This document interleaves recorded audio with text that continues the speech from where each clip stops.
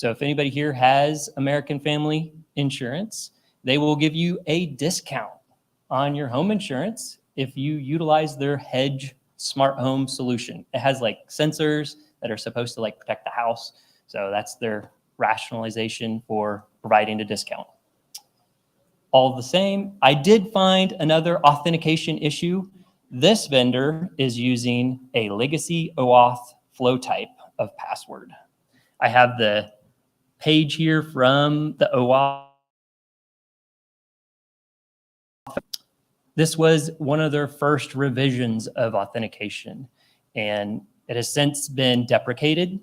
They have the newer version of OAuth that's released, and this is not part of it.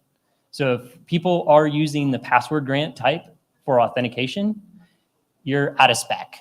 OAuth does not appreciate that. And showing that once again in MobSF, this is the HTTP tools for the traffic that my Hedge system produced. And I just scroll down to the OAuth token that was generated. And you can see the password grant type in the packet there. Another thing I'm going to prep for my next slide, I'll go ahead and talk about it now. You see a list of endpoints that were targeted for this product. And each of these endpoints are branded, of course. I don't see American Family as a name or Hedge as a name.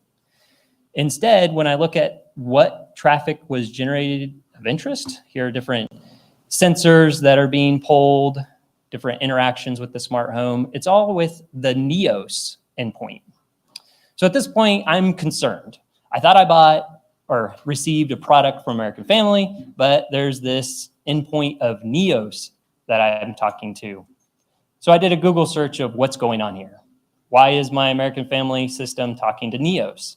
I see where in my Google search results that American Family has partnered with a UK company called Neos.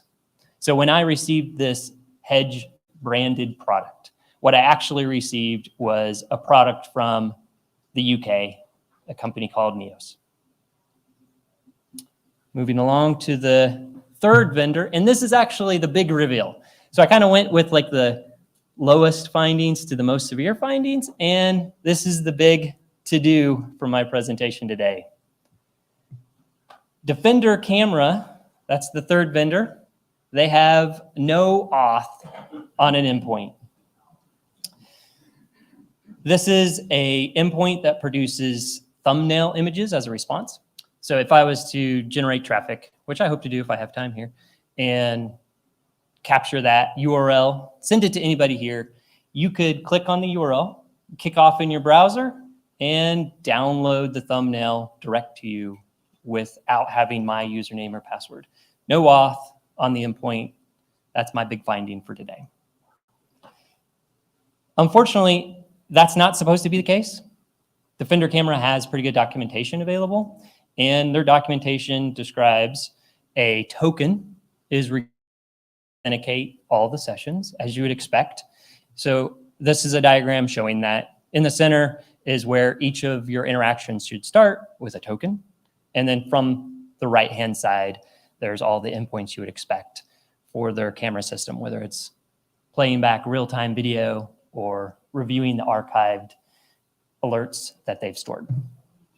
So I will go into the MobSF once again and show the traffic that was generated for Defender Camera.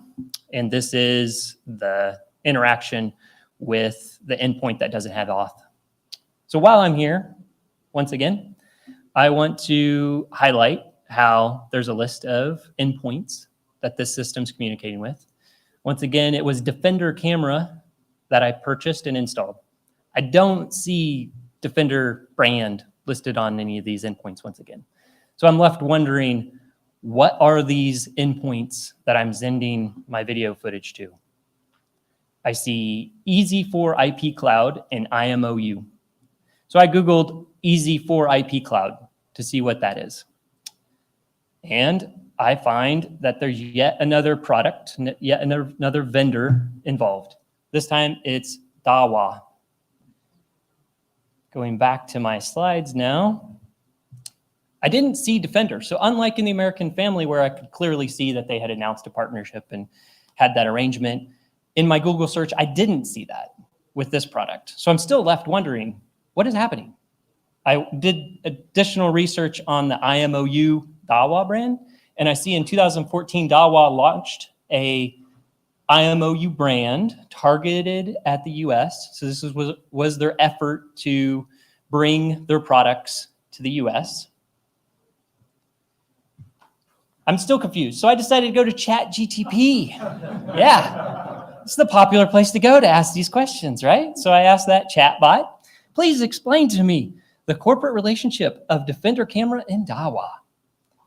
ChatGTP says Defender camera and Dahua are both companies that specialize in the manufacture and distribution of security cameras. Well done, ChatGTP. I agree. That's exactly what I expected. However, their corporate relationship is not one of direct ownership or partnership. I can't agree with that, ChatGTP.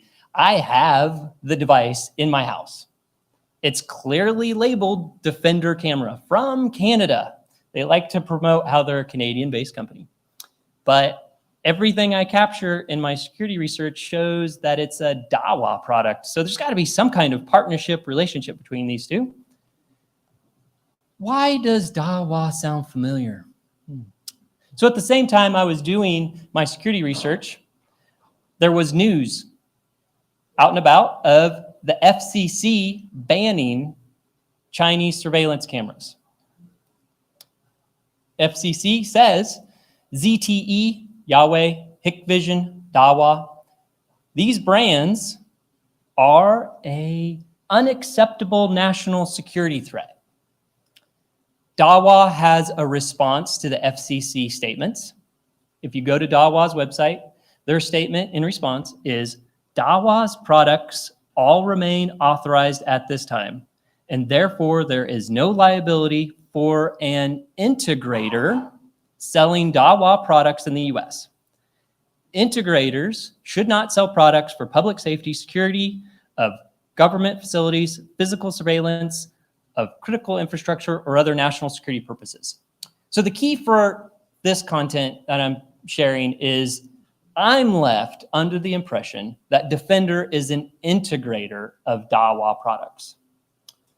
As a security professional, I've had 20 years in this industry. I was not able to discern that before I bought this product. A little concerning for me.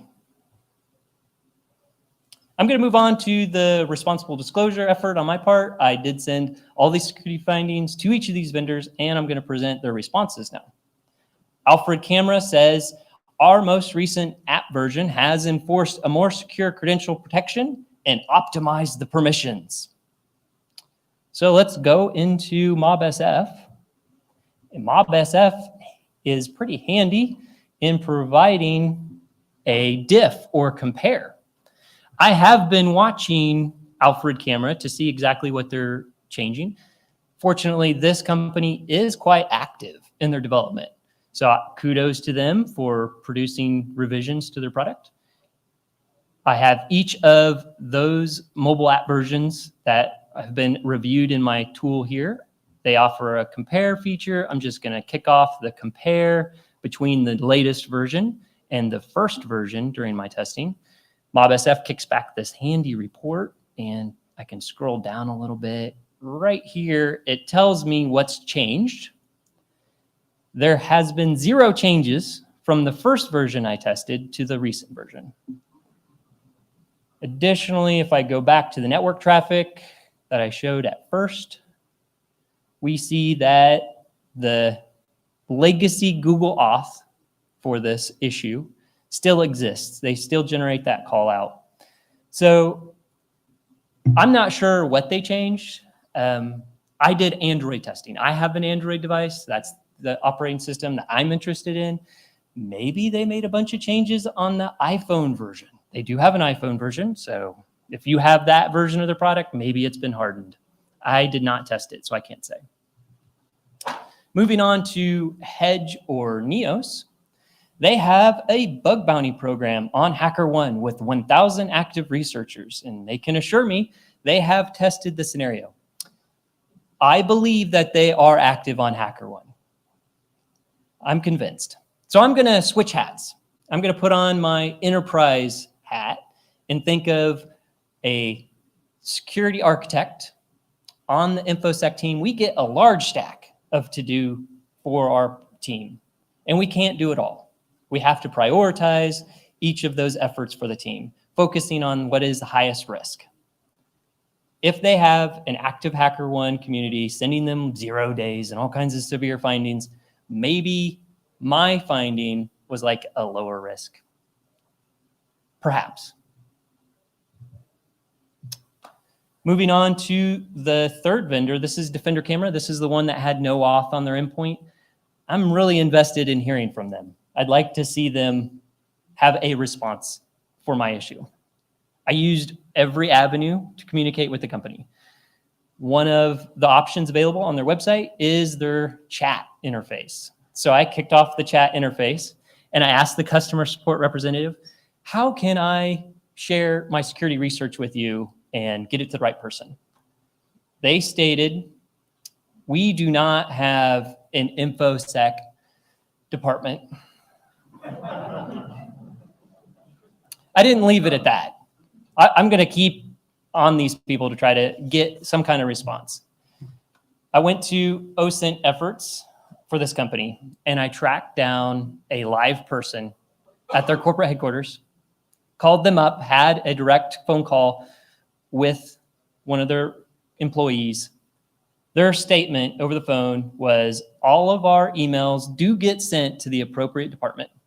So reading between the lines in all my interactions with this company and considering what I discovered on the OSINT efforts, there's only 30 people who show up at their corporate headquarters, approximately 30.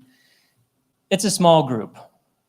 I'm asking a lot, maybe, that they have security aware, security informed staff to be able to work with. Unfortunately, that's where I'm left with on Defender Camera. On to the recommendations.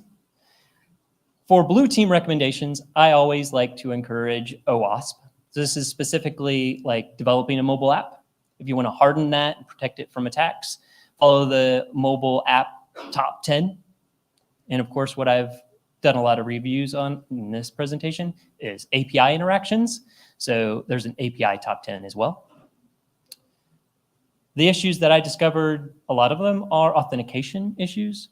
If you follow the news, there are authentication issues being announced as breaches throughout the news today. So if you're going to harden your environment against authentication issues, I would suggest the gold standard. FIDO is the best option that you could engage with for authentication today. So if you follow this link, you'll see my recommendation for fixing auth issues. In line with auth issues is an API gateway. If you were to utilize an API gateway product for all your API endpoints, that'll ensure consistency on those endpoints. So like I saw with no auth, this kind of approach to hardening an environment will ensure that you have authentication, authorization on each of those interactions. And then in front of an API gateway, a WAF, it'll drop off all the low-level attacks and noise that we get on the internet. Red team recommendations. At this point, I need to put out the disclaimer.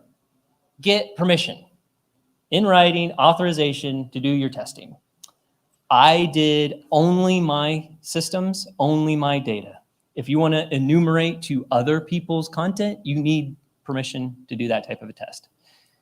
Fuzzing is the best way to do the enumeration, and burp is the gold standard to do that type of testing. However, if I go back to MobSF, the HTTP tools that we've been in, we have send to fuzzer right here as an option. As we saw with the Google authentication endpoint, there are legacy API endpoints. As a red team effort, you can target the older legacy endpoints. A lot of times that's just like v3, v2 in the URL. Just drop it down a value and see if you get a response. A lot of times those older endpoints were deprecated for a reason. Additionally, if you populate your API calls into Postman, it's really easy to drop off the authentication and send that out as a response. If you get a response, that means no auth. That's what I did for Defender. You can also fudge the access token values and see if it still works. That would mean that they're not actually validating the token. They're just checking for the presence of the token. An issue we see in some APIs today is excessive data. If you watch your network traffic and see a massive amount of traffic returned in an API call, they're probably not needing all that traffic. It's just shoving way too much in the response, and you can go through and see what surprises are in that excessive data returned. XML, there's a lot of XML vulnerabilities. If you switch your content type header from application JSON, most of what we see today is application JSON in this header. Switch it to XML. If everything still works, you've unlocked the ability to launch the XML attacks. Smart home recommendation. I had 3 smart home products in my house. I was disappointed with all 3. I'm not going to have a real good recommendation here. Reconsider. Maybe take that smart home equipment you have and like shove it in a corner that you never go to. Definitely don't have it in like the populated place, popular discussion area of your home. I would not do that. And I want to highlight your home Wi-Fi changes. A lot of people like to recommend that you adjust your SSID settings, create a guest SSID. That's all fine. It's not a silver bullet. It's not going to resolve the findings I'm discussing today. What would work is looking at your DNS logs. I have 20,000 entries in my DNS log every day at my house. Have fun looking through that. A more realistic recommendation is the Mozilla Foundation. They have a website, privacy not included. It's real easy to see their thumbs up on products or thumbs down on products. Unfortunately, it's not extensive. I do recommend that for like friends and family. It's an easy way to get some advice. I wish that they would populate it a bit more so that it's exclusive of all the products, but it's my go-to for now. Resources. This is all the resources that I have. Enjoy. Everybody can read that, right? Okay, how about this instead? I've put this on a GitHub, so feel free to visit my GitHub and I'll be able to update content, make improvements on that. Okay, we have plenty of time. I did well. So at this time, I am going to go into the lab and kick the tires on each of the tools that I suggested. So starting with MobSF, like I say, this is the landing page that you'll see when you first get it up and running, and it'll kick off a static scan. I have done that for multiple applications already, so I can show any of these static reports. And you'll be able to see how it quickly gives you a score. So if you're new to this process like I was, this is pretty intuitive to get started.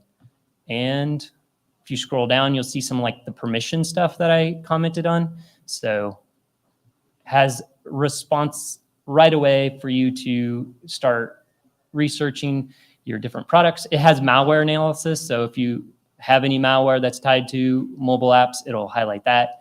It has some of the resources that it identified in the app. So URLs, database, strings, hard-coded secrets, that's all listed on MobSF in your first scan. It is a bit of a step 1, step 2. You want to do a static scan on anything that you're testing because the next step is the dynamic analyzer. The only results that you'll see in here to start a dynamic scan against are going to be those that you ran a static scan against. So step 1, step 2. To run your first dynamic scan, you need Genymotion up and running. So as I stated, have that installed and launch your first virtual device. If you follow the steps that I ran through at the beginning, you'll see that I recommended Pixel 3 as the device you install. So you just choose the Pixel 3 and hit next, next, next. That's going to boot up a Android virtual machine. So this is the Pixel 3 already booted up. I've done a little bit of hand waving because a lot of this churns on processing to get something installed and running. So I'm speeding it up for us. This is responsive, just like any Android OS that you've worked with. So now that that's running and ready, I can go back to MobSF and choose the Mobisify. That's going to install Frida and prepare your virtual machine for your security testing. And then once that's done, it'll be in the dynamic scan section. So this is what it looks like when you're in the dynamic scanner. You start instrumentation. So I'm going to kick this off. It does take a while to make these things happen. So this is my MobSF service that's running. You can watch it doing its preparation for the testing. When it's done, it's going to start up the app. So this is the process of MobSF running dynamic scans. It has launched the app for me. This is my live camera feed that I have set up for this demonstration. It is processing a bit. I'm going to go to a few other tools while it's churning. JADX is one of the other tools that I recommended. This is, once again, decompiling a mobile app. It has a simple GUI, so you just come in and open files, find your mobile app that you want to do testing for, and it'll kick out the code. I've already located a file of interest.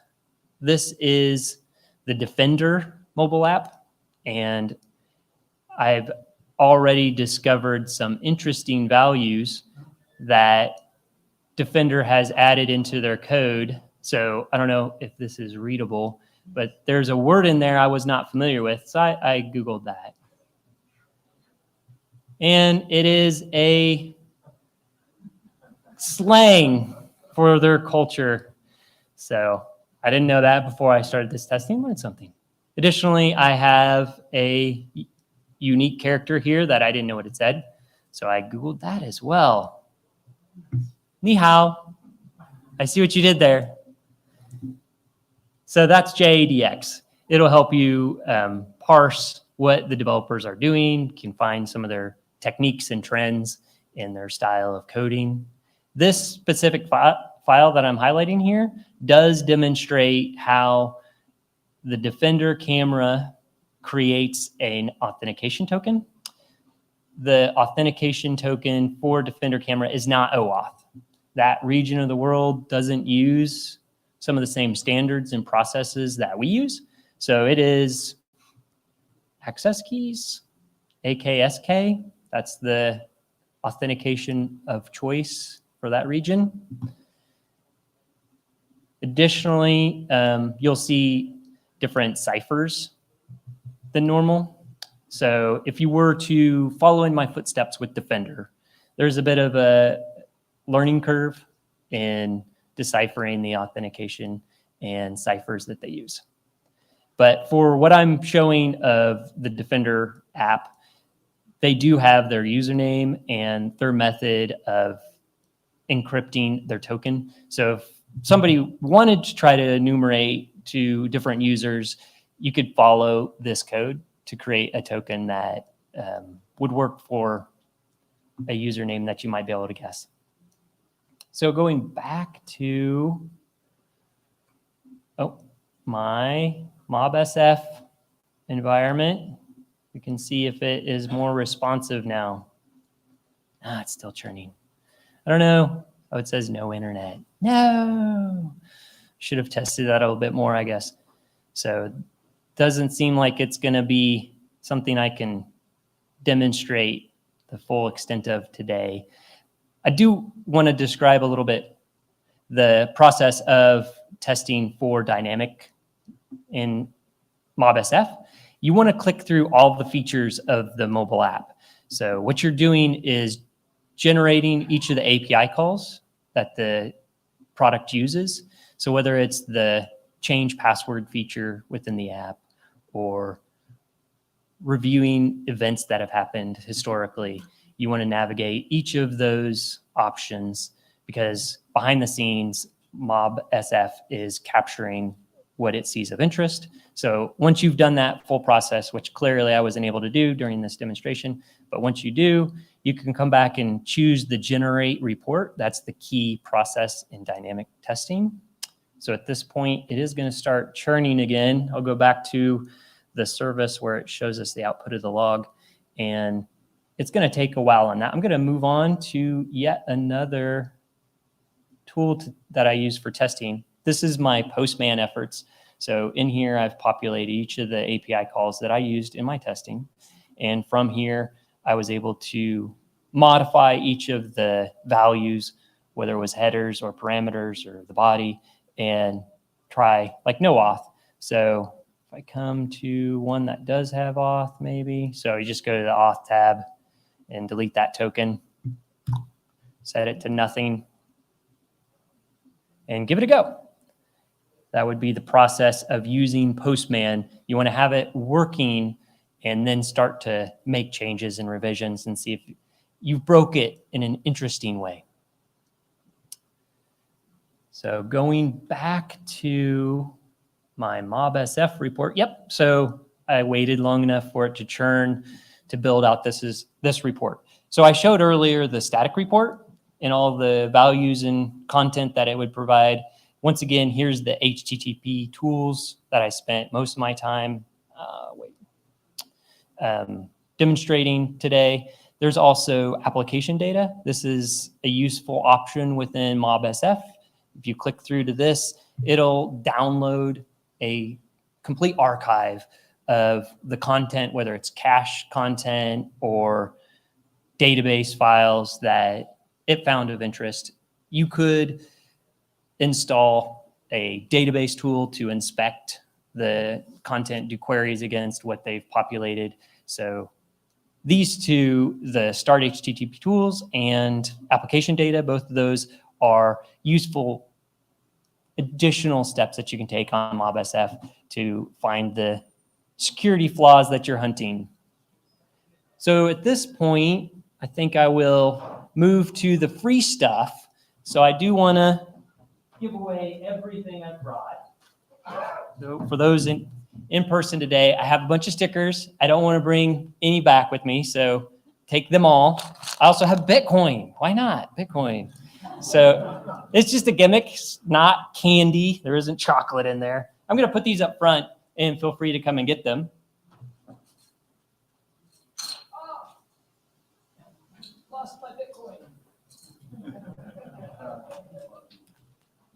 Okay, and we will take questions. Does anybody have questions for me? Sure, go ahead.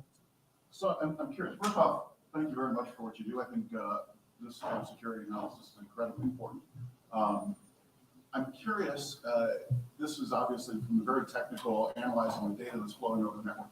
Do you know of studies that are being done on, once the data gets to whatever the authorized partner is for the data, where that data is going from there? Like, do we detect who they're sharing that data with? What other partners they have that are getting that data? That is the topic of interest for me. I saw in my testing multiple partnerships that I didn't anticipate. So I am confident that the interesting pictures, images, audio, sensor content that I'm generating at my house is going elsewhere. I don't have a good answer on tracking where all it goes.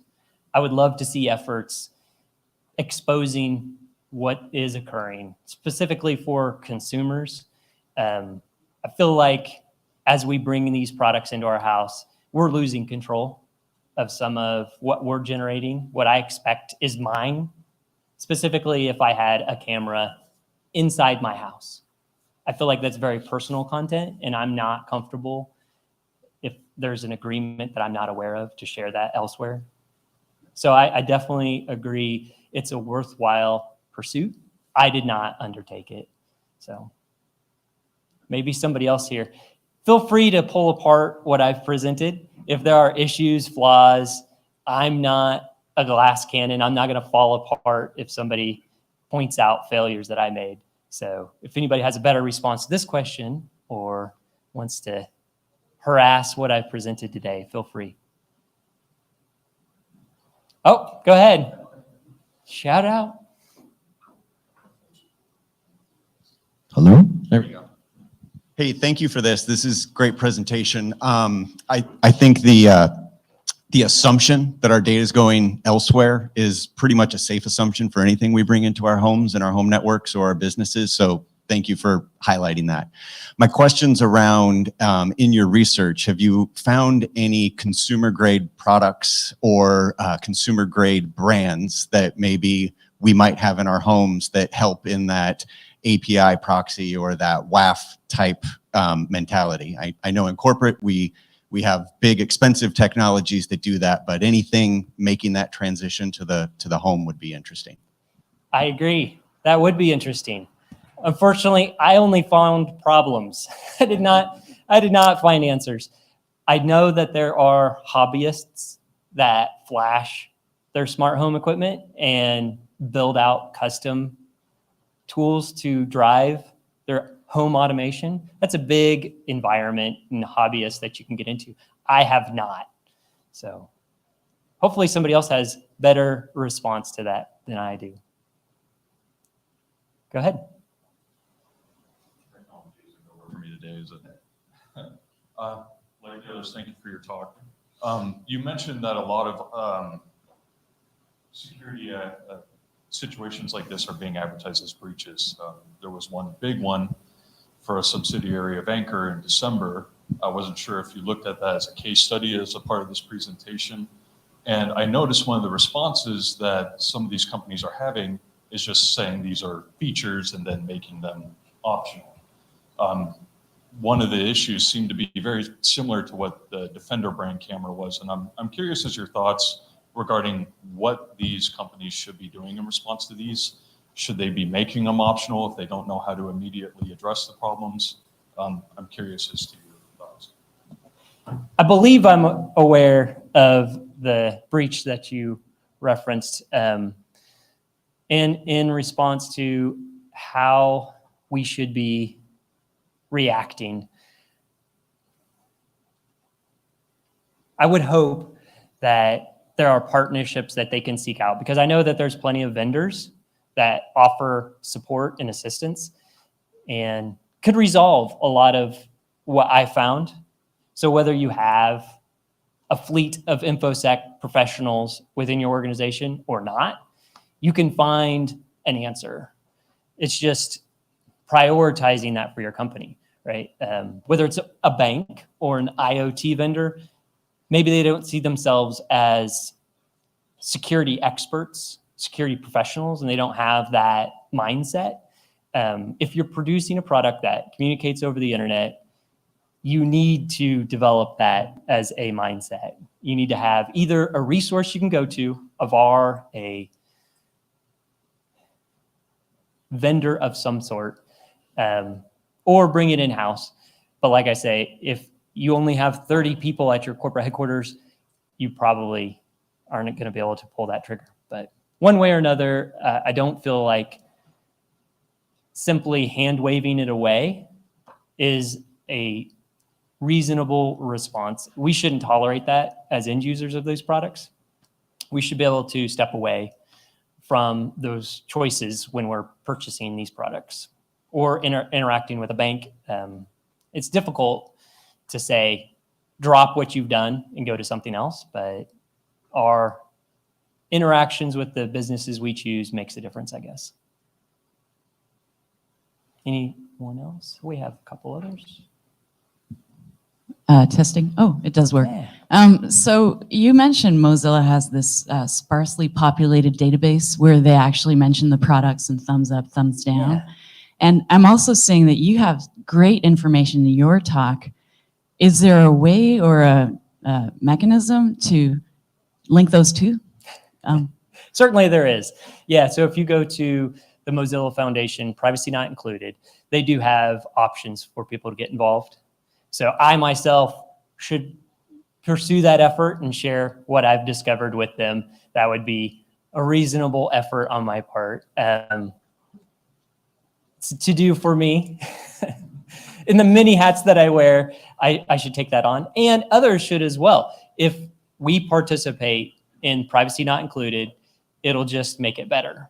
So thanks for mentioning that. I think that it's worthwhile. And just maybe one idea, I just got it now, so it's half baked, but you know how everyone goes to Amazon, even if they're not going to buy from Amazon, they look at the reviews and things like that. So what if there was a magic phrase like privacy not included or something that if I did an Amazon search, I would see everyone adding that phrase to point to the Mozilla site or Certainly. I don't know, There. just maybe like it would work. I agree. I think it would work. Yeah, browser extension, sure. We had a question from the chat. Kilo asks, did you try reaching out to Dawa? What was, That's- Dawa. Yeah. So I've prepared a response for this. As a security researcher, I felt it was best to contact the company that I purchased a product from. I certainly saw that Defender and Dawa were partnering in the traffic that I captured, but I didn't see proof of that in any type of news article, press release. So I felt like that would be a challenging conversation to approach Dawa and say, I haven't purchased your product. I have no financial investment in this conversation, but I want you to know. It was a lot more comfortable for me to contact Defender, who I did purchase a product from, who they could look in their database and see my history of business that I've done with them and have that conversation with the Defender brand instead of the Dawa brand. Also, it's a little intimidating to me to approach a company that isn't native to my language and my culture. So I know that there is culture differences with that region of the world, and I would hate to misstep and do a faux pas with that interaction, I guess. I'm not informed enough to approach that sensitive conversation.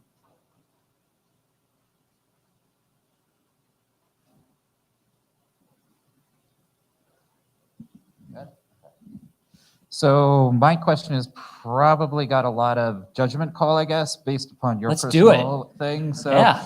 how do you go about accepting the risk or rejecting the risk of keeping these devices in your environment? Because as you mentioned, you get an insurance kickback kind of sort of, so you have this tough decision of, do I keep this thing that is going to leak all kinds of my data out there and everybody's going to be able to buy it, like the police or anybody else or the Chinese government or whomever? How do you decide the value of your insurance kickback versus the leaking of data and the unlikelihood that it will be used versus, how do you personally decide that stuff? And for everybody, it's going to be different, but I'm just curious how you go about it. So I hope American Family is not watching. So if anybody's done the car monitoring where they track your behaviors of driving, these organizations are just checking for the presence of these tools, these products. So on American Family, I don't have to have that in the center of my room, right?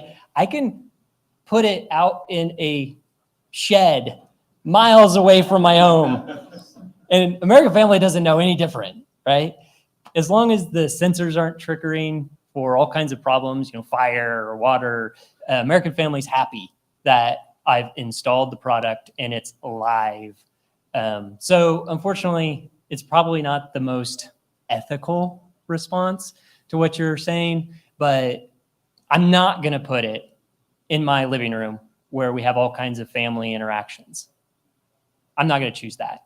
And I wouldn't recommend other people choose that. Find a place in your home that's out of the way. Now, if it's not a kickback on your home insurance, I would say reconsider using the product. Are you in a place where you absolutely need to monitor your couch or your kitchen table? I mean, if that's your situation, then by all means, find a product and make that happen for yourself. But I'm not in that situation. I don't need 24-hour surveillance of those parts of my house. So I'll just choose not to engage the product. I do feel privileged to be able to run this test and have the opportunity to find the issues and know what I bought. The Defender brand, which I thought was a Canadian product, is actually Dawa driving that product. Not everybody's going to have that opportunity, unfortunately. So I do feel like there's a number of people who are buying consumer grade products and just are completely unaware of what they brought into their home. I don't know where we're at on time. We've been watching. Yeah, and there is free stuff. I want to give people opportunity to come to the front and get all this stuff so I don't have to bring it home. So thanks, everybody. Appreciate the talk.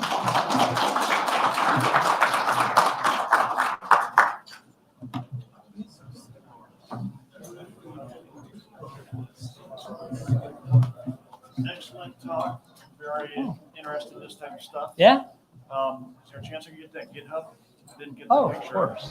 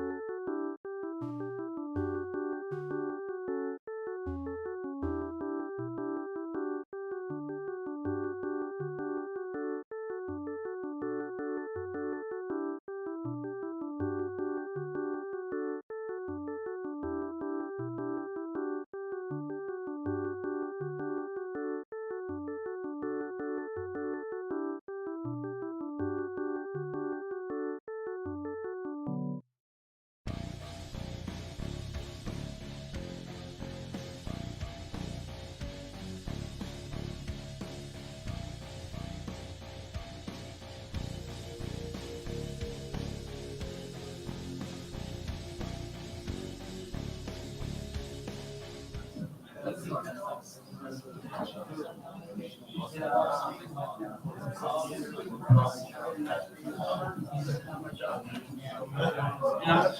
right, it's 10, so we're going to go ahead and kick things off. If we can, guys, let's go ahead and kick things off here. So this is building a canary token to monitor Windows process execution, and we've got Casey Smith and Jacob Torrey. Thank you, guys. Thank you. Thanks everyone for coming. I'm Jacob, and this is Casey.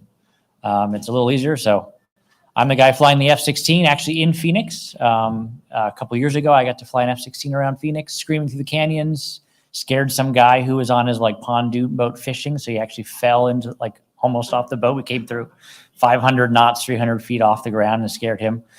So we are actually the entirety of the budding Thinks Lab. So it's a small kind of research organization within the larger kind of product company of Thinks. We focus on research, learning, and teaching.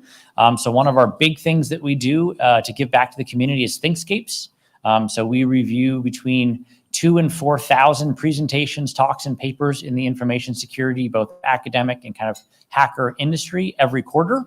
And then we look at ones that either indicate something that's like brand new and emerging or something that's showing some huge amount of momentum. And then we publish that for free at thinks.com/TS. There's also an audio podcast of it. So that's something that, you know, we try to do by giving back because there's so many talks going on. I think there's an average of 4 to 7 conferences every day of the year. So it's really hard to go into all of them. So we take that fire hose and try to help parse out what's invaluable. We're both in Colorado. We enjoy the outdoors, though it is kind of nice to have no snow on the ground and the sun while we're here. So we do appreciate that.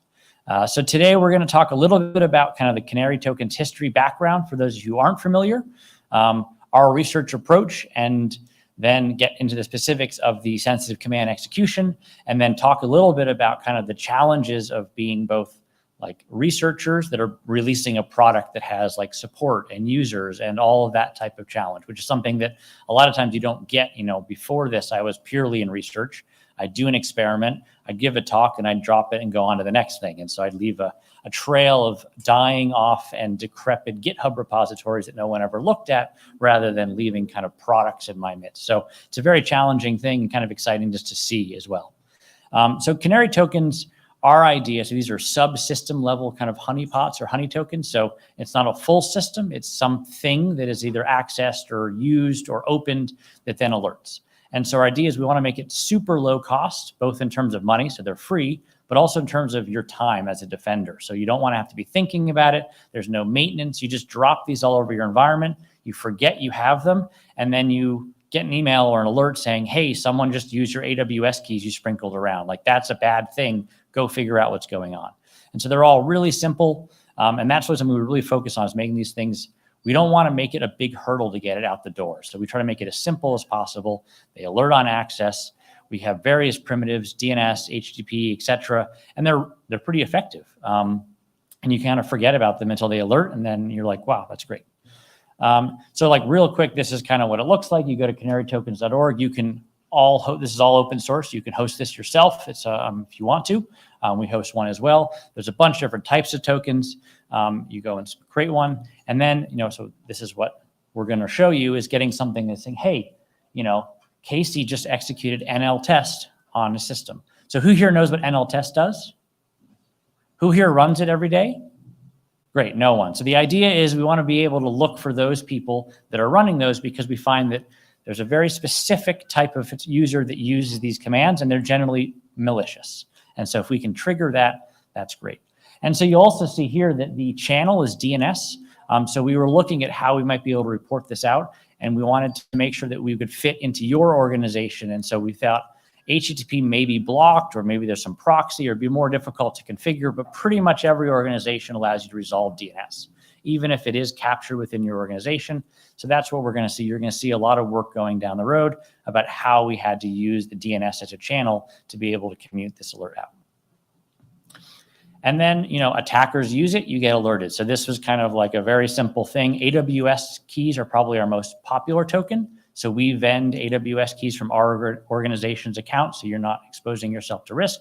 You put these on your CTO laptop, your dev laptop, And if an attacker gets on that computer, they kind of have to go try it because they're like, ooh, there must be something good in there. And the moment they do, you get an alert on it. And what we found as we started deploying this is that we actually get like tweets from red teamers who say, now when I'm on an organization, if I see AWS creds, I probably will just skip it unless I really need to. So you kind of win either way. Bad attackers get caught really early. Savvy attackers can't really move through your network very smoothly, and they have to like leave stuff on the table because they're worried about this being a lie. So that's something that we found, is really works out pretty well. And we had a red team of our own infrastructure. We gave them access to a computer as if they had found some way to breach our perimeter. And they didn't really do anything because they were freaked out that everything on our network was fake and that all the data was also fake. And so they just kind of sat there paralyzed. And that's a win for us as well, right? Even if we're, not getting the alerts immediately, we're just stopping them from achieving their goals. Just a step back as well. I think it's really important to talk about our approach to research because a lot of times you see people present something and you just think, wow, these brilliant people that always win and they're always at these conferences. How come they get to do it and I don't? And I want to highlight the fact that there's a lot of skeletons behind this thing, failed IDs, which we'll talk about. And this is kind of how I kind of saw this process. And this is for a lot of my ideas, right? I start off with some idea and it's like this bubble. You don't want to touch it. You don't want to prick it. It's beautiful. And then you just have this bubble and you carry it around in your mind for a few days. You daydream of maybe not winning the Nobel Prize, but at least like, oh, people are going to want to talk to me. And I'm going to have all these, interviews on the news and I'm going to be famous. And then you realize, well, actually, I don't know anything about Windows. I run Linux at home. So how am I going to get this idea? And then you present this idea to people and they're like, well, that won't work, or that won't work, or that won't work. And your poor little bubble has just been poked all over. And then if you do the work, you slowly get back up and then hopefully you're fairly happy where you are in reality. I haven't won the Nobel Prize yet. I'm not doing any interviews on the news, but I'm pretty happy that we got this thing over the line. And so I do want to highlight that there's a lot of work and a lot of failure here, not just, hey, look at that. So everyone can do this type of stuff. It's not just, you were born into it. And a lot of it also comes from collaboration. And that's something we've been spending a lot of time with. Even before the pandemic, we were a remote first company. We have huge time zone swings. The company's based in South Africa. I actually flew in yesterday from South Africa, so I'm pretty tired right now. And trying to be able to manage, like, there's good pockets of people all across the world. How do we, without, making them stay up late or us getting up early, be able to collaborate and work on these types of research projects in an asynchronous way, facilitating that failure is okay. And so now Casey's going to talk you through about the specifics of today's new token and kind of from the idea generation, all the stumbling blocks along the way towards where we're at. Awesome, thanks. Just a quick show of hands. How many folks have created a Canary token and detonated it before? Some folks have seen it. Okay. Others are new. So awesome. The idea was we wanted to create something that was really simple. Like if somebody runs a command, I want an alert. I don't want to deploy an agent, a driver, or a sensor. And so, you're thinking of environments where you may not be able to install software or legacy systems. So that was sort of the outcome we wanted is could we create this easy way to say if someone runs who am I on my build system, nobody should be running that, we get an output. So, or some of these rare commands like klist or nltest and some of these commands that we'll talk about that we see inside of ransomware reports. So in almost every ransomware report, we were seeing things like a sequence of commands that attackers are running on Windows machines, and many of them are rarely used day to day by the average Windows user.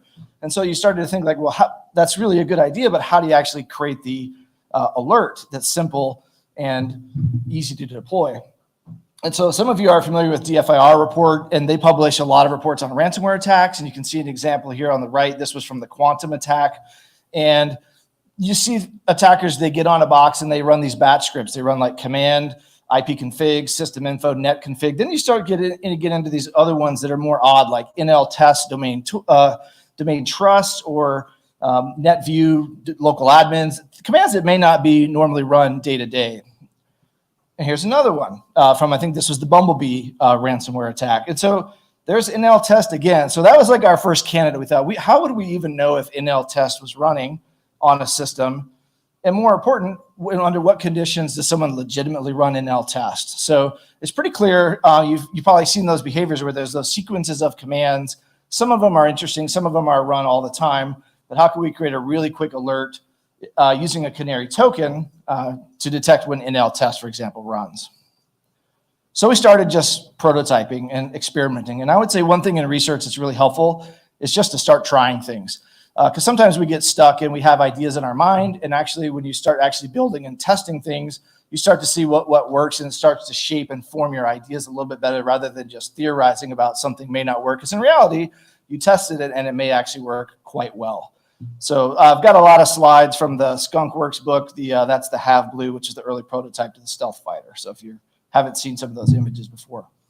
So now let's talk about our idea to delivery. So we have this neat idea, but how do we go from I want to detect a command to something actually published on the website and deployed in organizations? So we really worked with two constraints. We had a constraint that it needs to be very easy, like other canary tokens. Like if you create a Word doc, you just create the Word doc canary token, and if it is ever opened, you get the alert.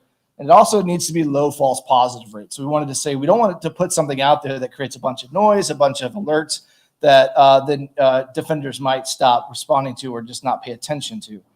So those were the two boundaries. Now, we're not talking here about replacing EDR, behavioral detection, SIM. We're just talking about a really lightweight, high fidelity alert of a command. So the first attempt was this DOS key alias. We kind of had this idea like if somebody runs NL test, just shut down the computer. Like a little bit extreme, but just like theorizing. And so how many of you have ever used DOS key before? Anyone? Okay, some of you. So this is actually a really cool way. It's actually documented well on Microsoft. You can create aliases for commands. So you can say, I just want to type the letter N and then the document, and it opens Notepad. So it's actually pretty close to what we wanted here.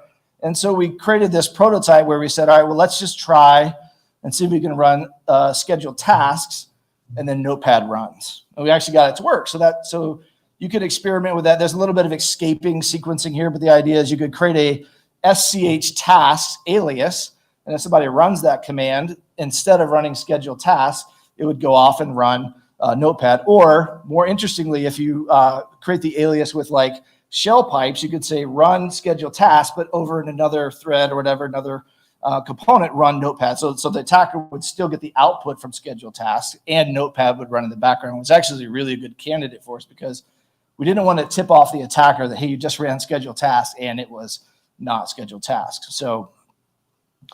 But this was our first fail. So I was really excited about this. I was like, this is it. This is going to be the one. Super easy. How hard could this be? And then you start trying to use it when you come in on an RDP session, and you start to realize these DOS key macros don't transfer to other users, and they're not global. And so it really didn't fit our constraints of easy to use. It didn't really fit the constraint of like monitoring every user on the system. So we decided to table it, go back to the drawing board, try something else. So the other thing we tried then was, I don't know if you're familiar with this, but in Windows, you can attach an event to you can attach a scheduled task to an event ID. So 4688 events in Windows are process monitoring, process execution. So if somebody runs NL test, then you can take that event ID and execute a command. Some of you have seen that. If you go into like Event Viewer, you can right-click a specific event you're interested in and say attach a task to this. And a lot of actually attackers have used this as a persistence mechanism. So, but it again wasn't great because it wasn't really easy to deploy that organizational wide. It was super noisy because it was like per event ID, not per executable. And so it was too many moving parts. We spent a lot of time trying to get that to work, only to realize it's not going to work for us. So get the Tommy boy frustration there. So we like this phrase. I first heard this term from a teacher actually in Nebraska, and she coined this term as first attempts in learning, fail. So expect to fail a lot in research, and don't let that block you, or don't like take that in terms of like, I'm not going to accomplish this, but definitely look into why it failed and how you might pivot. But definitely there's a lot of failures that happen along the way. Some of the other things we tried was WMI. We tried some further event log processing. None of it met our constraints. So we decided to take a different approach. And this has really helped me over the years, is when you're stuck on a problem, is to try and take a different frame or different perspective. So one of my favorite questions I used to do red teaming was, what would a developer do? How would a developer solve this problem? Because a lot of times developers have really cool tools or scripts or concepts that may help us either as an attacker or a defender. And then, of course, pivoting back again and saying, what would an attacker do here? How would an attacker get an alert anytime a command ran?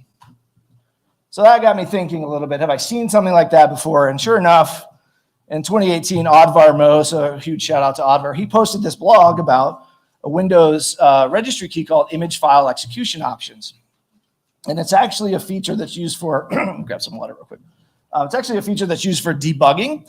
And so we can actually repurpose this, but this met our criteria. So image file execution options allow you to say, when this command runs, do something else. Now, primarily that's used for debugging or instrumentation, but Odvar was using it in his blog to evade detection by auto runs. But then you have this moment where like, this totally works. So we actually had like our first prototype where I can run a command and something runs in the background. So like this was a really basic example, like just send a canary token alert. So a lot more work to go, but at this point we felt like we had at least a glimmer of hope. Now it actually sat for, I don't know, maybe 2 or 3 weeks. We actually got to a point where we just put this on the shelf and then we came back to it. So sometimes that's another useful technique in research. Keep some good documentation because you may find something in another domain and think, oh, that solves that problem I was working on a few weeks ago. So that happened in this case as well. So if you're curious about this particular registry key, we'll do a deep dive here in a moment, but it allows you to monitor when a process exits. So inl test runs, and then you run a command in the background. So we started prototyping some things. I want to run inl test, and then I want it to run ns lookup. And then the ns lookup runs a canary token alert, and then we know that somebody has ran the command. Or maybe inl test runs, and then I run a PowerShell script in the background. So we started trying this, but it started failing. Again, another fail. So we were trying to make it dynamic. So we would say like, when inl test runs, I want to collect some environment variables. So username, computer name, the unique string of the token. So it would do a DNS lookup, and you'd have this nice alert that has the username and the computer and a specific token ID that you had created. But as it wasn't working, I was creating this, and Jacob was testing, and he's like, all I'm seeing is the username, but there's these random parameters in front, just integers. So it turns out that the %C is a reserved character for this process monitored. So we were running into this weird collision where instead of interpolating that as the computer name like we wanted in an environment variable, it was like a status code associated with the process exit. And so that wasn't going to work at all. Another fail. We couldn't use ns lookup. And so what we had to switch to was we had to find a way to take that information and encode it in PowerShell and pipe it out over a DNS query. And Jacob wrote most of that piece, so I'll turn it over to him and let him talk about how we encoded the data into DNS. So we wanted to make sure is that you could push this one token out across your entire organization and not have to get one uniquely for every computer. So we wanted to be able to dynamically connect the username and the computer name and then push that out over DNS. So we had done some of this in the past. So this is from the generic DNS token documentation, where essentially you can base 32 encode any arbitrary string. So base 32, if you're not familiar, like I wasn't until I read this, is like base 64. It's a little bit less efficient, but it's case insensitive. And so domain names are also case insensitive. And so this is basically a way that you could just pack any information. You have to split it up because the domain names have to be less, or subdomains have to be less than 64 bytes. And then you can kind of append this G in there, and then that will give you on a generic DNS token that information. So we were thinking, okay, maybe we can do something like that and create a way to be able to encode the computer name and the username along with that, so that we would be able to kind of keep that generic and push it out across the entire organization. So we pretty quickly ran into issues where there's either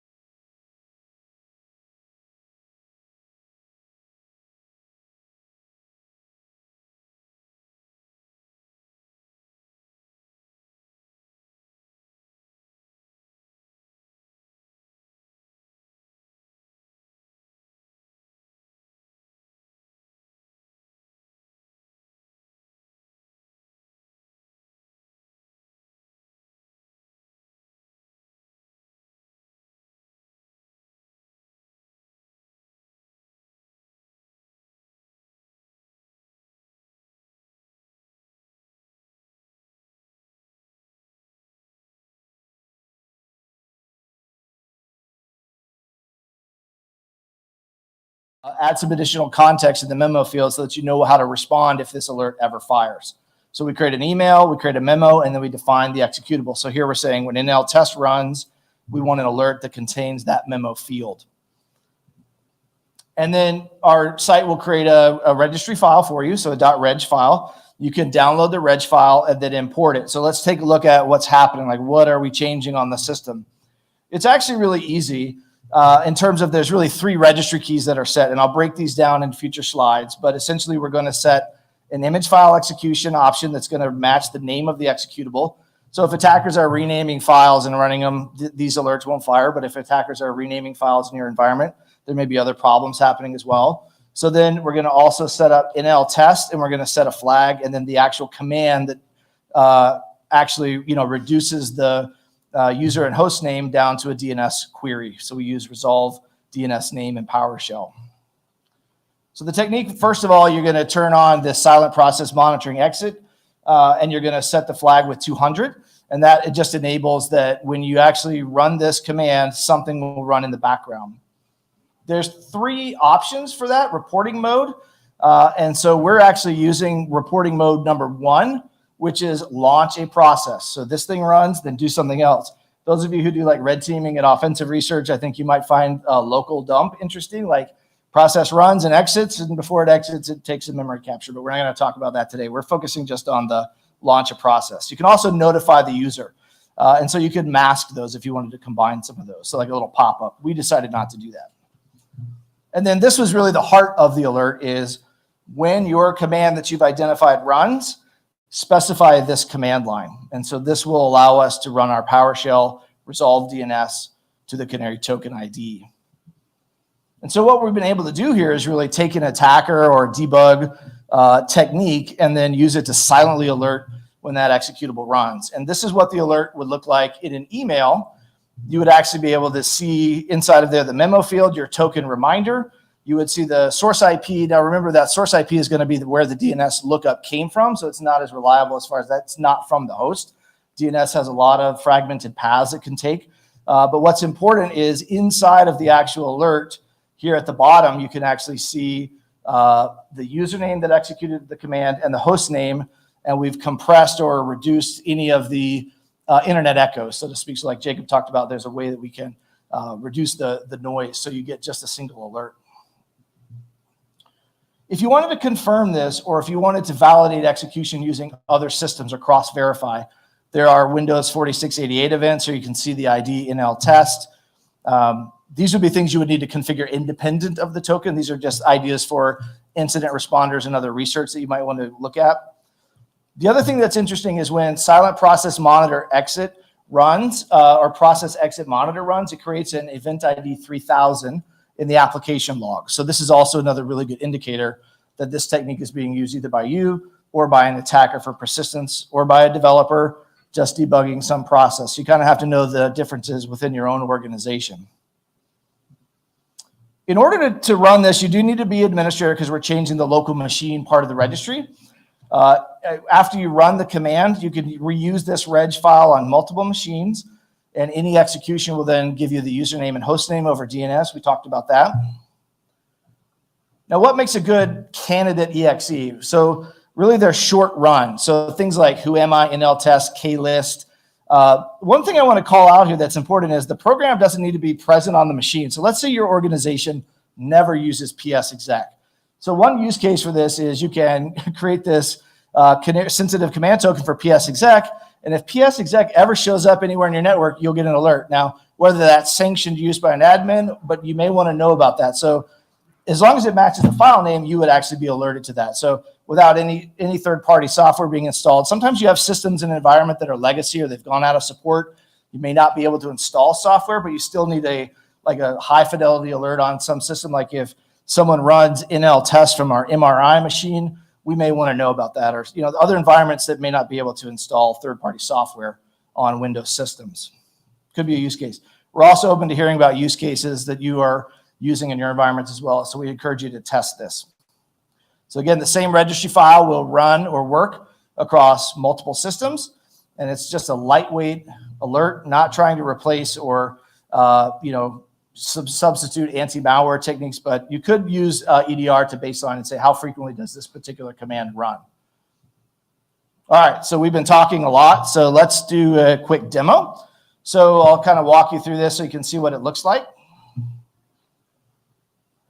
So here we'll start by looking at a threat report. So we read this threat report and we see NL test all over the place. So we're going to go ahead and spot the command of interest, and we can see NL test.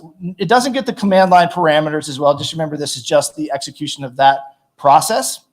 And then we go in and create the sensitive command token. We've got a bunch of other tokens out there. And inside of this token, we'll add our email address. We'll add our memo field to remind us what happens when this particular alert fires. And then we'll specify the process that we want to monitor. Now, we've had some feedback on this. For now, right now, it's just a single process per token. So run NL test, create the token. Now we've got our registry file. We can go and download the registry. And from here, we can then go to the machine, and I'll just run a quick check running NL test. We're not going to see any activity yet. Haven't installed it. No alert's going to fire yet. So once we're ready to import this registry file, go ahead and just import it from the downloads folder. Same command again, requires administrative rights. Just pass the registry file name. You could rename that file too. The unique name isn't matter. What matters is the contents of the file. Go ahead and run NL test, even with just a help. Now in the background, what happened was on this website, you can go to manage token. Some people will bookmark this. We can see now we've got a trigger alert, and we can actually go in and look at the incident. In our website, we've got some GPS data about where the source IP was. So again, not always indicative of where that host was. But we've got some good information that this particular executable was run, and we can actually see there's our CactusCon Windows 11, our user's mobile. We could validate that on this host just by running, again, who am I? There's the host name as well, just to validate that that was that host, that command. So that's kind of the idea. You deploy that registry key, somebody runs that command, you get a tip off. All right. So we're kind of wrapping up here. So I wanted to just kind of recap some of the closing thoughts here. We've got, we can repurpose this developer attacker technique that was used for persistence or malware execution, create one registry key, deploy it to many machines, and dynamically over time resolve a username and computer name. So I'd love for people to test it and give us feedback how it works. We've had really positive feedback so far, and we're curious how other people might use it or ways we can continue to improve this token. Huge shout out to the team. Again, when we talk about going from this concept of we want to run this command to get an alert, actually putting it on the website, creating the registry file, team effort. So huge shout out to the other folks on our engineering team that helped us land this one. A few resources that we like that our team's a learning organization, so we like to read a lot of books and resources, some that I've put here. There's a blog write-up about this token, creating it, and other use cases if you want to read more about that. Some of the books that we like, Skunk Works or Right Kind of Crazy or Loon Shots. These are some really good books about the intersection of research and engineering and other domains, not necessarily cybersecurity. So we got through that in good timing. So I want to then open it up here and see if there's any questions or comments or feedback at this point. So question. Yep. Just out of curiosity, do you know how to get the original host that made a DNS request? Oh, sorry. Do you know how to get the original host that made a DNS request? From our command, or from just like the history of the lookup? I guess just in general, like that source IP just shows the DNS server. I was wondering if there's any other analytics you could do to get the original host. It would depend, but since it's coming back to us on our canarytokens.org, where that command, it's hard to see where that originated from. So we really just see the source IP of the DNS server. I don't know if you've seen something in your organization, depending on how you set it up. If you're running something like Cisco Umbrella and you're putting all the DNS through, if you were able to look at that request and you know the command, you see that trigger and you're like, ooh, which computer was that? I mean, obviously you're going to get the computer name. Then you can use a passive DNS lookup and say which IP address looked up that, and then you can be able to go and get more data. But that depends on how your organization is set up. If everyone is using whatever their favorite DNS server is, you're going to lose that ability to get that visibility. So you'd have to go off of computer name. Thanks. Good question. Just a quick question about operationalizing this on the blue team side. I'm wondering if you can deploy that registry file via GPO or something similar. Okay. Yes, absolutely. Absolutely. Yeah. Whatever, a GPO is a common feedback we've heard as far as deployment across multiple sites. So the question was, could we use GPO to deploy that registry key? Absolutely. Yep. Are you guys thinking about implementing like DNS or TLS? So, it could actually, obfuscate some of that information from the user side and whatnot. Yeah, so we've had to implement it. So our like main product at Thinkst is essentially like a full system honeypot, and that communicates over DNS to make it very easy to deploy in your environment without having to worry about opening up ports. And that supports both DNS and DNS. It's more about your organization. Some organizations just don't want that because they want to be able to kind of man in the middle and do, DNS reputation management. So certainly something we could do. And it's something that, as an organization, you could configure your OS to do that. Yeah, this is the most flexible. Again, that was a trade-off between HTTP would be really easy, DNS hopefully more widely available. Yeah, I was just thinking about deploying this to like work from home people where they, they're using their own stuff that maybe can protect. Yeah, it's a really good question. It's something we could dive into more for sure. That's good. Other questions, comments? Okay. Oh, wait, one more. Oh, sorry. Another question here.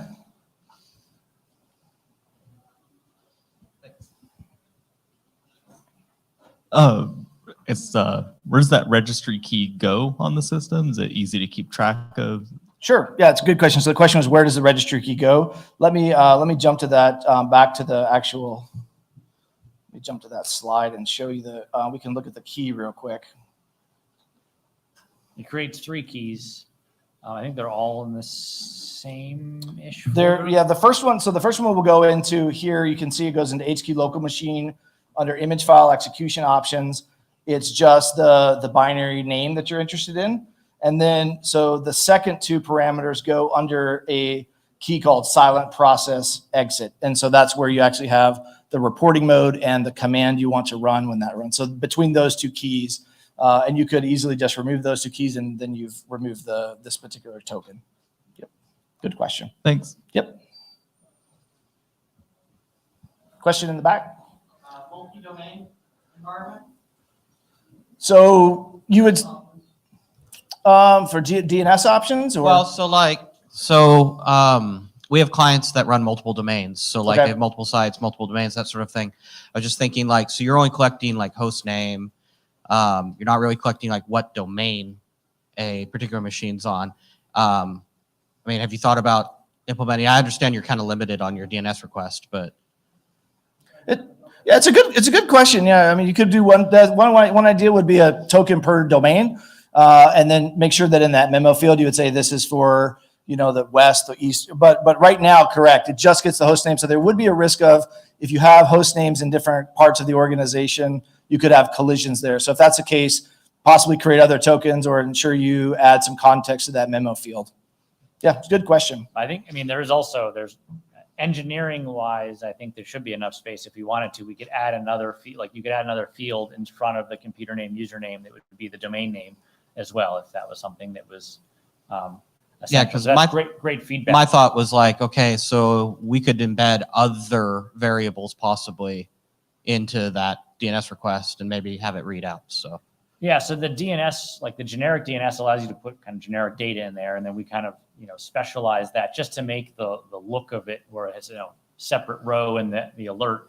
But that would be something that you could add more to if you wanted to. And definitely something. Again, it's all on GitHub. We'd love a pull request to add that information as well. If that's something that you're looking for, or if that's a use case that we start hearing, we look at adding that as an optional feature as well.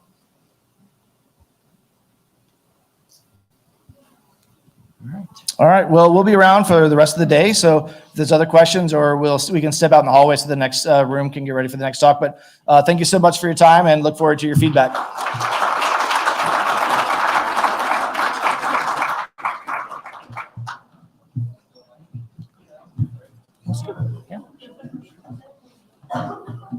timing was good. Yeah, I mean, it's what, 40, Yeah.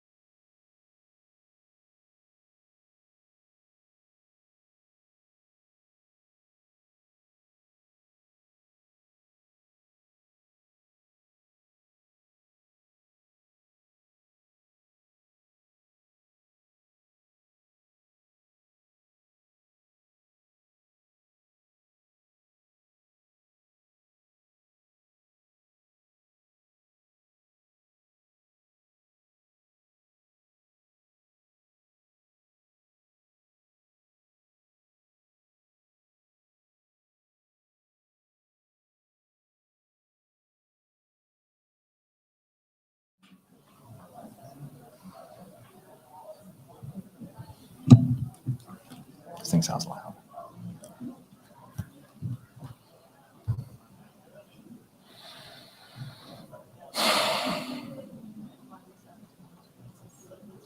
We're good? Right on.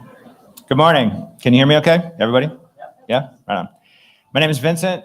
My talk is titled, I Came In Like a Wrecking Ball. This talk is rated R because at some point I'm going to drop an F-bomb. I'd like to remind you that some things in my talk would be considered criminal activities should you not have the permission from your target. Who am I? I'm a penetration tester, I'm a small business owner, I'm an Air Force veteran, and when I'm not in front of a computer, I'm probably out in the desert training for 100-mile ultramarathons. Things that are important to know about me are that I've been in tech for over 30 years. I've been running a small technology business for the last 20 years. It started off as a break-fix IT company, and about 10 years ago, cloud started eating into that revenue model, and I pivoted into security. I took the OSCP course, fell in love with hacking, and I've been doing that ever since. So this talks about my adventures while working with small businesses. If you think about big businesses, they have layers and layers of security. You know, they have a SOC, they do continuous vuln scans, they have red teaming exercises, pen tests. They got big bags of money, and they throw it at that problem. Small businesses are the low-hanging fruit. So it's story time. I always wonder what it's like to set up the infrastructure and to hide your tracks as a malicious actor. So big picture would be, I would probably want to hack some Wi-Fi, get us privacy VPNs, hack some servers, set up C2 infrastructure, and then go after my target. So on my wish list, I want some fake accounts, I want some burner laptops, I want burner phones for stolen Wi-Fi, and then I'm going to use Tor and Tails and that privacy VPN. So privacy VPNs are like, we've got your back, we don't keep logs, we're not turning you over to law enforcement. This may disagree with that. This guy from InfoSec got popped because he was hacking from his home and hide my ass, sent the logs to the feds. And then I was Googling around, and I was like, can law enforcement get past a VPN? And the thing that stood out to me was that if you're in your home and you're on Tor and you're on a VPN, they can't see into that traffic, but they know you're using that. And so with the VPN in particular, they could grab the IPs and then they could find the provider and they could go twist the arm of the provider. So just a reminder, hacking is a crime and don't do that. I had this idea that I was going to get a privacy VPN, and I thought it would be really cool to get a hardware wallet and throw some crypto on it and then use that to buy the VPN service. So I've never played with one of these, and I thought it'd be really cool for the talk, so I fired it up, and you install the firmware, and then many, many steps later, this thing is set up. Then I needed to figure out how I was going to get crypto on this thing. And in my car, I found this Starbucks gift card that was like 7 years old. And I checked the balance, it had $25, and the VPN service was like 12. So I'm like, that works. And I found this website where you could trade that gift card for Bitcoin. And I was like, yeah, this is great. This is working out like I want it, right? So it turns out when I actually signed up and I tried to do this, it wanted my ID. It actually wanted me to send them a copy of my driver's license. And I was like, And then so I tried to get other, ways of getting Bitcoin, and I kept running into this thing. And basically what I'm running into is know your customer. And this is for anti-money laundering. And at that point, I felt like if I took this to the next level, well, that kind of describes it. So in the context of OPSEC, I was thinking that is bad OPSEC. I'm drawing attention to myself, and that is the opposite of what I want to do. So I went back to my friends at Molvad because I love Molvad. They take cash, and I think that's hilarious. You take cash, you stick it in an envelope, and you mail it to Sweden, and they give you VPN service after about a week. Yeah. So at this point, I'm going to go get an account on mail.com. Now, I'm not going to fish from here because mail.com gets quarantined, but I'm going to use this as a backup account, and you can use a really shitty disposable email like that one from this website as the backup email for mail.com. So you set it up, and then they say, hey, thanks for signing up. The next thing I'm going to do is I'm going to go to LinkedIn, and I'm going to go to Outlook.com. Now, within the last 3 months, these two companies who are owned by Microsoft are now requiring an actual phone number. So you could basically just use an email address and they would let you set up. But, you know, it turns out that they want to stop fake accounts, and I've got a shit ton of them. And so you need an actual phone number. So it can't be Google Voice. It can't be VoIP. So then I really wanted to go down this rabbit hole. And so I went on eBay and I bought an unlocked iPhone. So iPhone wants Wi-Fi, it wants an email address. And at that point, I was like, if I set this up in my house, they're probably going to grab my SSID. They're going to send it back to the mothership. Again, thinking about OPSEC. And ultimately, what I wanted to do is I had this 99-cent Mint Mobile trial where I can have 7 days with an actual phone number where I can set up a shit ton of accounts in 7 days. But then I ran into this chicken and egg situation where in order to get the Mint Mobile card activated, I needed the Mint Mobile app. In order to get the app, I needed to get in the Apple Store. And in order to get at the Apple Store, I needed a phone number. And at that point, I started questioning, am I really a hacker? Because I got an iPhone. And really, I should have gotten an Android. It would have made it a lot easier. And I'm questioning my choices because I am an iPhone user. Mac OS is my daily driver. And sometimes I use Nano instead of VI. So, I'm sorry, fuck off. Hey, first F-bomb. So, in the end, I used another burner phone that I bought in 2013 to go to DEF CON because hackers are scary and you need a burner phone at DEF CON. And I installed the Mint Mobile on that and I ended up getting it set up. So now I want to hack some Wi-Fi. And because sometimes I call myself a security researcher, I fired up my Flipper Zero and I was like, I just got this a couple of months ago. And I'm like, how cool would that to be able to use this in my talk? But it turns out the Wi-Fi dev board only talks 2.4 gigahertz. So if I want to go hack Wi-Fi back in the 90s, then this is awesome. But that doesn't do me any good. So I fired up the Wi-Fi Pineapple. And if you don't know what a pineapple is, it really automates the process of hacking Wi-Fi, and it's awesome. I don't know what that is. So if you've never used a pineapple, you put it in recon mode. And 2 minutes is a really good number because it'll go out there, it'll grab access points, and it'll grab connect devices. Any shorter than that, and you probably won't get a lot of connected devices. Any longer than that, you're just going to curate more information. So I let this go for 2 minutes. I get an access point. I get a couple of connected devices. And then what we want to do is we want to start a capture, and we're looking for the handshake. So at this point, you could hit the deauth button. Not a lawyer. Think hitting the deauth button without permission is a crime. But if you really just want to capture handshakes, you can go early in the morning and you can hang out when everybody comes into the office. You're going to capture those handshakes. So I get my handshake. I download the PCAP. We run this utility to convert it to Hashcat. If you didn't know what you're looking for, you could go to Hashcat example site and we would find out that it is version or mode 2500. And 2500 is deprecated, and they say 22,000, and 22,000 doesn't work. I can tell you that. And you can do deprecated check disable, and if they have a really shitty password, which they did, we crack it. So at that point, we've got, you know, kind of where we're going to hack from, and we're looking for infrastructure. So I'm ready for my attack, and now I'm looking on the internet, and this is literally last week I found Log4j. So there's no shortage of shit on the internet that I can compromise and make my C2 server. And if there wasn't Log4j, there's always WordPress. I love WordPress. You should all run WordPress. So at this point, this is how I felt. Like I'm in the middle of this, and I've got my C2 infrastructure. I'm going to start my phishing campaign. Now, I run phishing campaigns for offense and defense. And on the defensive side, it's simulation, right? So these are kind of like the, you know, the ghetto fish. It's like, you know, here's this, you know, LDH instead of DHL email and click this link.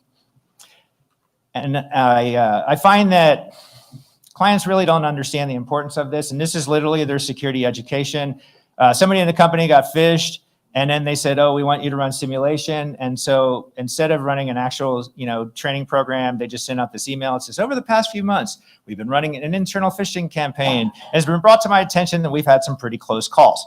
So continuing that education is don't click on links. Can't fucking make this up, seriously. And then this is the kind of, low budget fish. There's this guy, Steven, and he clicks on this thing. It's a financials report. Now, the funny thing is Steven isn't in the finance department. So Steven's nosy and nobody picked up on that. It's not my responsibility to narc on him. So, and then here's more security education, bad email that was opened by Steven. He's received his 100 lashes. On the offense side, I'm trying to win. And lately there have been a lot of obstacles that I'm encountering. They keep trying to stop how I'm doing it. Leave me alone. Mark of the web is one of those things. If you don't know what that is, if you send a document through email, Microsoft will stamp this at the bottom. It says this file came from another computer and might be blocked to protect this computer. What that means for me is no more macros. It turns out you can pack that up into an ISO file. And if you don't know what an ISO file is, it's a single electronic file that contains the identical content of an optical disk. So you take a DVD, you stick it in your computer, you rip it, it's an IMG file or it's an ISO file. And this is not an original thought. I stole this from APTs. Turns out they're pretty clever. So we take that document and we pack it into an ISO file. And when we send it, it gets the mark of the web, but it doesn't impact its ability as an ISO file. So when you mount that, we look at the file and there's no mark of the web, which means I have macros again. Thank you. I started looking into Microsoft Word. And I was curious, what is a docx? And it turns out a docx is a collection of files. And I started reading up on this, and it turns out you can add files to this collection. What was of interest to me is we could add some footer files to this. And in this footer file, what we see is we can add an image reference to this. So I have this pointed to my attacking server where I've got some hosted PHP. This is my ghetto PHP. It's basically pulling user agent information. And if we just hit this straight up, we see date stamp, IP address, and then Windows 10, architecture 64-bit, and they're running Firefox. And I have this going into a file, so if I fish a bunch of users, I can just see this in a list and see who did bad things. If I didn't care about my client, I could use webhook.site. It will basically do the same thing without you having to host your own infrastructure. I care about my clients. I don't send their shit to the internet. But basically, this is what we get, the same thing, the user agent information. And you're like, so what? I know. It's in the logs, right? We can get that information from the logs.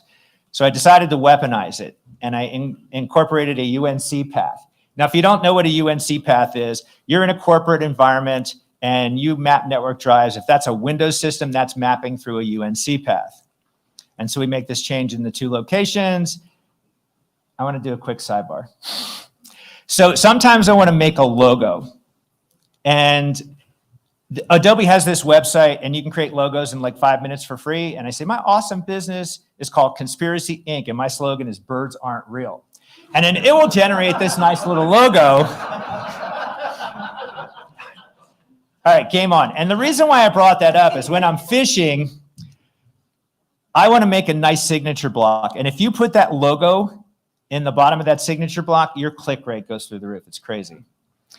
And so I start my phishing campaign, and we were testing Proofpoint, and my attachment went into the sandbox. Now, what it does in the sandbox is it takes that document, it opens it up, to see if it explodes, and if it doesn't, then it sends it off to the user.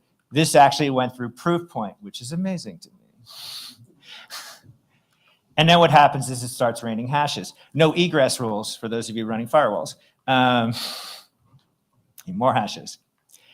And so let me ask you a question. What is more impactful? This pie chart that is critical, high, medium, and low vulnerabilities? Or the fact that your fucking user responded to the attacker because they didn't think it was sus when they opened up a black Word document? So he says, hello, there are no company name part numbers anywhere in this email or attachment. Please provide readable inquiry. And it's that fucking guy, Steven, again. So another thing I want to talk about are shortcuts. So I started playing around with this last year. So this is a shortcut, and it's a little image, and it's got an arrow. One second. So if we look inside of this, it's basically a file that ends in .url. and there's a reference for icon file. And that's basically what renders that little image. Now, it's the act of opening up to that location that causes it to look for the image. So you don't have to click on it. So I change this. I point it to my attacking server. I fire up responder, which is a man in the middle tool, and I test it, and I get a hash. So I pack that up into an ISO file. Turns out, over the last few months, they've caught on to this, and they've started blocking ISO files from being added as attachments. So I zipped it up. When you double click on the zip file, it actually looks inside the ISO file. So it just sends the hash. And if it didn't, it wouldn't matter because when you mount it, it sends the hash. So I've got my technique worked out, and now I want to start a phishing campaign.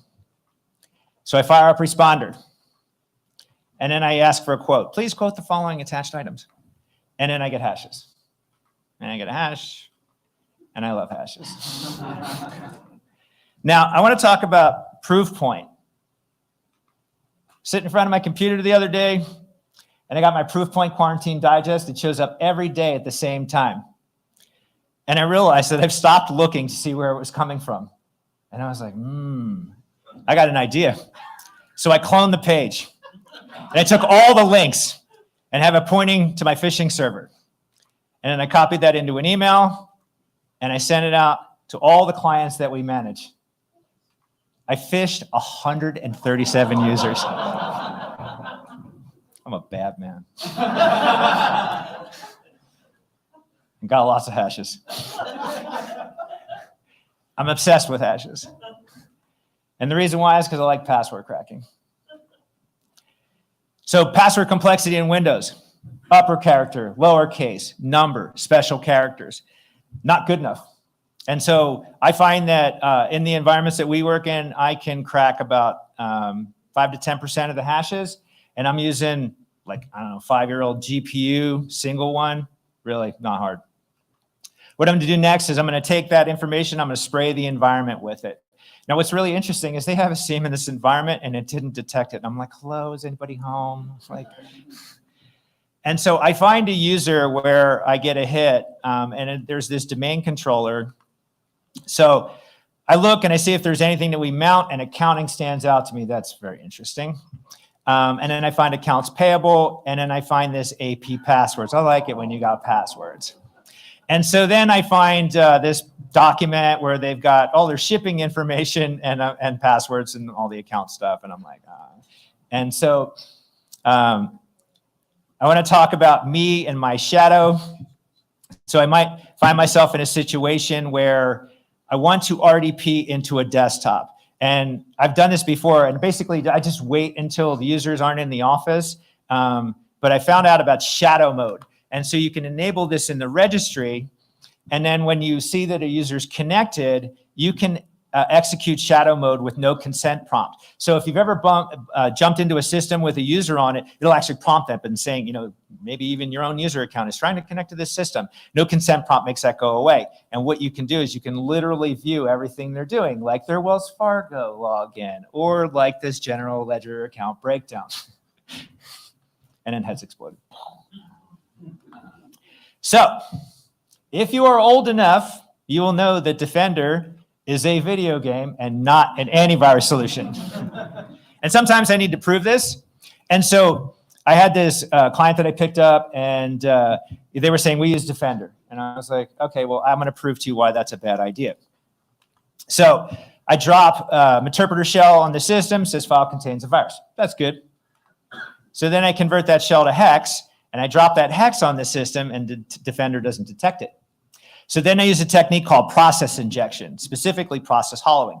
So you're basically parting the memory on an existing process like Google Chrome, and then you're injecting the shellcode straight into memory so it's not touching the disk.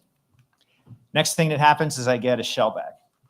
And then so I ping sweep the environment, and then I start port scanning, and I'm like, Defender's a bad idea. So another thing that I need to prove is that you should not give your users local admin. And I run into this all the time, and it's typically the engineers and the developers that are like, oh man, shit's gonna break, we need this. And really, if you're gonna do this right, you should give them a privileged account, local machine, and then let them move back and forth, but have them always operate as a regular user. And so to prove this, I enabled W digest. So basically I'm on a system, I have local admin, I enabled W digest. And basically what this does is it stores clear text credentials in memory. So this is, you can go into Task Manager and you can create a dump file from LSASS, except it didn't work. So within the last few months, they've sewed this hole up. And I'm like, that's all right, I got other techniques. So I go to proc dump and it says error writing dump file. I'm like, interesting. So I do volume shadow copy create and it says invalid command. So they are stopping me. And then I'm like, all right, fine, I'm gonna use process injection. I get my shell back and I ran that as system, but I wasn't system when I got this. And I'm like, man, they're really like sewing up my holes. I don't know what's going on. And then I'm like, wow, sad. And then my imposter syndrome kicked in. Like, am I really a hacker? I suck. When are people going to figure out that I'm a fraud? And I'm not the only person in this room that has imposter syndrome. And we know somebody that recommended a book for me called The Secret Thoughts of a Successful Woman. It's not about women. It's about imposter syndrome. I recommend this book. And I thought it was really funny. It was sitting on my bookshelf next to Adversarial Tradecraft and Cybersecurity. So while I'm working on being a better hacker, I'm also working on being better me. But now I feel like we're keeping score. George is getting angry. And so I get this idea that I'm going to schedule a task. I'm going to run that scheduled task as system, and I'm going to do that process injection. And so then I get back a shell as NT authority system. I run creds all, and I get that clear text credential, and then I prove this is why you shouldn't give your users local admin. Because if you do, I'm going to wreck your shit. And in my game, I get points back, so fuck him.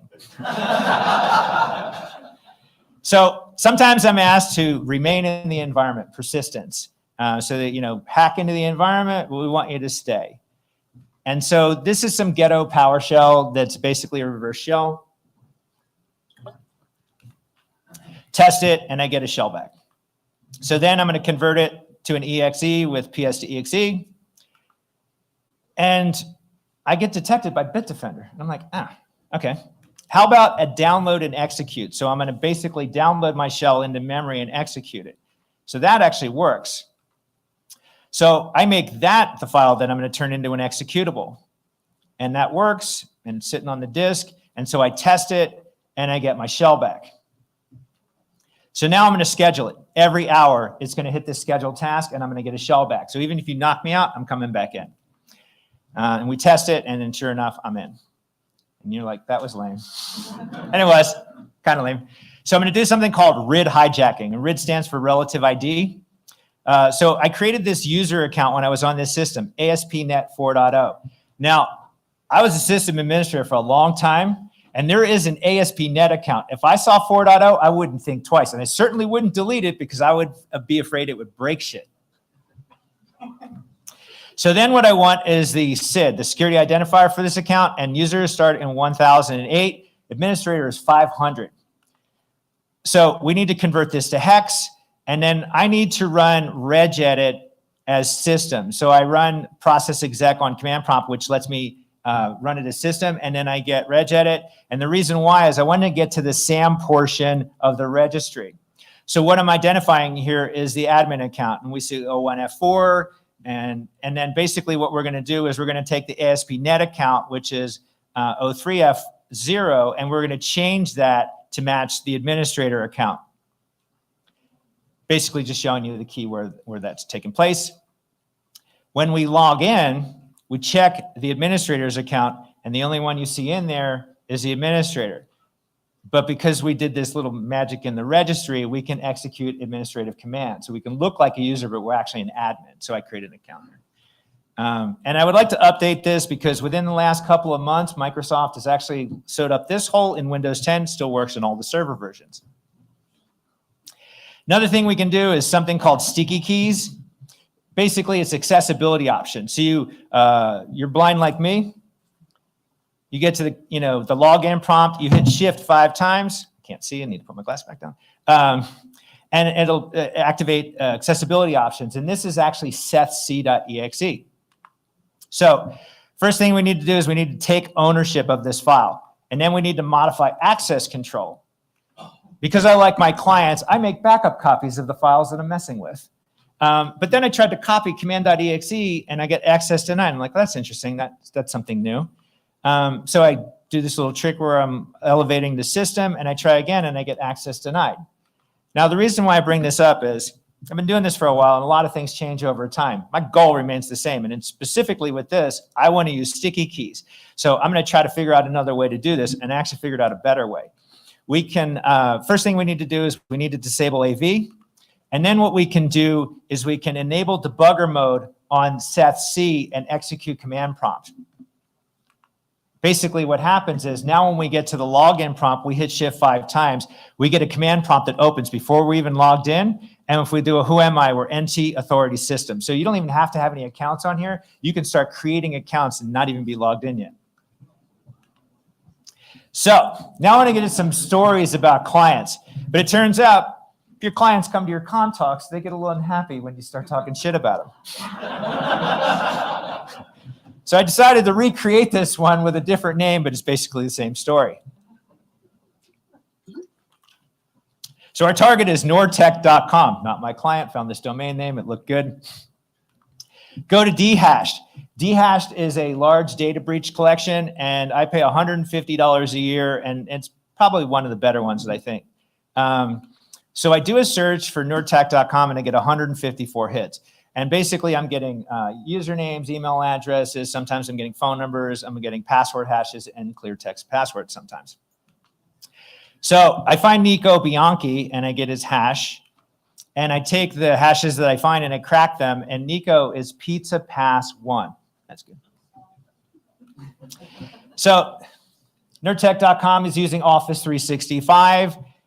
And because they're not using MFA and Nico likes to reuse that password, I get into Nico's mailbox. The first thing I do is I fish everybody in the company because why not? Then the next thing I find is I'm digging through Nico's mailbox and I find an open VPN connection pack. No MFA, no passphrase. So I get into their environment and I start enumerating their environment and their heads explode. Now I want to talk about building a better password. That is a hell of a password. That is a really strong PS Word 2008 password. And you should lock that up in a vault. Enumerating my client's environment, and I find this SQL Server 2016. I'd already compromised the user, so I looked to see if there were any shares that I could mount, and I found this E2 shop system. If you're familiar with Job Boss, I think this is the same company. And as I was digging through, I found this DB scripts folder.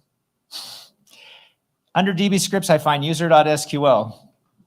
And then I find a couple of accounts that get created with this script. And there's that really strong PS Word 2008. It's like you came up with that great password and you just set it out in the open for everybody to find it. I get most of my exercise these days from shaking my head in disbelief. So I use Microsoft SQL Server Client, connect to the server. I enable XB command shell. I run a who am I. I'm NT service, Microsoft SQL Server. I do a who am I /priv. And the thing that stands out to me is SE impersonate privilege. If you're a hacker, you know about print spoofer, and that's what you're looking for right there. I tend to not like to download things off the internet that I really don't understand too well and execute them in my environment. So I just said, hey, if I were a bad person, this would be my next step. My actual next step was I tried to push a reverse shell to the system, and I was able to get one on there. But when I executed it, it said the file contains a virus. I'm like, all right, you got me there. So next thing I did was I wanted to connect to this database, and I wanted to dump some tables. So I'm using Squish, SQL Server shell. And I dumped the user code database, which has hashes. And then I got somebody important in the company just to be like, hey, I found your account. And yeah, explosions. There's lots of explosions in my talk. So as a bonus prize, I wanted to show insider threat. Now, in this company, they actually have their users restricted to users. Nobody runs as a local admin. I'm like, that's good. But Heidi SQL is a client, and they make a portable version. And so you can launch an executable as a low privileged user in this environment. So basically, malicious insider finds this and says, how can I connect to this? So they use Heidi SQL, they connect to the server, and then they get into the databases, and then they find the user code database. So I was looking, I'm like, what designates an admin in this E2 application? And basically it's just this group code that says admin. So I send an email to my client. Hey, can you create a regular user account for me in E2? And he says, does it need any special permission or anything? Or is it just to see if you can hack into it? And I was like, bitch, I already broke into it. I just want to show you impact, So I go in there and here's my account. It's got sales as the group code. I changed it to admin. It turned out there was another field. It was group code ID, and I needed to change it to this. And now I have full rights to their E2 application. And this is everything. Like I could have increased my pay. I could change anything and everything. And they thought that was a big deal. All right, last one. Dehashed domain admin. I told you about this already. Dehashed is a large breach collection. I run this in front of every engagement. So I find this IT at company name, and I've got a clear text credential. So I start trying to credential stuff everywhere, and I can't find a place where this works. I'm like, okay. But sometimes I feel like I'm building a puzzle, and this seems like an important piece to me. So I take that piece and I stick it over in this pile. The next thing I do is I'm scanning the environment and I'm looking for SMB signing. And this one server was set to false, which is really interesting because through group policy, they were actually pushing out signing to be enabled. And for some reason, it didn't stick on this system. This is a reason why you should audit your environments. Again, another piece, SMB signing, if you don't know what this is a protocol in SMB. And basically, if you tamper with SMB, it will know and it'll drop the traffic. And I'd like to do man-in-the-middle attacks if you're using responder, but you can't use responder, basically. But that seemed like another piece of the puzzle because I couldn't do anything with that yet. Then I found this HP page-wide color flow. And if you know me, you know I love copiers. I love copiers a lot because they do scan to file and scan to email, and there are credentials that are associated with that. And typically I get in and I harvest those credentials. So I go to Google, and usually the password's like 1111 or 123456. Turns out this one's actually pretty good. You have to set the password at the time you fire up the printer. But then I remember that piece of that puzzle that I had where I find that IT at company name, and it got me logged in. So they were doing scan to file, and this is where it was pointing to. And I fired up responder, and I point it to my attacking server. I hit verify access, and I don't get any connection. And I'm like, well, that's weird. So I fire up netcat, and I see that I get a connection. And what I realized is they had SMB1 turned off. So good for them.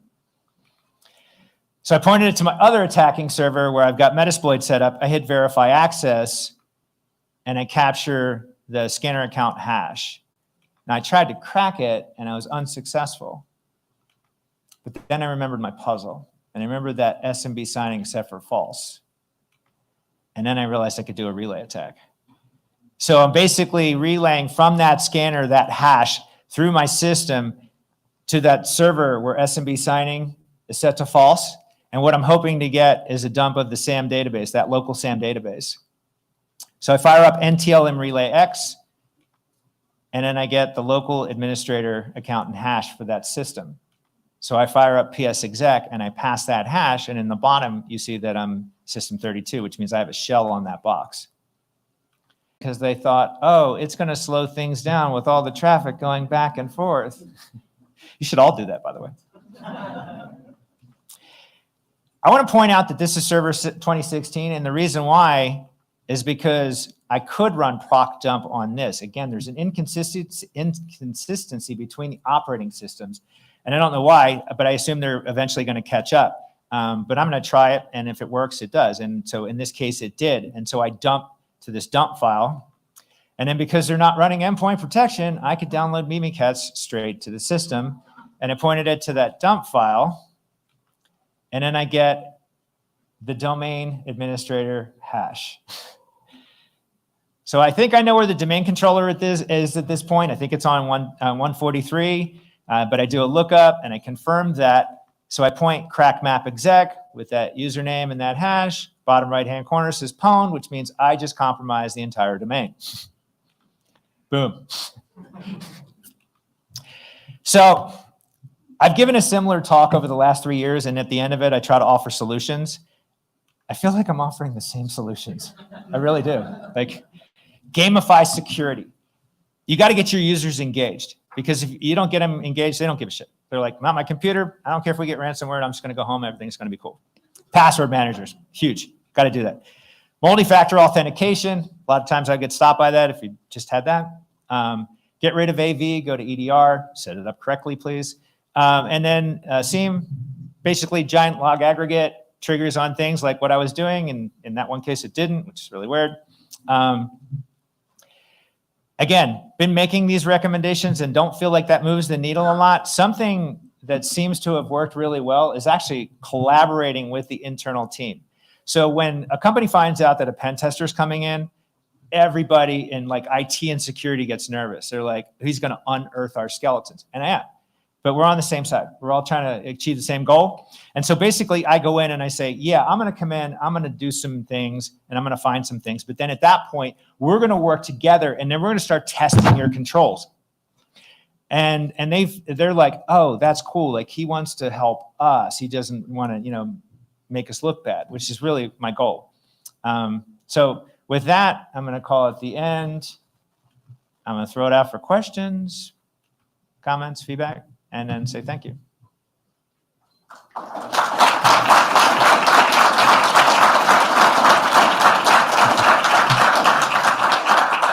Questions?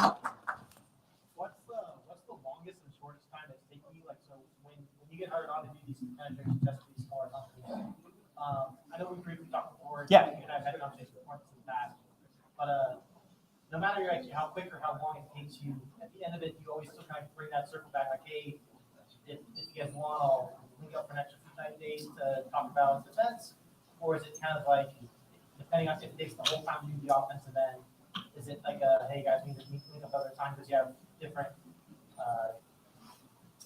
penetration just to do for other companies? Like, do you always have to circle back sometimes? I'm not sure I understand the question. I mean, so like you're saying, like if I had a short period of time and I finished up the engagement and there's extra time? Yeah, so if a company hired you for 2 weeks and it took you a week and a half or maybe like the full 2 weeks to get to root admin, would you circle back like, hey guys, you know what, I have another company I'm doing another pen test for here next week, but let's link up like in a month and then we can talk on the defensive side. Does that make more sense? Yeah, it does. And typically I have time for reporting. And so if they want more engagement time, then they can have that. And then it just pushes out the reporting. But I pack that in. And then the other thing too is, like, if I get into an environment and I compromise quickly, back in the day, I would just wrap it up and say, hey, look, I won, you suck. But now what I do is I actually will keep digging and try to uncover as much as possible. So the insider threat thing, that was one of those where I was like, I still have time. I'm going to show them as much damage as I can possibly show. Yes, sir. So this might actually be a really silly question, but I haven't looked into the details. I've heard before that like a common and relatively simple OPSEC practice for like making purchases with cryptocurrency, kind of a workaround for KYC, is chain hopping. So like if you purchase Bitcoin, you exchange it for Monero, bounce it through a couple of wallets, bring it back out to Bitcoin, make your purchase. Did this come up during your research? Was there a reason you elected not to use it? Yes, fuck around and find out. I mean, that's like literally like Okay. I just felt like if you're doing that, you're going to draw attention to yourself. And as a person who's giving a talk, I don't have any interest in that. Okay. Cool. Seriously. Yeah. Thank But yeah. Because that's my crypto expert right there. And this dude was like, oh, you could totally do that. And I was like, Yeah. All right. Yes, sir. So you mentioned with the EDR, making sure you configure it properly. Are there any defaults that you're particularly fond of that you're willing to share? I will have you talk to Michael. I have honor. I'm not on that side of the house. That's your guy. I just know that I did an engagement where I was testing a satellite office for a really large company, and they had CrowdStrike, and I was like, ooh, CrowdStrike, I've never gone against that. I was really quiet, and then I got a little louder and a little louder. By the end of it, I was knocking shit over, and nobody ever like said anything to me. And I'm like, is there anybody listening? I don't know. Yeah. Yes, sir. Is there a way? Is there a way to configure Defender so that it is effective, or are you saying even with the correct configuration, just?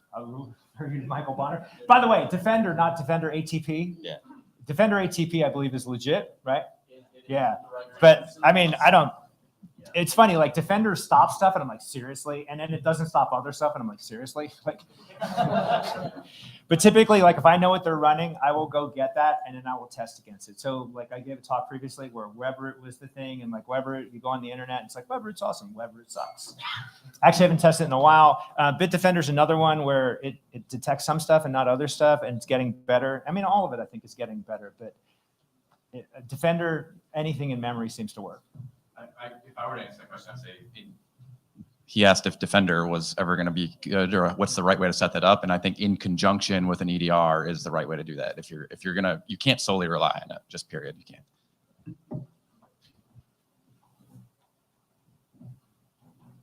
I have a question. You mentioned password managers. Some could argue that that's another treasure trove of information. You're right. So which one do you personally recommend, or? I'm not telling you. Given Well, I can LastPass tell you and what so I'm not forth. using is LastPass. I was gonna say, yeah. But like, what's the open source one? KeyPass. Yeah, but like KeyPass, like I've seen people do buffer overflows on KeyPass. I'm like, okay, that's not good. I don't know. I mean, I just use one, and I hope, I'm crossing my fingers, but it's better than me trying to remember, you know, all of those passwords, and all my passwords are really long. I mean, so you just gotta have faith, I guess. I don't know. There's this book on Amazon that says my passwords. I'm gonna get that. This will be a group collaboration. If anybody's got an idea on the password manager thing, I'm open for suggestions too. It's just. I'm just gonna say this out loud, but putting it behind MFA is the right move. Like Yeah. whatever one you use, put it behind MFA, you're gonna be way better off than not. Yeah. As an instant responder, I'd recommend spreadsheets. As a pen tester, I would too. I really like it when you password protect them too. Like, I'm not going to crack that.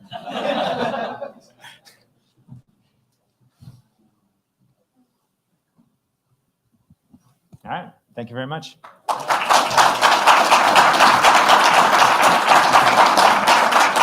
Oh, I came in way early too. Yeah. That was hot. That was awesome.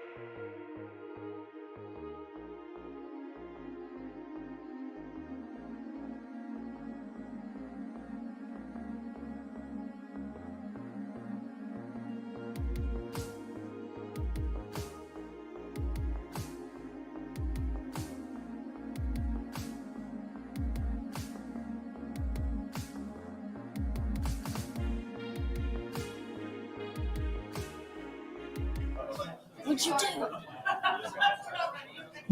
I didn't touch No longer anything. ready. Halfway ready. I think we're ready. All right. Welcome everyone to our 2 o'clock session here on track 3. This is security operations with Velociraptor. Please give a warm welcome to Whitney Champion and Eric Capuano.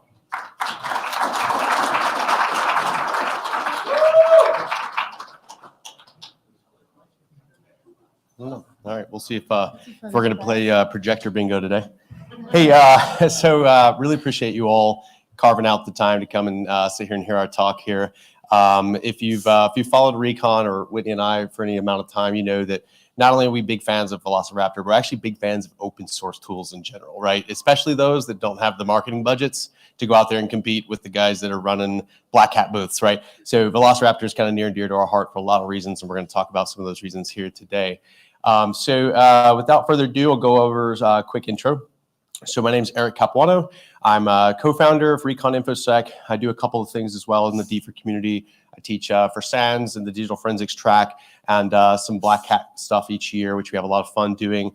But one of the other things on this slide that I like to call some attention to, some folks are familiar with OpenSoc is actually something that Whitney and I kind of built over a couple of years, a lot of labor of love. But one of the things we love about OpenSoc is it's, first of all, it's a blue team CTF, and it's a very, very big one. We run it at DEF CON just about every year, and we've run it at many other events, including CactusCon back in 2019, which I've got to first give a quick hat tip. We are such big fans of CactusCon for a lot of reasons. But I would say personally, one of the reasons I love CactusCon is because of the concentration of up and coming folks that you meet here, right? There's a lot of conferences you go to where there's just a whole lot of, I've been in this space for 10 years and, I do all these things. That's great and all, but I love seeing the high school students, the college students, the folks that are trying to break into this space. CactusCon just brings those folks in droves. And that's where I feel like I can come and show up and have some awesome conversations that might actually move the needle for somebody trying to get a foot in this space. And so I love CactusCon because they really are doing a lot of things well, and that's one of them. So that's me in a nutshell. Let me hand it off to the actual magician on stage here, Whitney. Which button do I push? The big one? Sweet. I'm Whitney Champion. I see a lot of familiar faces in here, which is awesome. I'm the lead architect and co-founder as well at Recon InfoSec. Formerly Red Hat, Booz Allen, and Spaywar. Some of you may be familiar with HackerJacker. That was my brainchild of almost 11 years ago now. I was really excited to see CactusCon on it this year, which was pretty awesome. You may or may not have seen my angry stickers floating around the community from time to time. And as Eric mentioned, OpenSoc has been a labor of love for us for the last few years. So appreciate those of you that have joined us at some of our events. I would be remiss not to mention what is Recon, who is Recon. So we are a managed detection response provider based out of Austin, Texas. And in a sea of companies that provide managed detection response, one of the things that we like to think differentiates us is I've got a team of some of the best and brightest practitioners that I've had the pleasure of working with in my career in cybersecurity. Folks like Whitney, Andrew Cook, you might have heard from yesterday talking about OpenAI and ChatGPT and the use of security operations. Marcus Guevara gave a talk earlier today about moving forward in memory forensics. And that's the kind of folks that we bring together to offer a pretty top-notch managed detection response capability. So if anybody in the room or listening to the stream is looking for MDR provider from folks that do this stuff night and day, eat, sleep, and breathe it, that's who we are. So let me give you a quick agenda of what we're going to talk about here today. So first of all, I'm going to give a really quick, brief overview of what is Velociraptor, right? It's been around a little while now, so I think folks, at least you've heard of it maybe, but I'm going to give a quick overview before we dive into some of the real awesome capabilities that this open source free tool has provided to the Blue Team community.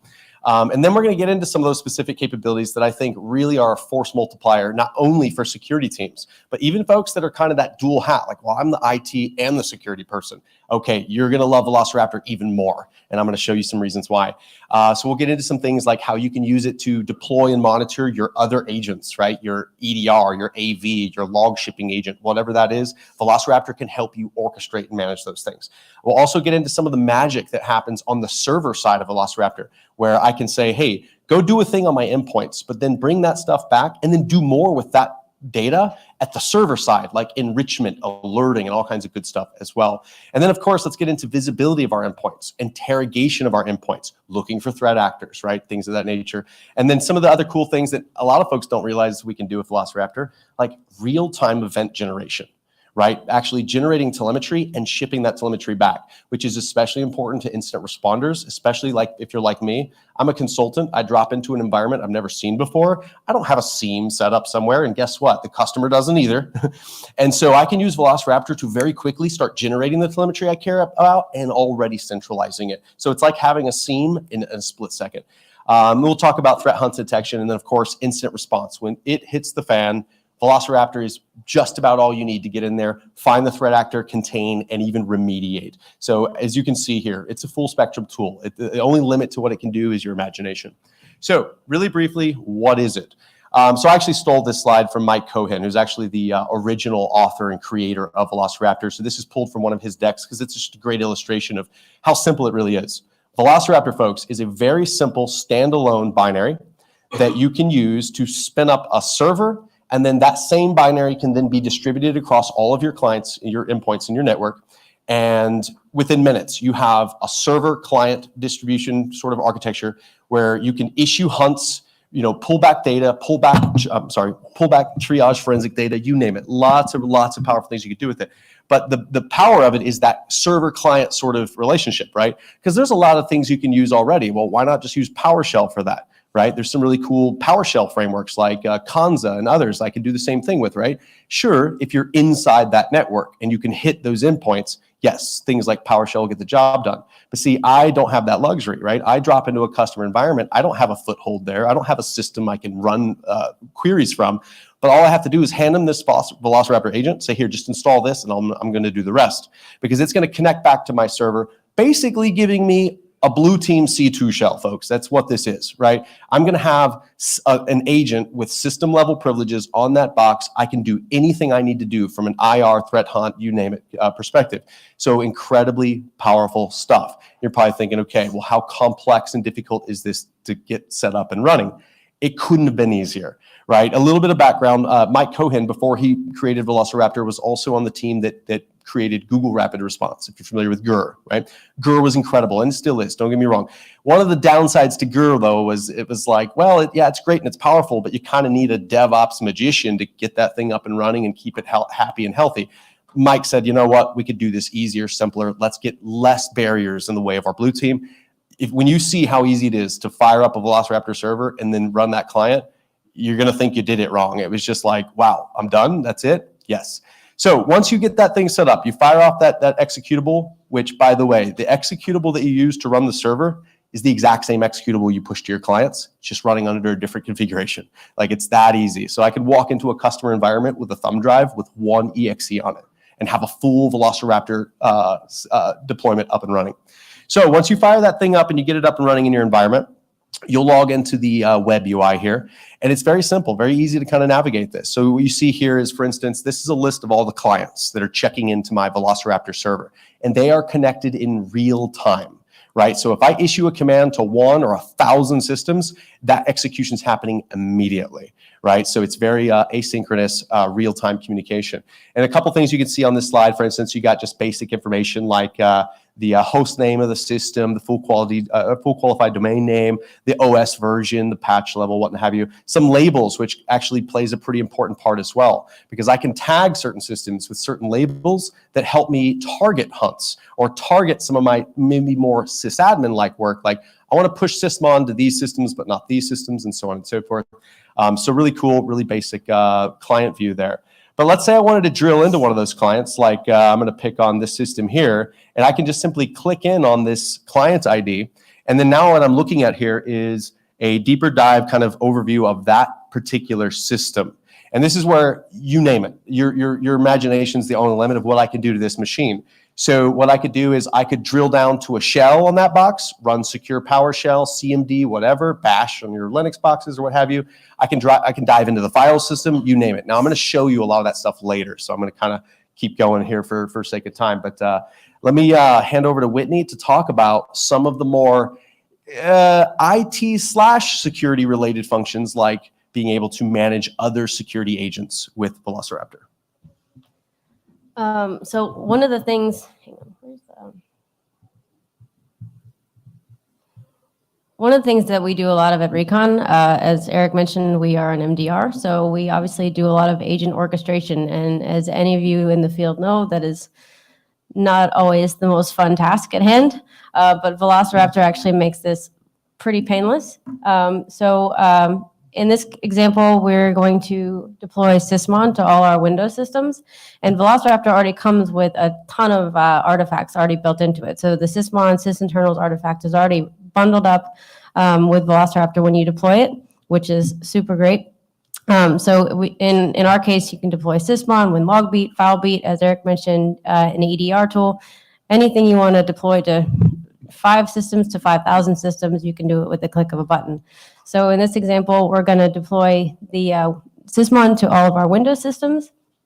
You can pick more than one hunt, more than one artifact to run against any hunt that you configure. But in this case, we're just going to grab the Sysmon, the sysinternals artifact. And so Velociraptor has this really cool ability, which in Cohen so aptly named tools, but essentially a tool within a tool within a tool. But what it does is basically the tools artifact says that, hey, you can go grab the binary or the config file or whatever it is you need to deploy XYZ on a system, and it pulls it down locally and serves it up on the same Velociraptor instance that you're running. So the client system or your endpoint doesn't have to go out and grab it from somewhere else that may or may not be blocked on the network. So it's already going to take advantage of the connection that it's already got with Velociraptor at that time, pull that down onto the endpoint and deploy it from there. The other advantage is that if you're going to go run this again, if you need to do an update, it'll cache that on the endpoint so it doesn't have to go re-download anything, redeploy, etc. So it makes it super simple. But obviously, we don't want to have to go and do this to every endpoint. We don't want to go run a hunt every time we want to deploy this either. So the cool thing about Velociraptor is it has this thing called client event monitoring, which some of you may be familiar with. So basically, it's a set it and forget it method to deploy XYZ to any endpoint that checks in with a label of your choosing. So in our case, Recon 99, we're going to want to deploy Sysmon to all the Windows systems with this label every time they check in for the first time, and then continue to monitor that as we go. So say a Sysmon just drops off for some reason, or adversary X goes and kills Sysmon. Well, guess what? 10 minutes later, it's going to come right back because we told it to, and we don't have to do anything. So in our case, like I said, Recon 99, we're going to kick off this artifact that's going to run in the background in Velociraptor every X minutes continuously. So this is an example of that artifact. So this is what the artifact actually looks like. And before I go any further into this, how many of you have messed with Velociraptor before? Okay, so only a handful of you probably even know what VQL is. So it's yet another query language for those of you who are already fatigued with query languages. So that's fun. It is not for the faint of heart, but it is super powerful if you learn to wield it. And in this case, this artifact is another artifact within an artifact within an artifact. So this one is a client event artifact, as I mentioned. It's going to check every 10 minutes in this case against all of these systems that have the label Recon 99. It's going to say, is this a Windows system? Yes. Okay, kick off this other artifact every 10 minutes. And so the artifact that's going to kick off is this one right here, which may be a little harder to read. But as I said, if we want to get Sysmon on a box, you obviously don't want to keep deploying it over and over again. You want to say, hey, is this here or not? Is it running? Yes or no? So what this artifact is going to do, it's going to do a couple of things. One, it's going to see, is the Sysmon service there? If it's not, okay, go deploy this artifact that deploys Sysmon. And it's going to pull down this internal Sysmon artifact and kick it off. And we're good to go. If the service is not there, it's going to say, hey, I assume Sysmon is not installed. Or if the service is there, it's going to, I'm so backwards. It's going to make sure that the process is running. If the process is not running, but the service is there, it's going to assume that it's available, but something stopped it. So maybe an attacker, maybe an IT person, maybe somebody just doesn't want a system on their box. We've had that happen plenty of times. We're going to say, hey, go turn it back on because we want the telemetry from your system. So it's going to kick that off. And if everything's hunky-dory, you're going to just get an okay, and it's just going to skip right over it. And it's not going to do anything on your endpoint unless something goes wrong. So that's what you're going to see here. Is it's just checking every 10 minutes and it says, okay, we're good to go. Watchdog. Yeah.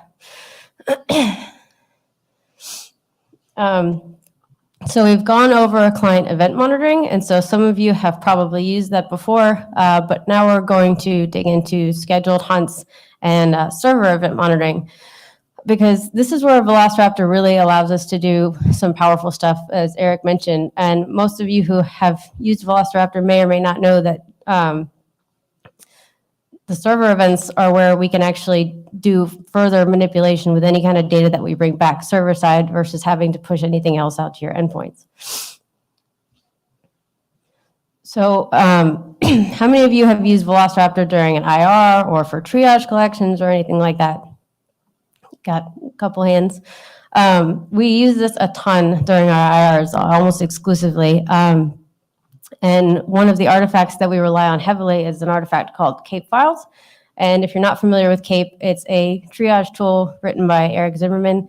The tool itself is not open source, but the excuse me, but the list of files that it targets are open source and they're on GitHub, which is awesome because this artifact can go pull down that list of files, and then we run it on endpoint, and it says, hey, go grab all these important files, all these event logs, the MFT, whatever we need to do for an incident, it can go grab it, bundle it up, and zip it up, and then ship it off to wherever we want it to ship.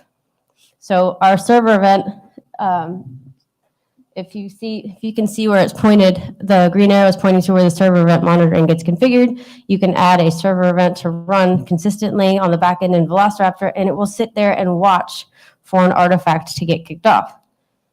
So in this example, you give it an artifact name regex, and it's going to look for whatever name you give it. So in our case, it's going to be looking for the CAPE files artifact name.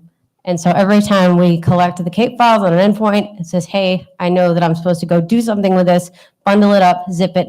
And in our case, this particular artifact is going to upload it to S3 for further processing. Eric and I gave a talk a couple years ago at one of the SANS D4 summits that goes over our whole IR process in a lot more depth that we use to do exactly this, ship it off to S3, and then continue to do run Blazo, log a timeline against it, and then kick it off to TimeSketch. And that's on our Recon GitHub. And this is where it gets really cool because say you're monitoring a few thousand endpoints or tens of thousands of endpoints, and you want to maintain some kind of inventory or a CMDB against everything that you're running or looking at or keeping track of. You can do that at scale super easily with Velociraptor. So you can take all of the data from all of these endpoints, have it get collected continuously in the background by Velociraptor on the server side. You don't have to touch a thing, and it can get shipped up to a database anywhere of your choosing. So this is an example of a server event artifact. So you can set a schedule, or you can set a different kind of trigger. This one in particular will get kicked off at 3 a.m. and it's going to say, hey, I'm going to run this artifact against all of these Windows systems and this schedule. I'm going to create a hunt that runs this artifact, and it will do that weekly or bi-weekly or however often you want it to get kicked off. And then we've got another server artifact that's going to be watching for that hunt to get kicked off. And it's going to take the data from that hunt and it's going to ship it straight into a MySQL database or your CMDB, for example. So you can collect the services that there's already all these artifacts that Velociraptor has bundled up with it, like services and users and installed applications or network information. All of these things that are being gathered about your inventory can now immediately populate a MySQL database, or in this case, they can go to Elastic, they can go to Splunk, they can go to Postgres, SQLite, S3, wherever you want to ship them to do further analysis or have an up-to-date, by the hour, by the minute inventory of everything going on in all of these systems at any given time.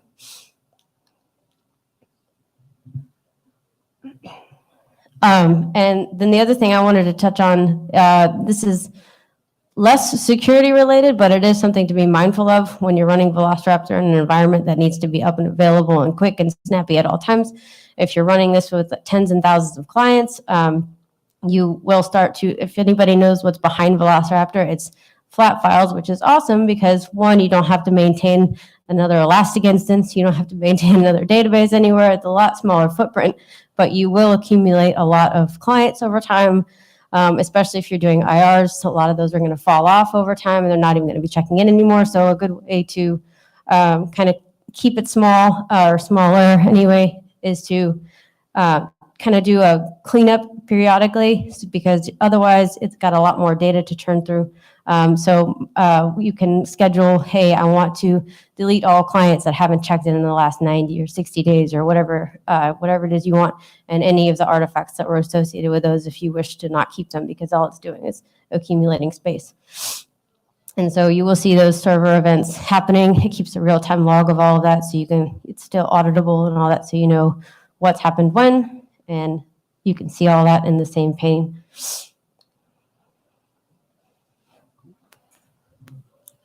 All right, so let's get into more of the security-minded capabilities, and we are still keeping this kind of high level, right? Because we've given some pretty deep talks on forensics, incident response, and we'll plug those at the end here. But let's keep it kind of high level. Some of the things that everybody needs, right? So everybody needs visibility into what's going on endpoints, right? It doesn't matter who you are, how big or small your network is. This is a key thing, capability to have. And so let me talk about some ways that you can use Velociraptor to not only have real-time streaming visibility, but also the ability to do point-in-time interrogation of each and all of your endpoints. So you've seen this screen here before. This is just that simple screen that said, I drilled in on one of my systems, one of my endpoints that's checking into Velociraptor. And you can see at the top of the screen here which endpoint that is. It's just this desktop here. Okay, cool. But let's say, you know what, I got a quick PowerShell command. I just want to run against that endpoint, maybe to, figure out who last logged on or whatever, okay? I can click right here, click shell. And that's going to offer to me a number of different command shells or command interpreters here. PowerShell is a good one for those of you that are savvy with the power and flexibility of PowerShell. And this is just a basic example of, hey, get process, right? So show me all the running processes on this box. And there you have it. There's your response. All right, now you're probably sitting here thinking, okay, I can do this with my EDR. Or I can do this with, okay, got it.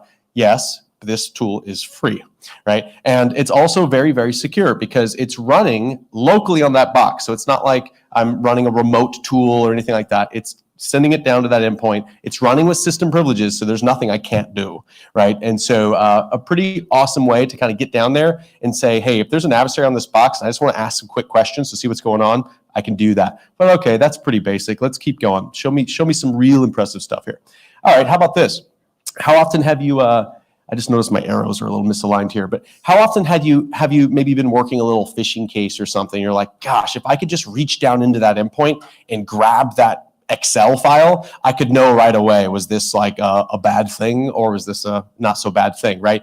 And that's a non-trivial operation, right? Like you have the ability to reach into any endpoint in your network and just grab a file. Maybe you do with an expensive tool, but this free one does it too. So this option, this thing I'm pointing at up here, the VFS is the Virtual File System Explorer. What I can do is I can drill down into the file system of any system in my network. And you can see here on the left-hand side kind of the drill down. So I've gone into the C drive, down into the user's location. And maybe we got this user here, was that Peter Gibbons? And maybe Peter opened up a suspicious file today that came to him via email, and we saw that it was dropped into his downloads or whatever, and I just want to get my hands on it, right? So I can do some analysis. Well, there it is. I'm looking at the contents of his file system, and if there's a file of interest, like maybe this web shell master.zip or what have you, I'm like, okay, let's grab it. There it is. I just click download from the client. It's going to fetch it off that endpoint, ship it up to Velociraptor, and then hold it there for me. It's going to generate some hashes, so maybe that's all I needed. I just needed those hashes because I'll just go ask VirusTotal what this is, right? But no, I want the file itself. Well, no problem. I'll just click this little download icon. It's going to download it to my analysis workstation from the Velociraptor server. So I can get anything off this box, onesie, twosies, one file here, or what have you. And that's cool, right? That's not terrible. Where else that gets to be pretty interesting is for those of you that have some digital forensics background, you know, there's a lot of very juicy artifacts on the file system that can answer some really important questions like, what did this user do in a PowerShell session yesterday, right? So for instance, and sorry for the transition here from the light mode to the dark mode screenshots, I'm building this deck at 2 different points in time. But, and hopefully that's not impossible to see here. But for instance, in this example, what I've done is I've drilled in on like our really, really favorite, one of our favorite PowerShell artifacts, the PowerShell transcript logs. So I've drilled into this PowerShell transcript here for this particular user. And what it's essentially telling me is line by line, every last PowerShell command that was run, the results of those PowerShell activities. But again, just the power and flexibility of being able to reach into the file system and look at files. And because this is a clear text file, I didn't need to download it to look into it. Velociraptor rendered the clear text right there for me. I could also have chosen to look at it in a hex editor built right into the web UI of Velociraptor. So many cool things that we could do there. Hey, but it's not limited to the file system. It treats the registry the exact same way. So I can browse that system's registry hives right here, just drill down to the particular key of interest. In this case, I'm just showing you one of the well-known kind of IOCs. If you've ever chased down sysinternals tools in your environment like psexec, you know there's a registry key that you can use to go hunt for it, that EULA accepted key. Now this isn't as exciting. This is the EULA accepted for sysmon. But again, I can browse down to that registry location with ease. Okay, cool, but that's a bit manual. That's generally not the way we're doing things, but I can if I need to. Now let's say I wanted to run some of those fancy artifact hunts against that individual system. All I'd have to do here in the context of that machine, click on collected. And from that screen, I can kick off a hunt against this one system. And this is generally the way you're going to operate with Velociraptor, because I'm going to tell you, yes, I could run a PowerShell command to list processes. That's not very exciting. And it's also a little noisy because I just created noise on that endpoint, PowerShell logs and all kinds of stuff. So let's do this a little bit more clever. Let's take a more clever approach here. So here what I'm going to do is I'm going to run a hunt on this machine. Let me see if my Zoom's going to work the way I expect. No, it's not. If I'm going to run a hunt here to get all the running processes on this system, there's a built-in artifact that's going to do a much better job than a PowerShell command. That artifact is called Windows System PS List. And what I want to kind of highlight here, so let me switch on my magnifier. I want to highlight kind of the little preview you get here of the artifact itself, if I can figure out my PowerPoint is hard. But this guy right here, is it going to do it? There we go. Okay. So this is just a simple breakdown of kind of the VQL for this basic PS list. So let me tell you why this is a better idea than just running get process, because not only is it going to get a list of all the running processes, but it's also going to enrich that information by, hey, go ahead and hash the executable as well while you're at it. And hey, while we're here, let's run authentic code against those EXEs and let's make sure they're digitally signed by trusted publishers, et cetera, et cetera, et cetera. That's a lot more valuable to me as a threat hunter than just say, show me running processes. No, show me the running processes, get their hashes and check their code signing status. Because when I run that across 100 machines or 1,000 machines, that's giving me the context I need to very quickly filter for the stuff I'm probably looking for. Unsigned, strange locations, et cetera, et cetera, et cetera. So yeah, PS list, a much cleaner, smoother, and more powerful approach to basic questions like running processes. So this is just showing you kind of the output of running that hunt against a single system. Down here in the bottom, we have kind of in a notebook view. There's your answer, by the way. There's all the running processes on this system. You've got the name of the process. You've got the full path to the executable. Hey, there's that MD5 hash, right? Say no more. Let's just copy paste that into virus total. See what we're looking at here. Authentic code status, trusted, untrusted. I could have probably just filtered by that because let's be honest, folks, 99.7 or more % of malware is not going to be carrying a valid digital code signing certificate. So, hey, I could edit this notebook, filter out to show me all the untrusted processes. That's going to reduce the noise here significantly. I'm going to find evil much faster. And by the way, there is evil stuff happening in this screenshot, and you don't have to be a rocket scientist to find it with what I just told you, right? These two untrusted entries right here, if you look at those paths, hey, that looks shady, right? I don't know if you can see it as clearly, but you've got an executable running out of the user's app data local temp, and you've also got this .dat file being executed, which is also kind of strange. But anyway, just showcasing the value of the notebooks and what we can do here. But let's keep going. So another basic artifact that I could fire off against this one system or 1,000 systems is show me all the programs that have been installed on this. All right, that sounds a bit trivial. Who cares, right? You care whenever a manage engine exploit drops, right? You care whenever there's a new critical zero day in Adobe Reader. It's a pretty cool tool to be able to execute across your environment. Give me all programs installed on all systems, and then I'm going to bring back that notebook here, and I'm going to filter for Adobe Reader version blah, blah, blah, right? Or manage engine, et cetera, right? And now this is kind of neat to do against one system. Generally, this is something I'd like to do against all systems. And then to Whitney's magic is bring all that data back and just feed it into a database, right? And have a constant, snapshot point in time of all software across all systems in your environment, so that when the 0 day drops, you're not manually now scavenging to figure out where that software may be in your network. I could just go query right here, and I'm going to know exactly which systems have that software in my environment. So pretty cool, but this is just showing you manually what those results here look like, the names of software, the versions, when it was installed, all that kind of good stuff. All right, cool. But this is the approach we're going to take, right? So I'm going to run a hunt here across all my systems in my environment to get all the software, bring that back. This is just showing you kind of how that artifact is structured. It's reading from the registry where the installed programs live, and it's going to bring that stuff back. And this is going to showcase here kind of the power of the hunt manager. So up till this point, I've been talking to you if I was going to drill down into a single system. Okay, sometimes that's what you're doing. Most of the time, from a threat hunt or SOC perspective, I'm constantly looking out across all the systems. So this screen here, you can kind of make out here what menu item I'm drilled in on, this little crosshair. That's the hunt manager. This is where I'm going to go in to build a hunt that I'm going to run across a whole set of systems. It could be a subset, it could be all of them, and I'm going to say, hey, go get all the software installed across all the systems. Now, as you can imagine, I'm about to receive probably tens, if not hundreds of thousands of rows of data back, right? Nothing you're going to be sifting through using Excel or something. So to kind of showcase what we would do with all that data when it comes back, I expand on this in another talk. I'll drop a link at the end, but basically this is where the power of the notebook comes into play. So what you're able to see up here, or hopefully see, is you can't see that at all, probably, at least not in the back. But what you've got here is a little notebook. If you've ever worked with Python notebooks, it's very familiar. But what I'm basically doing is I'm saying, hey, look, take all those hundreds of thousands of rows, and I want to group and stack. Okay, so if it's Adobe Reader version 4.0, I don't care if that's on 400 systems. Just tell me it's on 400 systems, right? So now what I can do is I can group and stack all that software and then sort by least prevalent. Show me the most rare occurrence of a particular software in my environment. That's where you find things like TeamViewer that your IT folks are using that they shouldn't be, or that's where you find the copy of Nmap or whatever, because it's not on 500 systems, it's on 2. And so that least prevalence kind of plays an interesting role there in looking for things you probably don't want happening.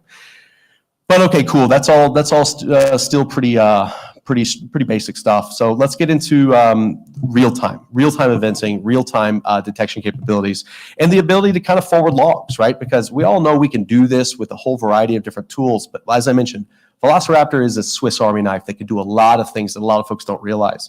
So let me shine some light on that as well. So there are a lot of what we call kind of eventing style artifacts, meaning it's not a one-time fired off and then just get some results back. No, it's an ongoing, never-ending. I want you to constantly generate events for a particular thing, like when processes launch on this box or when DNS queries are made. And it's a never-ending thing. It runs always, and it's constantly feeding data back to Velociraptor, which is not something you want to do for all things all the time, but in an IR, you certainly probably want that data, right?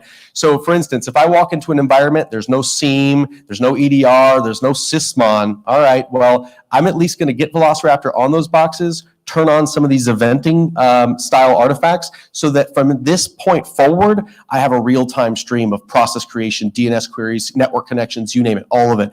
And so it's a poor man's SIEM, and forgive my, but it's a way to just get real-time visibility from this point moving forward. And there's a lot of these. So I'm kind of using up here on the example, we've got a DNS eventing artifact that's watching the Windows event trace logs, and it's it's basically just going to package up all the DNS queries and it's going to feed those up to me. But there's many others, like for instance, process creation, which if you've ever worked with sysmon logs or your EDR logs, you probably already know process creation is kind of where it's at.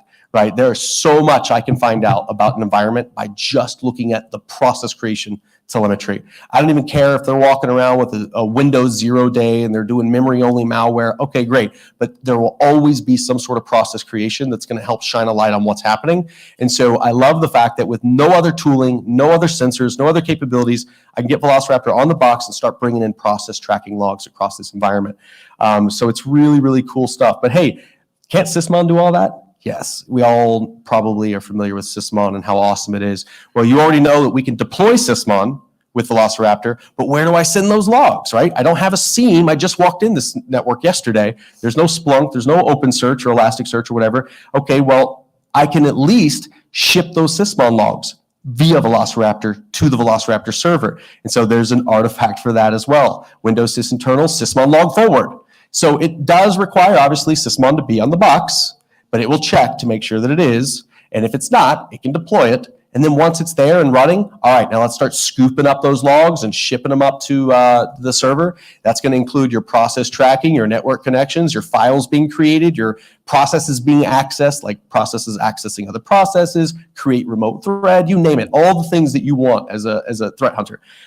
We can just start shipping that telemetry in real time using nothing but Velociraptor. Now, let me be clear. Let me throw out a disclaimer. Am I saying that you can go get rid of your log aggregation tool because Velociraptor could do it? Not at all. That's not what I'm saying, because this is something you use in a pinch when you have nothing else. But no, for a longer term solution, you use big data systems that were designed for that, right? I'm just saying that if all else fails, you've got nothing else to use. This is better than nothing for sure. And so here's an example, by the way. So I've enabled in this environment, I've enabled the shipping of process tracking logs being generated by Velociraptor specifically. So no Sysmon at all. And so it's just showing me a real-time stream of process was launched. Oh, and it's enriching that by giving me a call chain. So it's saying, yeah, SVC host launched, but here is its parent and here is its parent. So I'm getting like ancestry, right? Which as a threat hunter, I can make some really important determinations by knowing the parent-child relationships of these processes. How did it come to launch? Is that the parent that I should expect to see for SVC host, et cetera, et cetera, et cetera, right? So right there, without knowing anything about Velociraptor, that's built in. You just turn it on and it's flowing, right? So that's kind of cool. Now, this is a similar example, but showing Sysmon logs being shipped.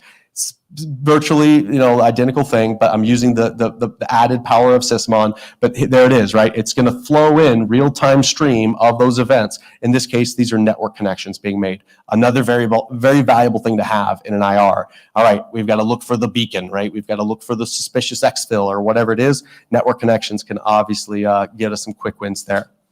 But all right, now let's shift gears here even more. Let's get a little bit deeper into threat hunting and actual threat detection. Because everything else I've just shown you, you're like, well, great. But what if I don't know what good and bad is? I see this telemetry, but I'm not sure if that's good. I don't know if that's bad. I'm about to show you some easy ways to find the evil in some pretty automated ways. All right, so it just so happens that Velociraptor also has threat detection capable eventing type artifacts, meaning not only is it generating telemetry for what's happening, but it's already looking for some evil things that it knows are evil, right? This one example I'm zeroing in on here is Kerberoasting, right? Which is a very, very clever sort of credential theft technique that you see a lot of adversaries using nowadays because blue teams are oblivious to it, right? But it's a well-known signature. It's a well-known detection. Unfortunately, not a lot of folks are leveraging it. It's built into Velociraptor. So I could fire off this eventing artifact, and it will, from that point forward, start looking for signs of a potential Kerberoast attack happening in my environment, right? And so there's many others. I didn't want to kind of expand on all of them, but this is a decent example of one that exists. So threat detection just built in, just happening, right? Now, am I saying then that Velociraptor can replace your EDR? No. Why not both, right? This is just another tool in your toolbox, but Velociraptor can help babysit your EDR, I can tell you that much. All right, but let me show you another, I'm gonna throw in another tool here, but it's just too good not to mention. So I'm a huge fan of a tool called Hayabusa. If you've ever used Chainsaw, you're familiar with the concept. What Hayabusa does is you execute it against like an entire folder of Windows event logs. And what it's going to do is it's going to rip through them looking for well-known threats based on well-known Sigma signatures, as well as some built-in threat detections. Well, when I first learned about Hayabusa, I said, this is incredible. Time to Velociraptor it. So what we did was we wrote an artifact that would take Hayabusa, push it down to the endpoint, run it against the event logs, just bring me back the threats. Which threats? All of them. Anything that matches a well-known, threat that's been published up to Sigma, it's going to bring me back. So in a way, what I'm doing here is I'm going into an environment that had no SIEM, had no threat detection, and I'm going to get a retroactive window into all detectable threats, at least with whatever logs are available still on those endpoints. So what we're going to do here is we're going to run that against a number of endpoints. And here's just a preview into that artifact, some of the parameters that it's going to ask for, fairly straightforward. You can even leave the defaults and just fire away. This is what it kind of looks like. I'm stepping through what it looks like to kind of create and then launch a hunt. So this is where you would fill in the variables, the parameters for, hey, yes, normalize those logs to UTC. Oh, and by the way, update to the latest Sigma rules before you go looking for threats, right? And some other cool things that we can do in here. But really all I care about is this. This is the response. So when it does this across 100 systems, it's going to bring back hundreds of thousands of rows. And I'm going to use a notebook to sort and filter. Show me just the critical threats. All right, now show me the highs, right? And what we're seeing here actually is a pretty interesting output. This was some really, really juicy true positives on Cobalt Strike service installations across multiple systems. Folks, I did not need a fancy SIEM to find this, right? Hayabusa is a free and open source tool. Velociraptor is a free and open source tool. You put them together, magic happens. This is how you can drop into a customer environment without spending an arm and a leg on EDR and find threats in minutes. Folks, so obviously, would I rather have a SIEM? Yes. But being realistic, this is the next best thing if you don't. And this is just a preview, by the way. For anyone here that's like, he said this word, he said Sigma, I don't know what that is. That's foreign to me. Folks, this is another resource you've absolutely got to have in your toolbox. I wish I had more time to just talk about Sigma, but just throwing up a link up here on the slide here. Sigma is a phenomenal SIEM agnostic threat rule sort of repository, right? So if there's a threat that's been researched, there's a Sigma rule for it. So this is one of the coolest resources that you could use to get up to speed really quickly on how we detect threat actors. You can go into the Sigma project here, and what I've put up here on the screen, which I'm sure is probably impossible to see it at certain distances in the room here, is basically the raw Sigma rule that was responsible for finding Cobalt Strike in this environment. So if I was curious as a responder, like, okay, it says it found Cobalt Strike, but how? What does that mean? I can just go look at the Sigma rule that's tied to that detection and say, okay, so it was looking for services with these well-known, matching these well-known patterns and signatures and so on and so forth. So there's no black magic. There's no invisible or black box here that I can't look inside of.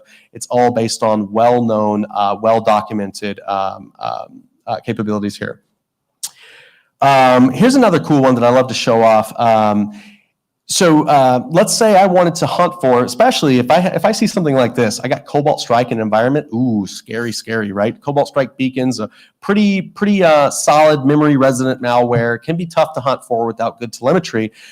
But if you've got a way to scan memory across every system in your environment for a well-known tool like Cobalt Strike, then even that can't hide from you, right? And that sounds like an expensive capability, right? And sure, it could be. Your EDR can do this. Velociraptor can do this very well as well.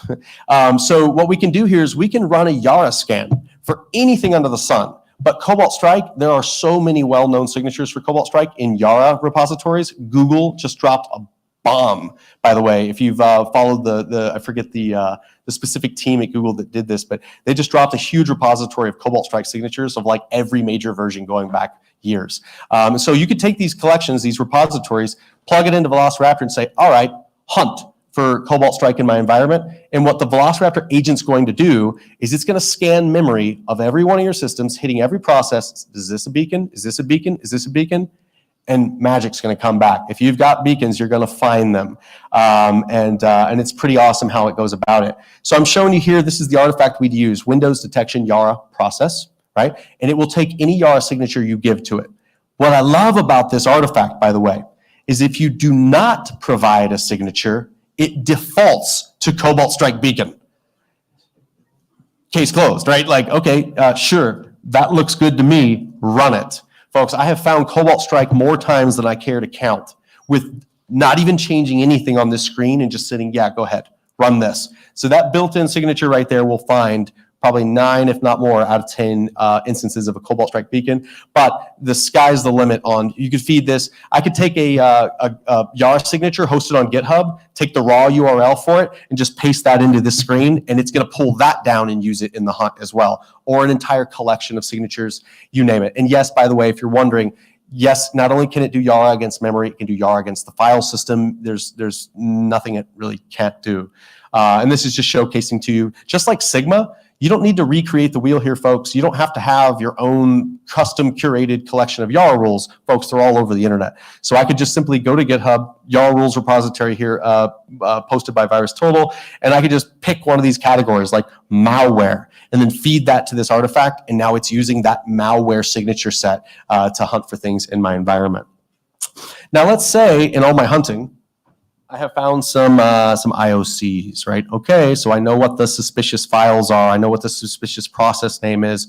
You know, it'd be really cool, okay, if I could say hunt across my entire network for any other systems that exhibit that behavior, right?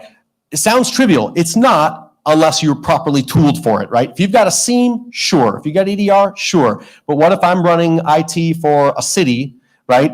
You know, then you're strapped for budget, you're strapped for resource. Velociraptor would allow me to hunt across all my systems for a file in the file system, for a running process, and it will do it in seconds, maybe minutes tops, against 50,000 systems, right? So for instance, in this example here, I've got a couple of file names of interest, and these were, by the way, pulled from a previous slide that were deemed to be Cobalt Strike, unsigned, untrusted processes. Got it. So, okay, cool. I found them on that one system, but they may be on other systems. So with this artifact, I'm about to hunt for the presence of this file anywhere on any of my systems, and that hunt will run in a matter of minutes tops. And it's going to come back with, yep, these 4 systems right here also have those IOCs on them. I could do this with processes, services, anything, registry keys, you name it, all the above, right? Furthermore, I could say, hey, if you find it, go ahead and upload it, or go ahead and hash it, right? And then when you upload it and hash it, I could have a server-side artifact that says, now go enrich that information with open source intelligence, VirusTotal, or Echo Trail, or whatever, you know, threat intel sources you have. Velociraptor can interface with it and can go and enrich that. So your analyst is sitting there with data in hand, decision enablement data about what's going on here and what we need to do with it.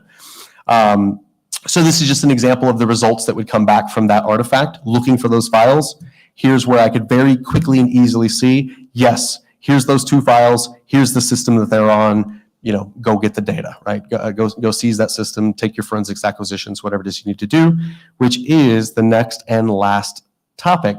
Folks, let's talk about how we can use Velociraptor when you know there's a threat actor in the network knocking things over and causing some havoc. Oh yeah, okay. So, and by the way, if I move quickly through this last section, have no fear, I'm going to close out with a couple links that you can go if you really want to know more about IR Velociraptor. We talk about it extensively in another talk as well. So here's another cool trick that if you have a SIEM, you're like, yeah, I can do this. All right, but what if I knew, all right, we've got a compromised account in our network. You know, poor James Denard, he got phished, gave up his credentials to a threat actor. They came in through the VPN, and now who knows what they're doing. They're moving around as James Denard. Well, with a SIEM, I can quickly find out everywhere that James Denard's logged on. What do I do if I don't have a SIEM? I can make a similar query using Velociraptor. I can ask Velociraptor to query every system in my environment using this particular artifact here, show me everywhere this user has logged on to a system. It's a simple action, actually. It's just going to go through the event logs on all those systems looking for logon events by that user, right?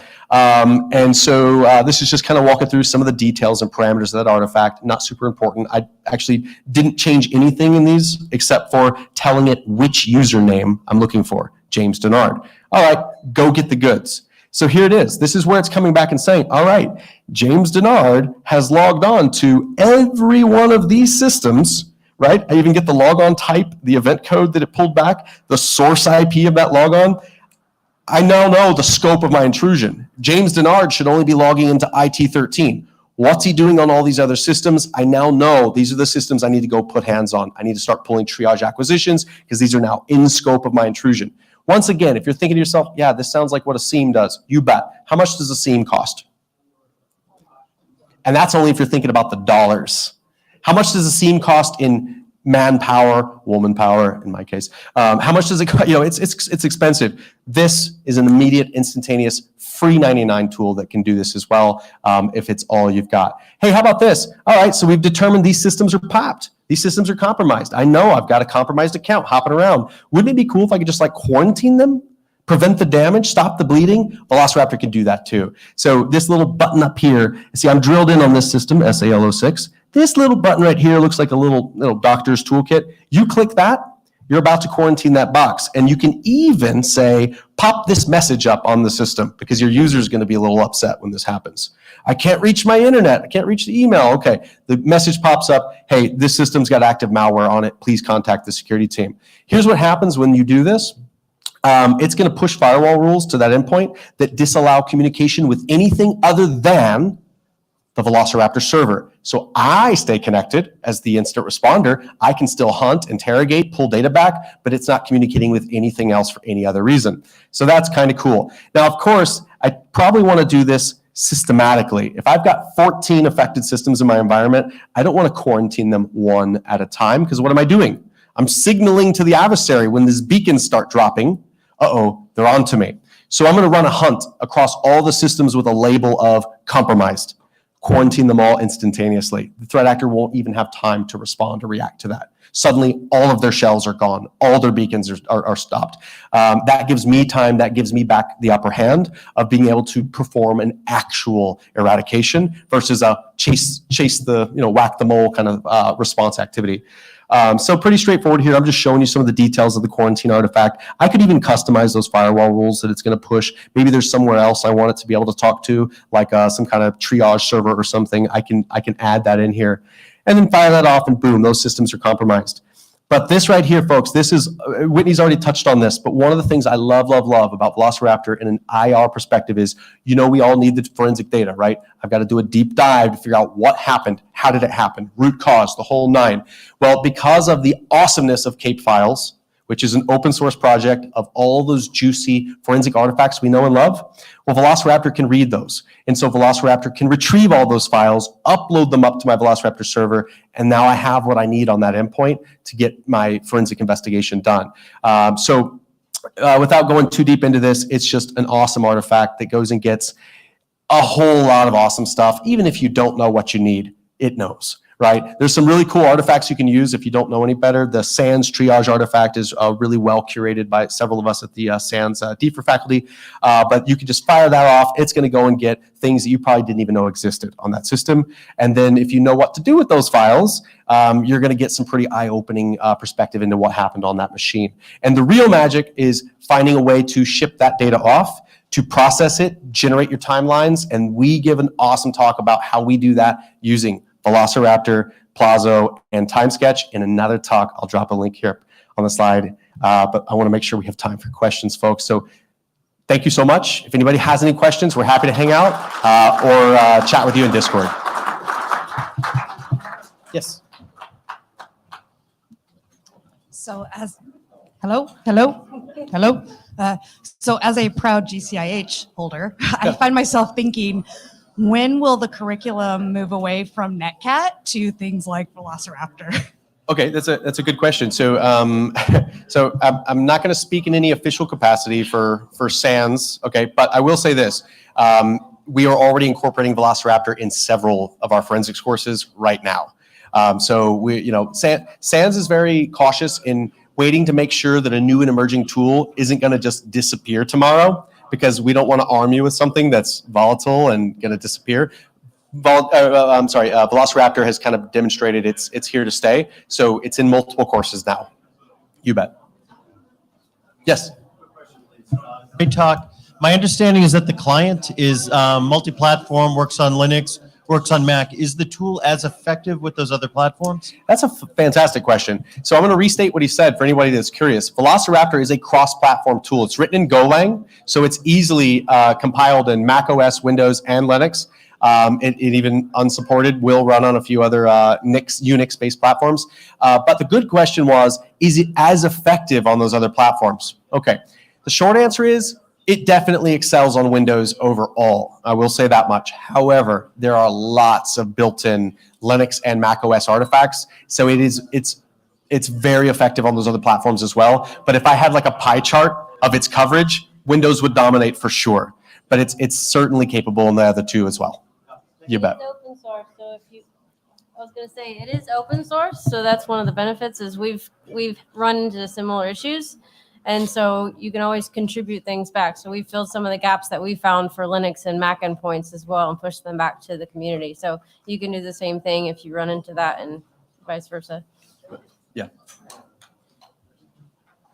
So I have a couple questions. The first question, can you do like add-ons to the environment? Can you add like VirusTotal or other tools into Velociraptor to help with the endpoint detection or incident response? Absolutely. So to answer that specific question, that specific example, so Wes Lambert actually contributed an artifact to Velociraptor that it's a server-side artifact that will take anything that can generate a hash, like for instance, the PS list. So PS list brings back process information, including hashes. You can immediately feed that to a server-side artifact that will do a VirusTotal enrichment and say, if this hash is known to be malware by VirusTotal, then let's do something with that. Right? So that something could be alert the SOC. If you want to get aggressive, it could be go down and terminate that entire process chain, right? And so, yes, you can do enrichments to anything with an API. You can teach Velociraptor to hit that API, bring back enrichment data, and then do something further with it. You bet. Also, another question is about like matrix. Do you have any like data or open source matrix to see what Velociraptor can do in a sense? If it's the caching indicators of compromise, or if it's not able to catch any indicators of compromise? Like a detection coverage matrix. So that's a really good question, but I want to kind of rephrase something. So I would not put Velociraptor in the same camp as true detection tools like AV, EDR, and things like that, which those tools can easily be measured against like a MITRE attack matrix coverage map. It wouldn't be a fair assessment to put Velociraptor in that category because it's in true intended purpose. Its true intended purpose was to give you that real-time ability to reach into endpoints to get information. It just so happens that it can produce telemetry, but that's not its ultra strong suit. So it would look miserable if you did try to make a coverage map for detection because it's not meant to be a detection tool. We just like to share that it can be if that's all you have. But no, it would probably not do phenomenal against an EDR tool in span of detection coverage. Yeah. Yeah. Yeah, you bet. You bet. And we'll also, folks, we'll happily hang out in the Discord as well if you want to shoot us a text question. Thanks so much for having us.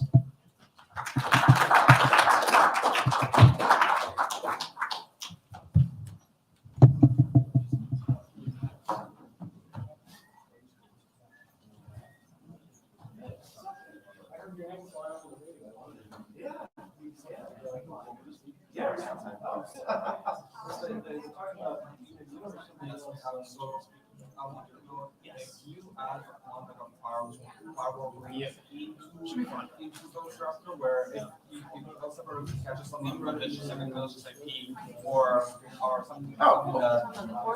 Yeah. Well, you got that. Is this like the first time you volunteered? Have you done it before? Nice.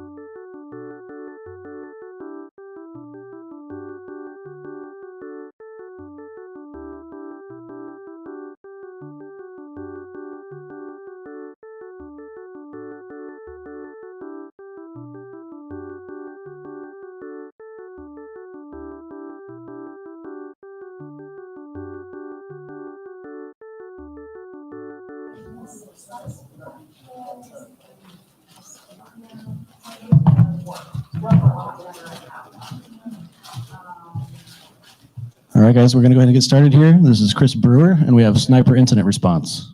Sweet. Thank you, Drew. Thanks everybody for coming this afternoon. I know it's like late in the afternoon. It's a little bit warm in this room too. That's gonna be my feedback for CactusCon folks. Like this room needs more air conditioning. But today we're talking about sniper incident response.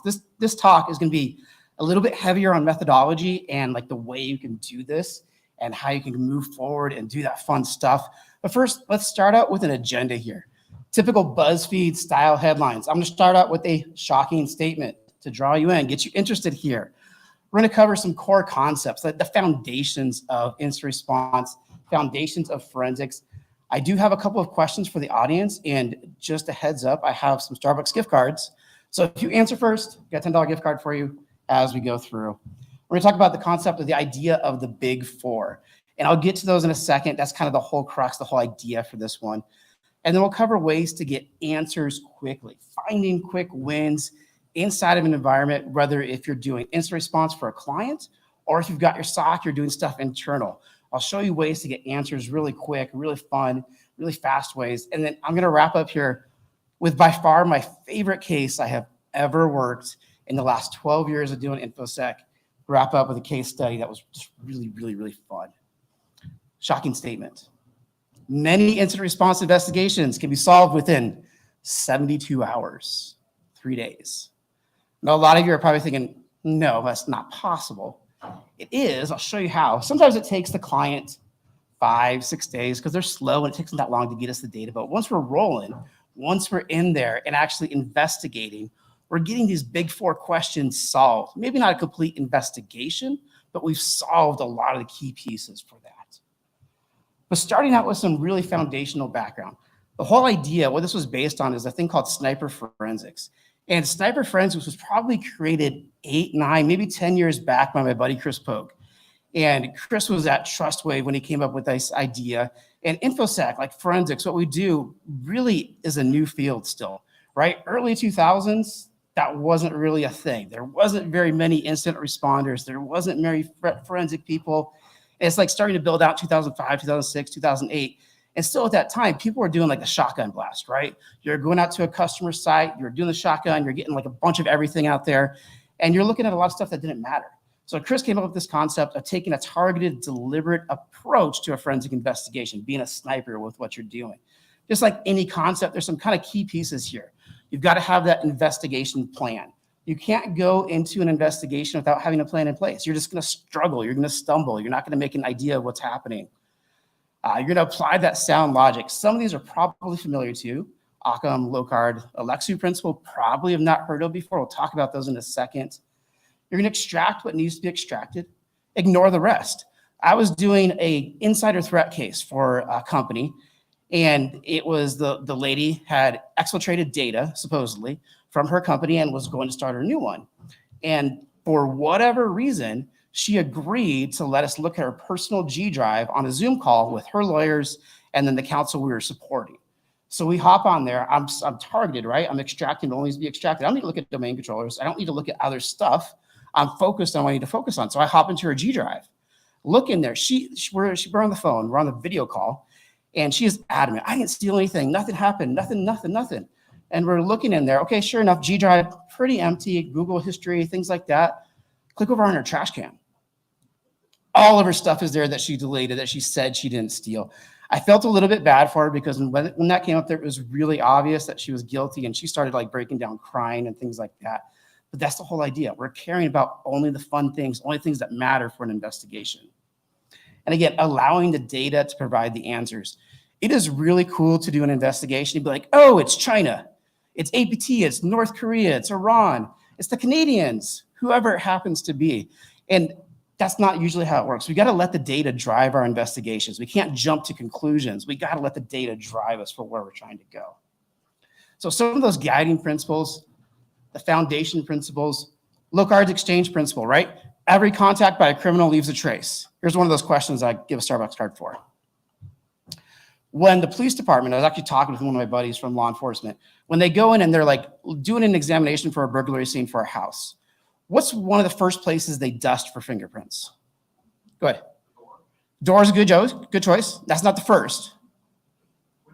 That's first. Something your mom tells you to do when you leave a room. Yeah, I saw the hand over there. So light switch. Got a $10 card for you right here. Come on down. It'll be like The Price is Right. What's the second place? I don't know if anybody's going to get this. So we'll throw out a couple of answers. Go ahead. That's a good guess. It is really random. It is random like that. What's another guess? Drew. Not sink. You're getting closer. Who said refrigerator? There you go. That is actually the second place they dust. I don't know why. I got a Starbucks card for you if you want to come down. They go down there and the bad guys are hungry. They got the munchies, whatever it is, and they'll open your fridge and drink your milk. So takeaway from that is if your house gets broken into, you're probably going to want to trash all the food in your fridge because you have no idea who's ate what inside of there. Good job.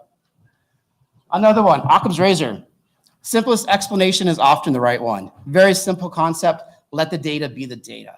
And a new one that you might not have heard of before, Alexei principle. This is one of the guiding facts from when Pogue came up with his sniper forensics idea. There's 4 kind of big questions for here. What questions are you trying to answer? What data do you need to answer that question? How do you analyze that data? Is it using the Velociraptor like the previous talk or whatever it is? And what does that data tell you? Foundational questions, foundational ideas behind incident response and forensics that are kind of the guiding principles for everything we're going to talk about here. So we've had a problem. A lot of people are still doing the one host at a time approach. The current way of investigating is slow. One host at a time is fine if you've got 3 hosts to look at. You can do triage 3 to 5 hours per host, but that doesn't scale. What if you have 500 hosts, 1,000 hosts, 5,000 hosts? You can't do one at a time because you're going to miss those fast, those quick wins for doing an investigation. So I was thinking about this, like, what can we do differently? How can we kind of solve this? And really doing that one at a time approach and the way we're kind of conducting the incident response and investigations, we weren't prioritizing the questions that counsel or the C-suite, the lawyers or the execs, cared about for an investigation. Those guys, lawyers especially, always care about data exfiltration, right? Because they got to wonder if they have to make notice to the public. They've got California privacy laws. They got GDPR. They've got all that stuff to worry about. So when we're doing incident response with Unit 42, the lawyers are our clients, basically. Those are the guys that we work for. We want to make the lawyers happy. So we weren't prioritizing their questions like, okay, we need to come up with a better way of doing this. And that's kind of where sniper incident response came from. It's the fast, targeted hunting of data out there. We're going to prioritize answering the big 4 questions. And I'll get to those big 4 questions in a minute. I'm going to allude to them a couple more times just to tease it a little bit. That's where this kind of concept came up because we weren't doing things right. So let's come up with an idea. We're going to task our analysts or our consultants or your SOC staff with answering the big 4 questions, right?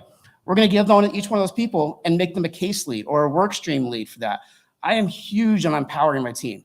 We'll have a team of 8 or 9, 10 people. It doesn't matter what your title is. You can be a SOC level 1 person. You could be somebody on the CERT. You could be an associate consultant or a principal. It doesn't matter. You can be a lead on a case. I'm huge on that. I don't care what your title is. You can be a lead. So doing this, I'm empowering my team. I'm getting buy-in from them. They are enthusiastic about solving the problem. They're enthusiastic about solving the case. They've got that responsibility, and they're like really motivated for that. So we assign these work stream leads to those big 4 questions.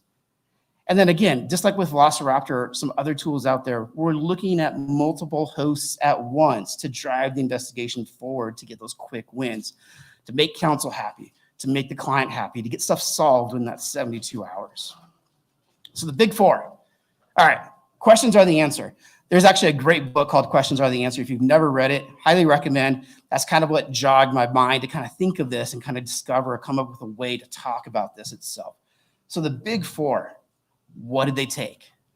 Every case, we care about data exfiltration. There may not be data exfiltration on every engagement, but we always care about that. If that's going to make legal notice, we have to know if stuff is going to be posted on the dark web, if it's leaked on Telegram, intellectual property, things like that, especially Drew, who worked at a big construction engineering company before in the past, and we cared about intellectual property being stolen by China.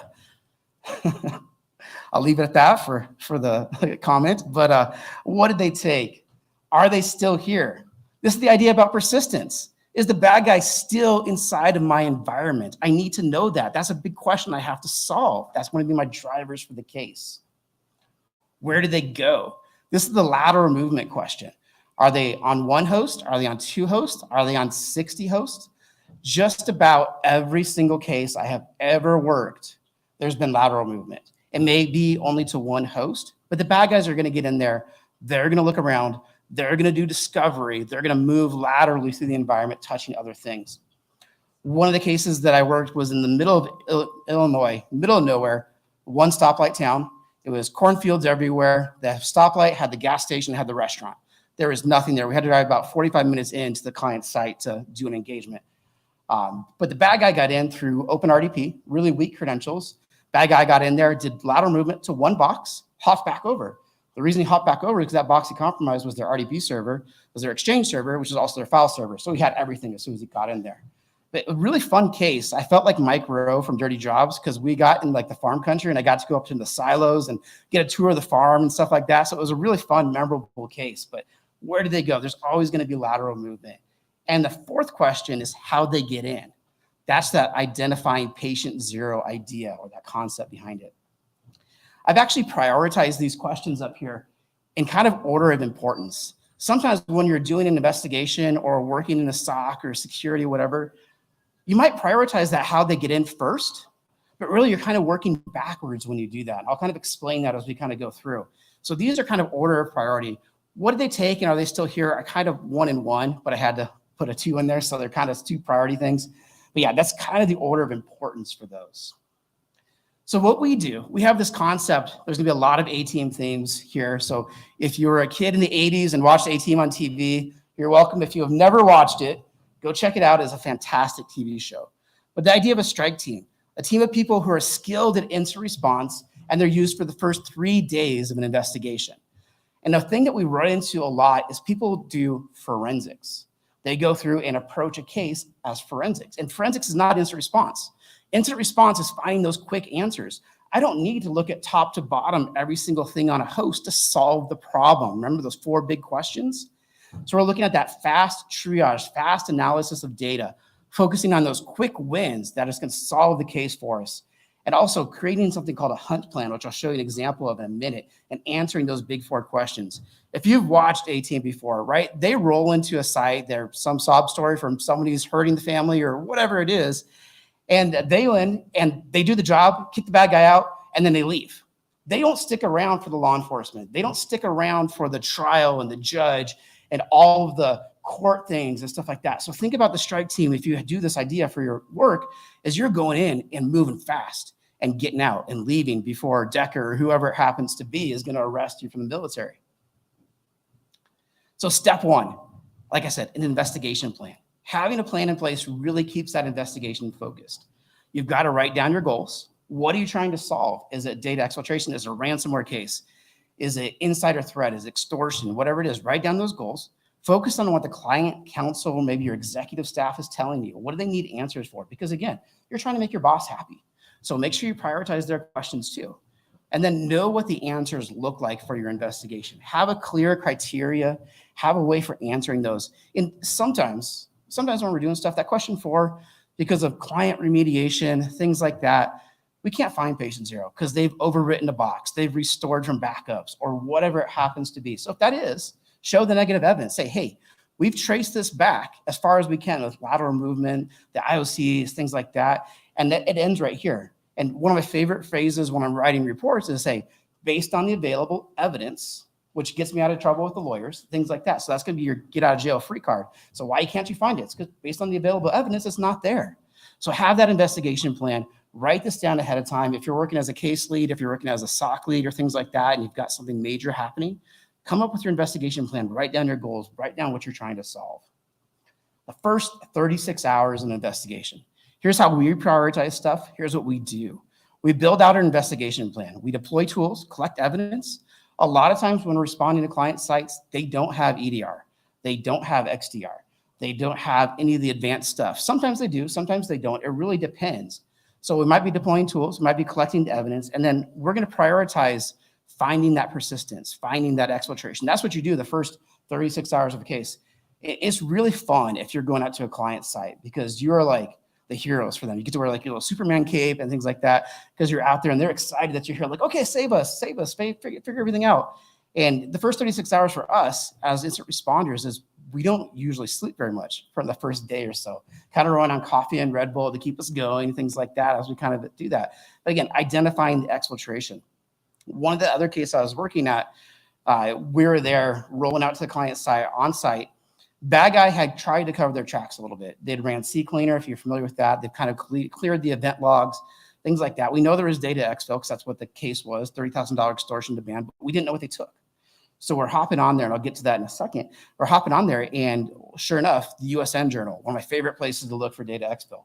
Bad guy had creatively named their exfiltration folder as, it's not stuff, it was another S word, but it was stuff to steal, was his exfil folder. So it made it really, really, really easy to figure out what they took off the environment. And inside there, there's thousands of records. So counsel was super happy, client was super happy because we had identified all of this stuff. And it was important data, it was tax records, PII, PHI, things like that. So first 36 hours, right? The investigation plan, we kind of came up with this. I talked about this a little bit. We've got those 4 big questions there in the yellow sticky note side. What'd they take? Are they still here? Where'd they go? How'd they get in? Pretty much every case that we work, there's going to be some sort of hunting, EDR. They might be using, I don't know, Carbon Black, CrowdStrike, Palo Alto stuff, whatever it happens to be. We're going to be hunting through the data. We're going to be hunting for that exfil, hunting for the persistence, hunting for lateral movement. We're going to have firewall logs. Pretty much every company has got a firewall. Maybe a great firewall, maybe a terrible firewall, but they've got a firewall of some sort. So we're going to look through those firewall logs. We're going to get those quick wins again. We're going to look for the foreign IPs. We're going to look for large data transfers. A great thing to do, if you don't have an alert like this set up, baseline your firewall. If you average 100 gigs a day and all of a sudden you see a spike of 175, what happened? Why is that like that? That might be a good indicator that data just left your network. So baseline your firewall as you kind of go through those things. And then easy wins here, right? Foreign IP addresses, abnormal port connections. Why is the bad guy connecting on port 1337? I don't think that's probably going to be expected to run inside your environment. Or if you're an old school gamer, port 666, Doom, right? Old school Doom servers, why is that running out there? And then full disk analysis. I say full disk analysis, but we're not going through and analyzing the full disk. I'm pulling out those key artifacts. I'm using Zimmerman tools or something similar to that, Redripper or whatever it happens to be, to pull out the stuff I care about. Again, targeted, narrow focus of the stuff that matters for an investigation. Kind of diving a little bit deeper into this, talking about the hunt plan. This is how we break it out. I've got the little arrows, the little flow charts for you to look at. But again, I'm starting with the critical stuff that I care about. Pretty much every case that we work at Unit 42 and things, bad guys can end up on a domain controller. So that's a fantastic way to start your investigation. Start at the domain controller, look for that persistence, look for that access, and then work your way backwards. Don't start randomly analyzing Joe's laptop and hoping that the bad guy happened to be on there. Be targeted, be focused with what you're trying to do.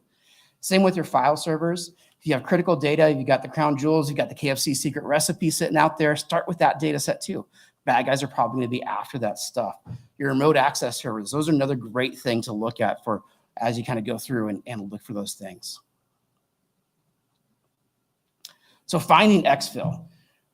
Our screen is kind of small, so this slide might be a little bit hard to read, but I'll kind of talk through this a little bit for you too. But host-based exfil. This is one of our work stream leads the work streams that we talk about that we assign a lead to. And exfil is fun. Exfil is great to discover. It's great to find. Oftentimes when we're dealing with like a ransomware case or things like that, bad guys are pretty noisy and they leave behind a lot of artifacts. This is not an all-encompassing list of every single file artifact that can be found on Windows. These are the ones that I can look at, move through really quickly to get those quick answers, those quick wins. This is not a full disk analysis. It's not a full forensic analysis. This is an incident response triage, looking for those quick wins, looking for those quick answers that I can give to the client, that I can give to the counsel. So browser history.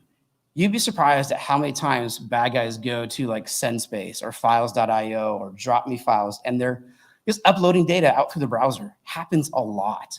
Talk about that a little bit. Process execution, 7-zip utilities. Bad guys usually, they'll have a box that we call a staging server, and they'll acquire data from like your file shares, whatever, and drop it all in the staging box and then compress it somehow. So WinZip, 7-zip, FTP utilities, things like that. Great things to hunt for, great things to look at really quickly. Same with your jump list, your recent docs. Some of these artifacts are probably really familiar to you as well. But another fun one that I don't think we check often enough, especially if we are looking for new access to shares, is that network access share, the event ID 5140. That usually pops up when a new access is created to a share that somebody hasn't really created or connected to before. So a really quick win. If you're using Velociraptor or something like that, kick that in there as event ID. Maybe make that as an indicator, something weird's happening. Same with your user assist, the SRUM. SRUM is really fun too, because that's going to show you sometimes your inbound, outbound bytes sent in and out of the network. I think a lot of folks don't look at that one. That's a really cool one to look at. Windows registry, typed paths are huge. I'll show you an example of that in a minute. Again, Windows registry is also going to show you your process execution, stuff like that. So exfil statistics. This actually comes from the Unit 42 data. On average, we work about 1,500 cases a year. So we're pretty busy. Over the last about 3.5 years, we've probably worked over 1,200 ransomware specific cases. So everything from the full-blown investigations to negotiations with bad guys, stuff like that. And this is actually some of our exfil statistics coming right from our data sets for what we're seeing. And this stuff will be in our report coming up, I think in March, April timeframe too. But the bad guys are pretty typical. They're pretty static with what they do. Services, mega, right? pCloud, drop me files. I mentioned those. OneDrive, Google Drive. Tools. Bad guys love rclone. I'll show you an example of that in a second. But rclone is huge. rclone is all the time. WinSCP, FileZilla, Cloud Services Tool, Megasync, pCloud AMP, things like that. But the bad guys are using these tools, and this is consistent pretty much across every case that we work that has exfiltration. This is how they're doing it. So rclone, quick fact. If you have a case and you have data exfiltration, look for this rclone.conf file. Inside that is most likely going to be the bad guy's exfiltration IP address where they exfilled the data. It's going to be the bad guy's username, bad guy's password.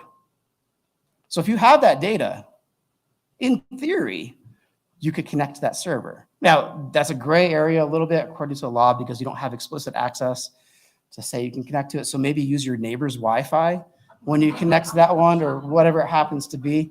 But yeah, check for those rclone.conf files. We see them left behind all the time. Bad guys are lazy and they leave them there for us. So let's talk a little bit about persistence here, how the bad guys maintain their access and ways we can kind of find that really quickly. So the are they still here work stream.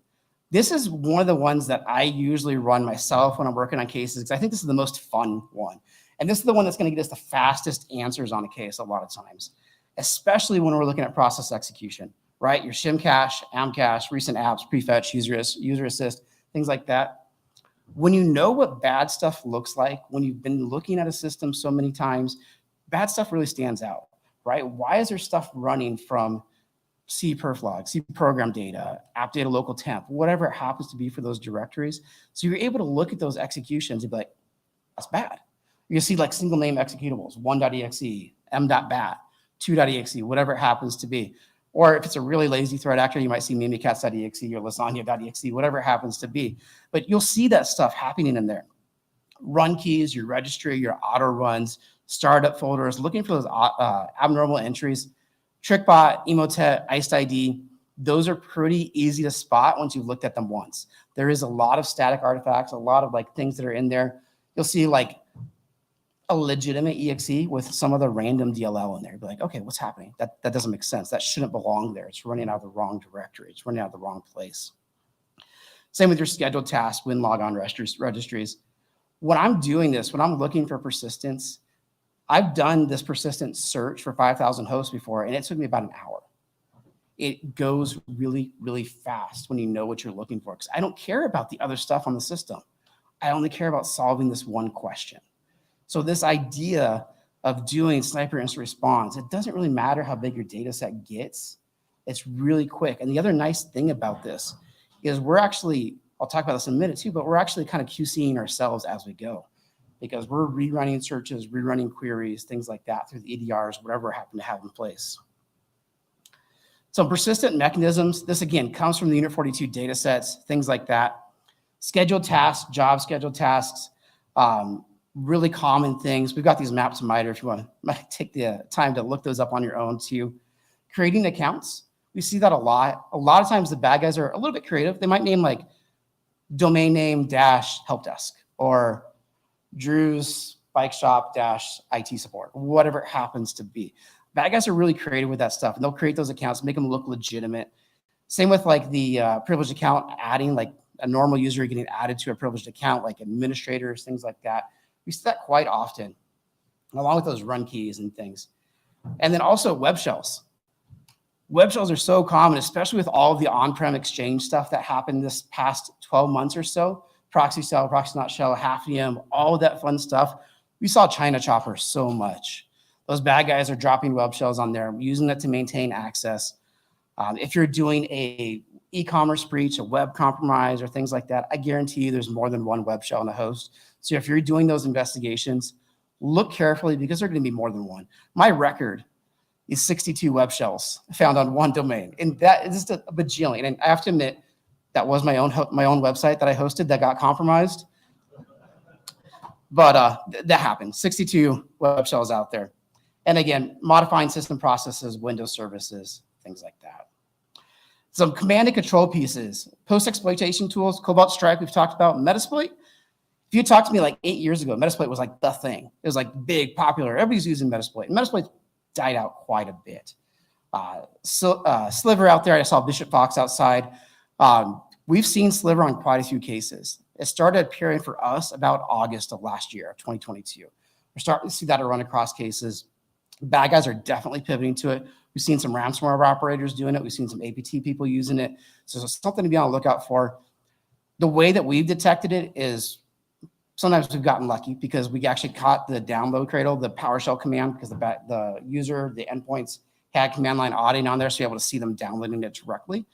The first time I saw it, I'm like, what in the world is this thing? I've never heard of it before, and actually hopped on Google and I'm like, oh, it's a new command and control thing. Brute Retel. Brute Retel is like the thing that's in media. People talk about it. Unifor had a blog about it. And honestly, we've only seen it on a handful of cases.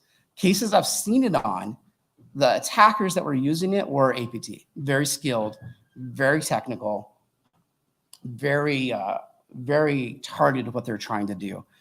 One of the ones that was probably the most popular, and part of this is public, so you could probably Google and fill in the blanks, but was a large, I don't know, city, municipality on the East Coast that we supported, we worked an investigation for. And it was a ransomware case and things like that. And that's kind of the first place where we saw Brute Retel being used, but very popular thing. Administrative tools commonly abused by the bad guys. AnyDesk, ConnectWise, Screen Connect, those types of things are fun. One of the things that we've seen quite a bit of is the threat actors leveraging these tools instead of dropping Cobalt Strike, instead of dropping the other tools, because they're using these legitimate tools to maintain access. And they're hoping they can kind of fly under the radar for your detections, things like that.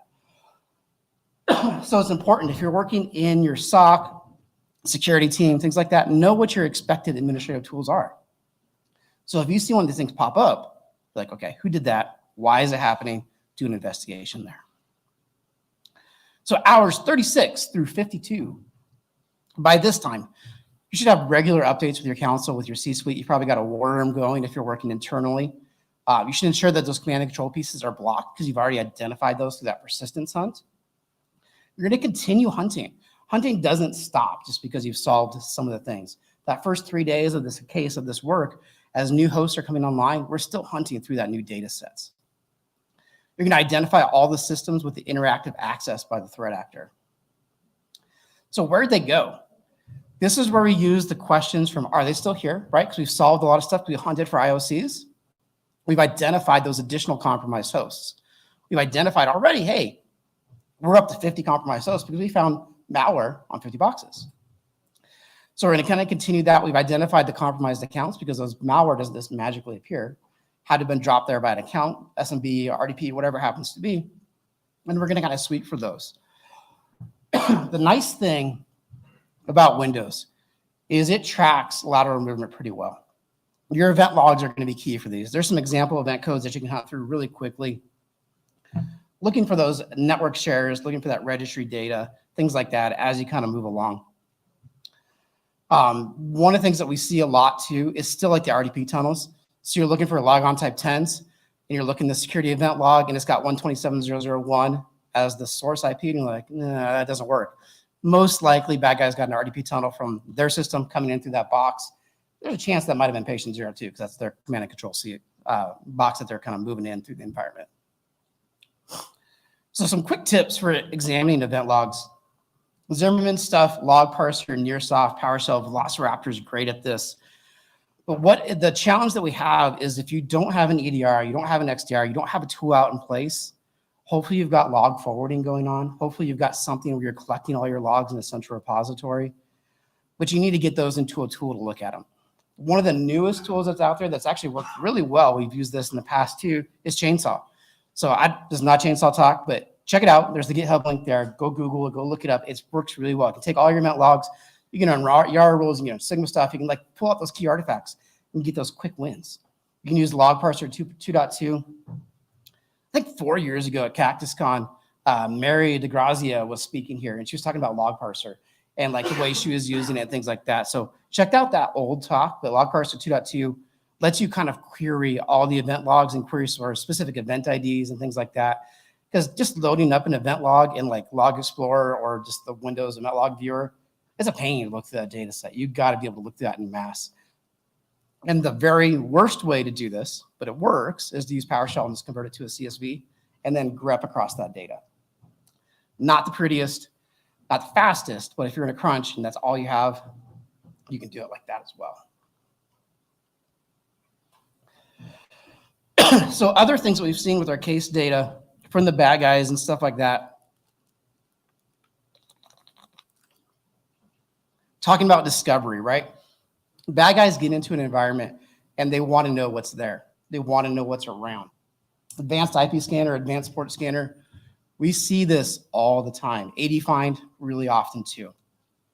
So bad guys are doing that reconnaissance just like anybody else. They're hopping in there. They're looking around. So looking for those key artifacts. Again, you're speeding up your investigation. Who am I command? I think it was Marcus's talk earlier today. He was talking about that one, if I recall correctly. Bad guys use this all the time. It's so silly that they still type this in because every SOC in the world has a detection for this, but they do it. They type that stuff in there. So credential access. This is what they're using. This is what we see. Mimikatz, Lasagna, we see that all the time. In-packet, proc dump, we see quite a bit as well. And then leveraging the post-exploitation kits, Cobalt Strike, whatever. One of the things that we just saw really recently, like within the last week, there's an APT group called Scattered Spider. You can go Google that. There's some stuff out there. But they're using Magnet's RAM capture and dropping that onto a host, grabbing the RAM, and then just doing strings on it and pulling out the clear tech credentials. I thought it was really creative because some of the EDRs don't pick that up. They don't look at it as Mimikatz or Lasagna. It's like, oh, that's creative. That was fun from the bad guy's perspective. Stuff like that we're seeing still right now. It's kind of getting closer to the hours 52 through 72. You've got a lot of your stuff answered. You've got a lot of your questions solved. This is really about tracing that lateral movement backwards, trying to work backwards, trying to find patient 0. If you've looked at this and you've said, hey, they got in through proxy shell, we don't have a patched exchange server, those types of things, right? Patch that stuff as soon as you can because you're just going to get compromised again. This log4j, log4j, however you want to pronounce that one, patch that stuff. We saw so many cases like that. If data was exfiltrated and you found that and you do not have legal counsel involved, absolutely highly recommend bringing in breach counsel. There's a couple reasons for that. If you bring in breach counsel, now you're going to have a privileged investigation with whatever IR firm comes in there and you're covered from that legal perspective.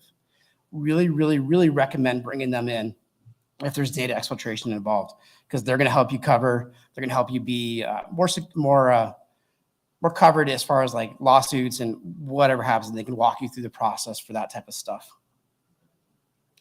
So finding patient 0. Finding patient 0 is really the ultimate answer. It comes to itself when you've solved these other 3 questions. You've traced that lateral movement backwards to that first compromised host. You've identified all of that persistence, all of that malware, and you're doing your timeline analysis. So if your timeline analysis, you've got your first compromised host at, I don't know, December 6th, 12 p.m. Your next host that was compromised wasn't until the 8th. most likely that 12.6 host was probably patient 0 or very close to it. Again, you try and track that back as far as you can. But again, patient 0 is probably the last question that we try and solve because it really kind of comes clear when we've solved those other 3 big questions that counsel and those folks care about. Oops. So some key takeaways, right? Attackers are looking for those quick wins. This is based off of our case data, all the cases we've worked. 70% of the cases that we saw this year, I think got 1,500 or so, were phishing or software vulnerability. Bad guys aren't doing stealthy stuff. They're not really advanced. They're not really doing like a lot of like the new stuff out there. They're taking advantage of the known exploits. They're taking advantage of users. They're taking advantage of just that normal stuff that we see. We do see some brute force stuff occasionally. We do see some of those like initial access brokers, right? Previously compromised host, bad guy goes silent for 6 months, sells access in the dark web to somebody else for $500 or whatever it is. But most often it's from these very basics, very easy ideas of what they're doing. Phishing, not only email phishing, but also like MFA exhaustion. You probably have heard of like the Okta stuff that happened, right? The octopus stuff. We worked a lot of those cases. And it was really fun from the bad guys' perspective, really creative with what they were doing. But again, low tech. Didn't cost them much. They stood up a website. They sent out some MFA prompts to users. They did a phish and got in.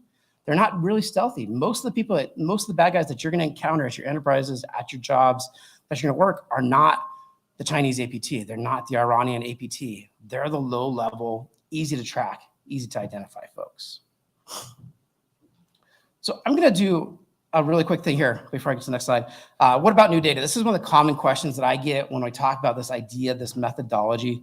Again, it's not a one-time search. It's reiterative. As you get new hosts, as you get new assets inside the organization, you're going to rerun these searches. And like I said before, rerunning these searches doesn't take that long. It can be done really quickly. So again, maybe an hour, maybe 2 if you're not really super familiar with a lot of these things, but it goes really fast.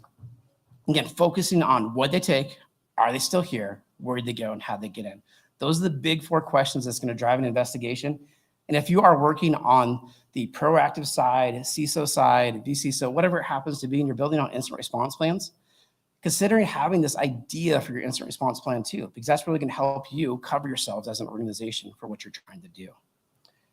So I'm going to do a quick sidebar and not talk about tech stuff for a second, because I think this is super important. And I think this is something that really helps us as investigators, as security responders, as kind of being out there. And part of that has to do with your mindset, right? Carol Dweck has a great book called Mindset that's out there on Amazon. Recommend reading that one. But it's tough, right? When we're doing incident response, when you're working in a SOC, you're going to have to work weekends. You're going to get a call at Friday night at 10 p.m. You might be out at the movies, dinner, or whatever it is. It's going to happen. You're going to have to work Christmas. You're going to have to work Thanksgiving. At some point in your career, it's going to hit you. Hopefully, when you get older and in your career for a long time, you can push it off to the new folks and they have to suffer and you don't get to do it anymore, but it's going to happen. So your mindset is really, really important with what we do. And what I'd like to tell my team, I like to tell folks I work with is failures, it's not a big deal if you mess up. It's just an opportunity to learn, opportunity to get better, opportunity to improve yourself. Same idea with challenges. Challenges are just an opportunity to learn, opportunity to be a better person, a better investigator, a better human as you go through. So don't shy away from those things. When those things come up at work, those things come up in life, and you may not be comfortable with it, go for it. You're just gonna be better at the end of the day. And my takeaway for that is be comfortable with the uncomfortable. Seems really common sense. Public speaking is terrifying for a lot of folks. When I started, I was terrified. Like I get up here and my hands would shake and all that stuff. And the more I did it, the more comfortable I got with it. But be comfortable with the uncomfortable. Let's kind of work through that. And the last thing here is that flexibility. When you're working an investigation, you all have the same goal. You want to find out what happened. You want to take the bad guy out. You want to solve it. There's going to be multiple plans to achieve the same goal. Be flexible with how you're approaching it. Don't be so rigid that you're going to be like, it's my way or nothing's going to work. Be flexible because you're all on the same team. You're all trying to solve the same problem. Planning ahead, going back to that investigation plan, plan ahead for what your on-site's going to look like. Plan ahead with how you're going to interact with the client. Plan ahead with those proposed questions that you think you're going to be faced with. And then again, ask questions, listen, and observe with what counsel's telling you, the client's telling you, what you're seeing on site. Just be observant. Ask questions, listen.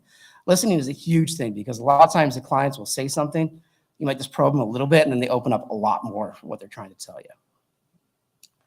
So I've got about 10 minutes left. Okay, let's talk about my favorite case ever. And this title is absolutely appropriate. How to fail at everything and still not get fired from your job. This has to do with the CISO at this company. So let's start with a little bit of background here. This was a very, very, very large financial company on the East Coast. It was not Experian, it was not Equifax, so it wasn't one of those people, but they had over $1 billion in revenue. The company's been around forever. So that's the background. That's as much as I can give without giving away who the client was for this. But some scoping notes. So they had an on-prem exchange.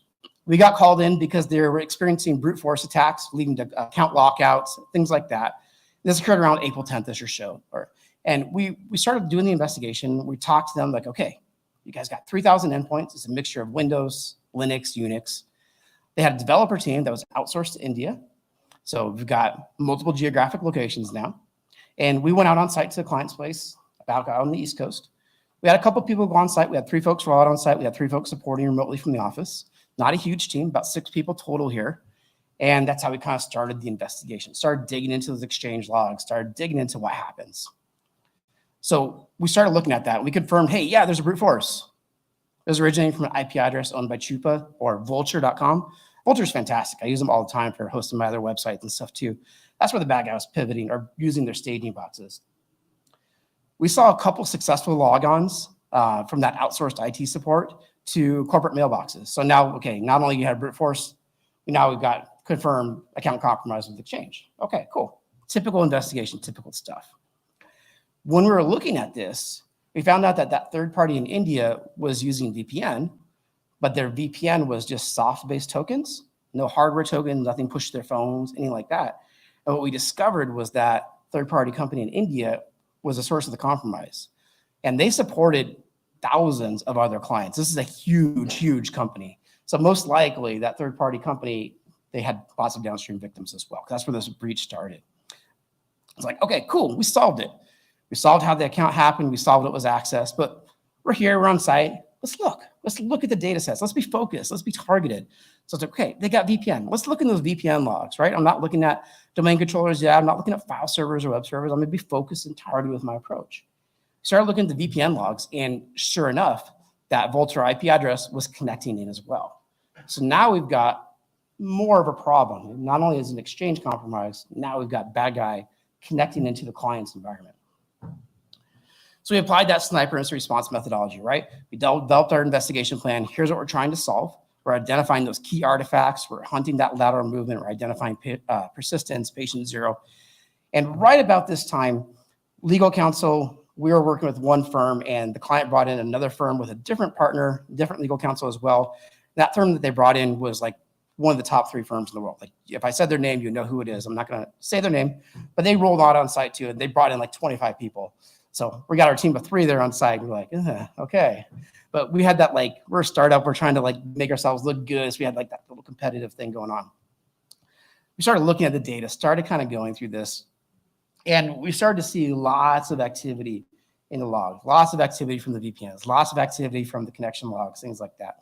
United States, India, Netherlands, Australia, Germany. The stuff at the bottom really caught our attention. Iran, right? Why are they connecting to a US company, US financial company in the first place? What's going on here? So we started digging into this, started doing our tracking the lateral movement, started identifying compromised accounts, started kind of digging into what was happening. And one of the compromised accounts that we found, we're going to call him Sharma. That's not their name. That's a redacted name, but that's what we're going to call this person. And we see them coming in from different hosts in the VPN logs. Most of the hosts looked legitimate because they had like the company name at the front there where it says redacted.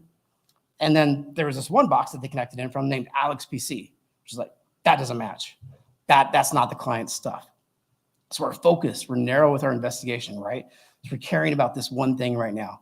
Remember, the other IR firms there with 25 folks, they're like deploying all sorts of tools and setting up things and like doing all this stuff. And we're digging on this. Like we got a lead, we're gonna chase this and see where it goes.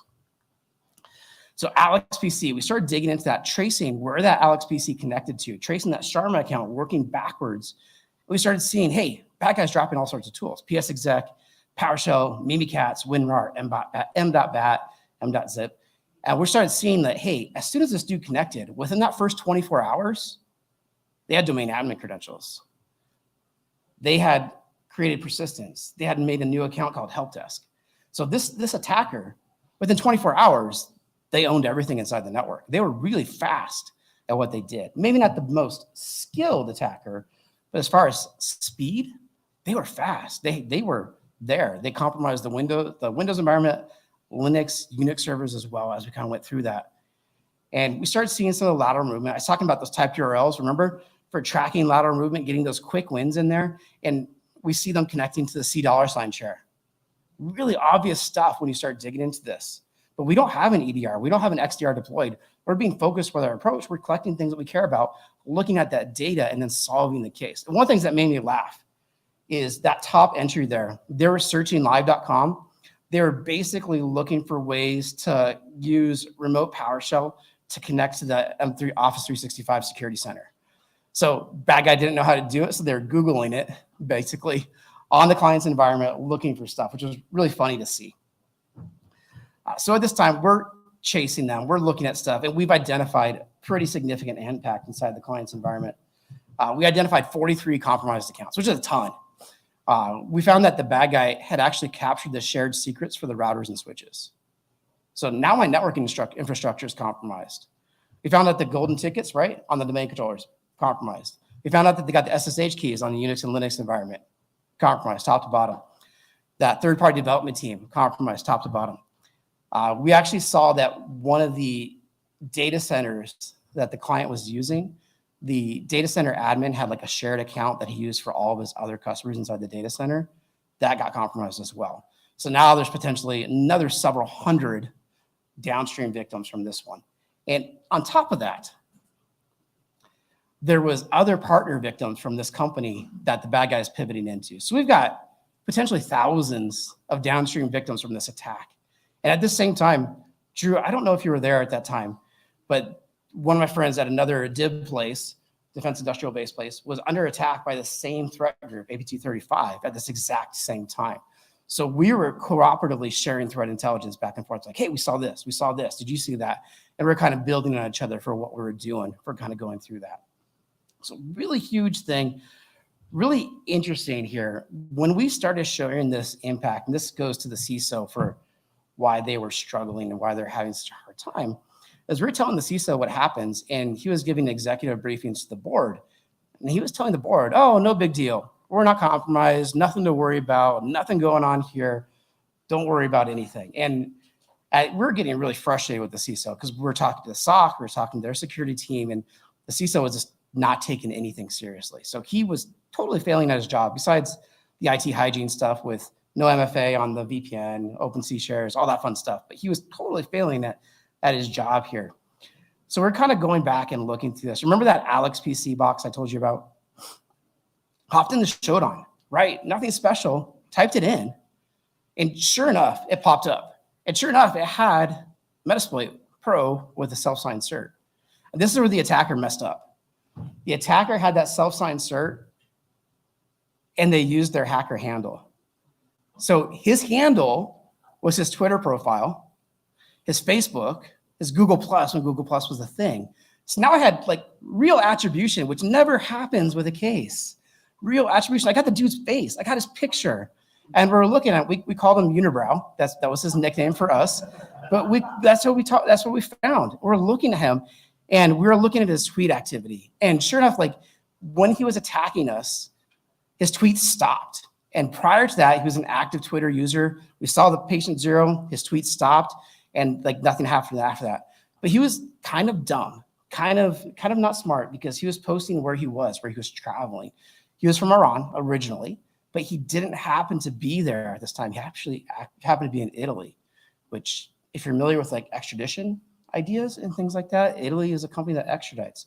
So we started working with law enforcement, started talking to our friends, Secret Service, FBI, things like that, kind of talking to them with what happens. And this is like where it gets even more interesting. We told counsel, not the counsel we were working with, but in-house counsel for this lawyer, that, hey, you are top to bottom compromised. Bad guy is reading all of your emails. do not put our daily updates out there. We're using out-of-band communication. We're using personal Gmails for that type of stuff. And we discovered that in-house counsel was putting all of our daily updates on their SharePoint server. And we were looking at the SharePoint server and we saw the bad guy reading our daily updates for the investigation, which was just terrible. But on top of that, it gets worse. This threat group, when we're talking to law enforcement, they were known to support Hezbollah, so terrorist related. On top of that, the in-house counsel decided to upload all of our personal contact information to SharePoint. We saw the threat actor looking at our information, my name, my personal cell phone, and I'm not making this up. When we saw that, pretty much the same day, our phones were ringing off the hook, 30 to 40, 50 spam calls a day coming in because we think the bad guys here got bored and like, you guys aren't catching us. We're seeing all your updates and they're just gonna mess with us. And that went on for a solid year. I never changed my number. I just kind of blocked everything eventually. That happened all the time, which was just crazy. I've never had that happen before. Lesson learned from my side, I never give counsel my personal cell anymore. I give them a Google number. So take that advice as you go through. But one of the nice things about this, like we got that attribution, we got that bad guy activity, we kind of identified who they were, and we were talking with law enforcement. And part of that thing was, hey, we grabbed him. He was in Rome. It probably was not like this picture, but that's what's in my head. Van pulls up, throw a hood over your head and shove you in there, and you're at some detention center down the road. That's what I thought happened. That makes it worthwhile for me. It was like, hey, you got us. I got you. You're in prison now. Craziest story I've ever worked, craziest case. But that's the summary. That's the idea of sniper incident response. Focus on those big 4 questions. You can find the slides. I'm going to upload them to GitHub pretty much, maybe tomorrow or so. I'm on LinkedIn, Twitter handle. If you guys are interested in working, you need a job or interested in switching over to Unit 42, we are hiring. We have lots of open roles, specifically on the proactive advisement side, GRC stuff. We've got a lot of open positions over there. We're going to be building our threat intelligence team even more. We're going to have some new openings coming up this year. So lots of fun stuff coming up. And that wraps it up for me.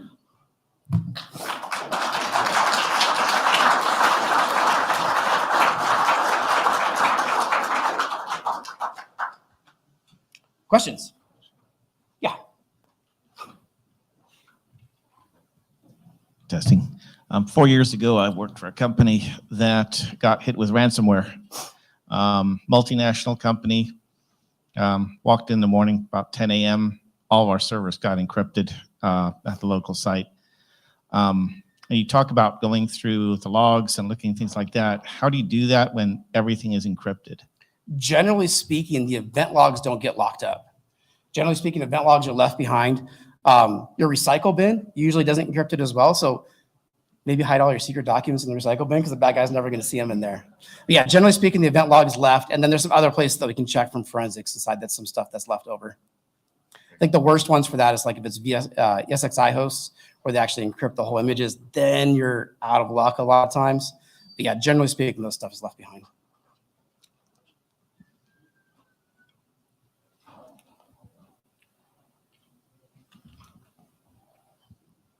I was interested in the line around 50 hours after you get started, you're stopping C2, that's command and control, right?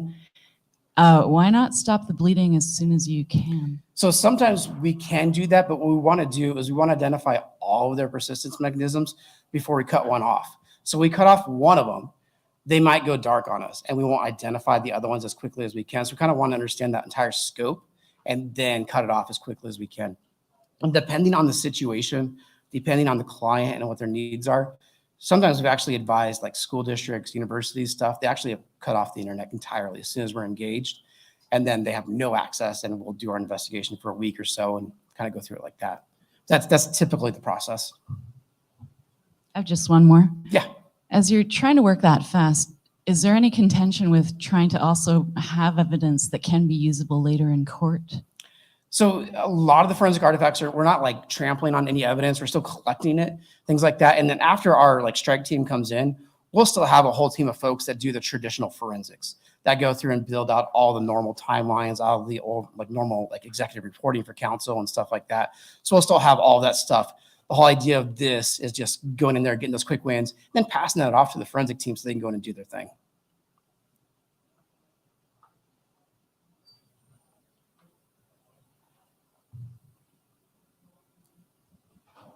So on the metric slide there, you had all of your cases there together. How does it change whether it be phishing versus vulnerability when it comes to just ransomware? A lot of it doesn't change really. A lot of their tactics are pretty static for what they do, because a lot of these threat groups, they actually will have, like Conti is a famous example, right? The Conti playbook was leaked online. You can go Google that. It's out there on GitHub and places too. The threat actors that we see, they usually have these standard playbooks that they follow. The ones that don't follow the script are either like the newbie hackers that just grab all the tools in the world and drop stuff on there and hope something works, or the really stealthy state-sponsored folks. They kind of go on their own script. But the typical stuff, the majority of the cases we work, they are pretty standardized as far as tooling, as far as what they do, as far as what we see.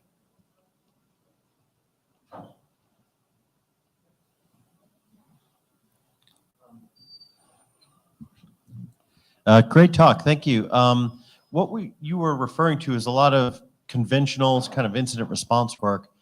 Nowadays with the cloud, do you see, how much of a shift do you see? And I know it's going to be, it depends, but the cloud surface provides a whole new attack vector that is sort of relatively unknown by your conventional IR teams. Do you see more and more exfiltration and abuse on that front?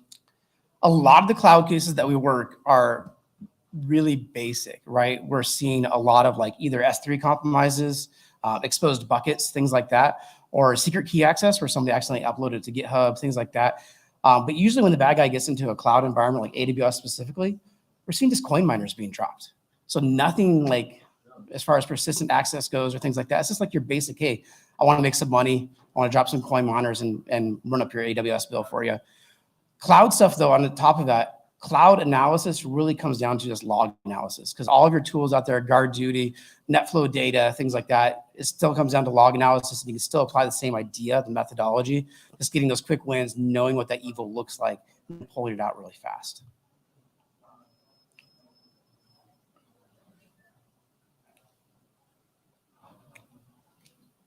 Sweet. Awesome. Yeah, thanks for all coming.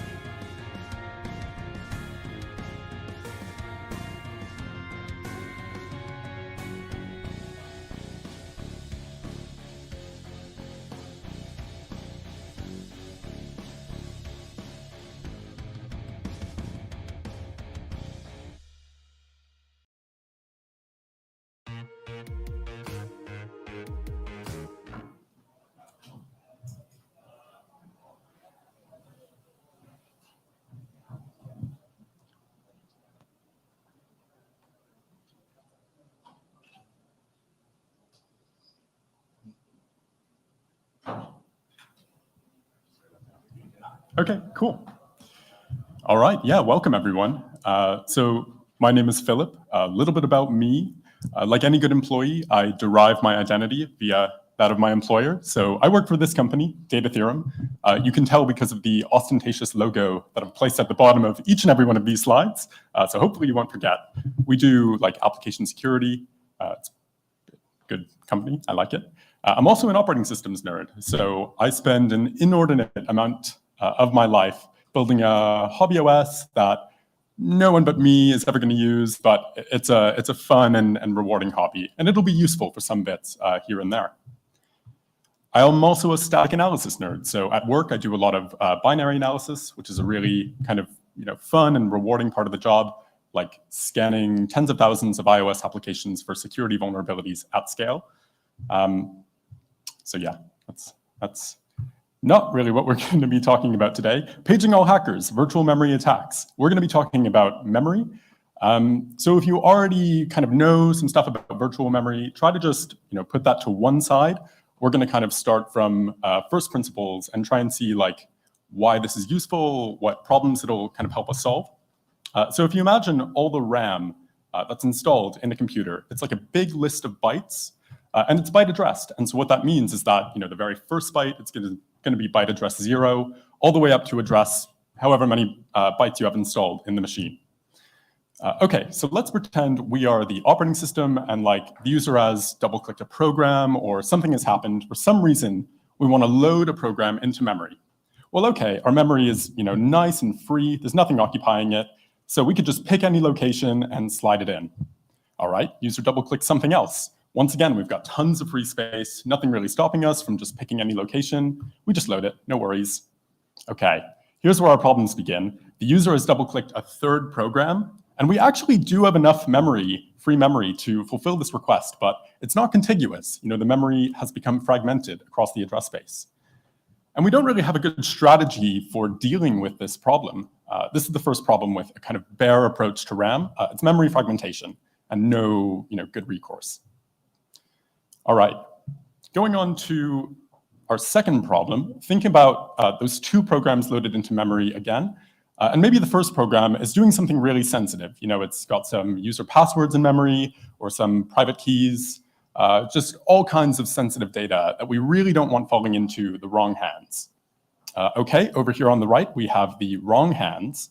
And what this program can do is it can just read all of memory from beginning to end, scanning it for strings or secrets or credentials or whatever it likes. And there's absolutely nothing stopping it from doing this. There's no concept of memory protection. And not only can it read any memory it likes to, it can also write to memory, which is really scary because it could just like inject a keylogger into any program, and there's nothing you can do about this. And lastly, another problem I thought I would throw in is, say we've got those 3 programs loaded into memory, and then you want to load another one. We're under high memory pressure, and again, we don't have a good strategy to deal with this. How do we free up more memory so that we can continue operating and not just totally lock up? Okay, so of course there is a solution to this problem. It's not new, it's from the 70s. It's called paging. Now, first things first, let's get our definitions straight. There's several kinds of paging we're not going to be talking about. What we're talking about is this fundamental kind of CPU level memory virtualization technique.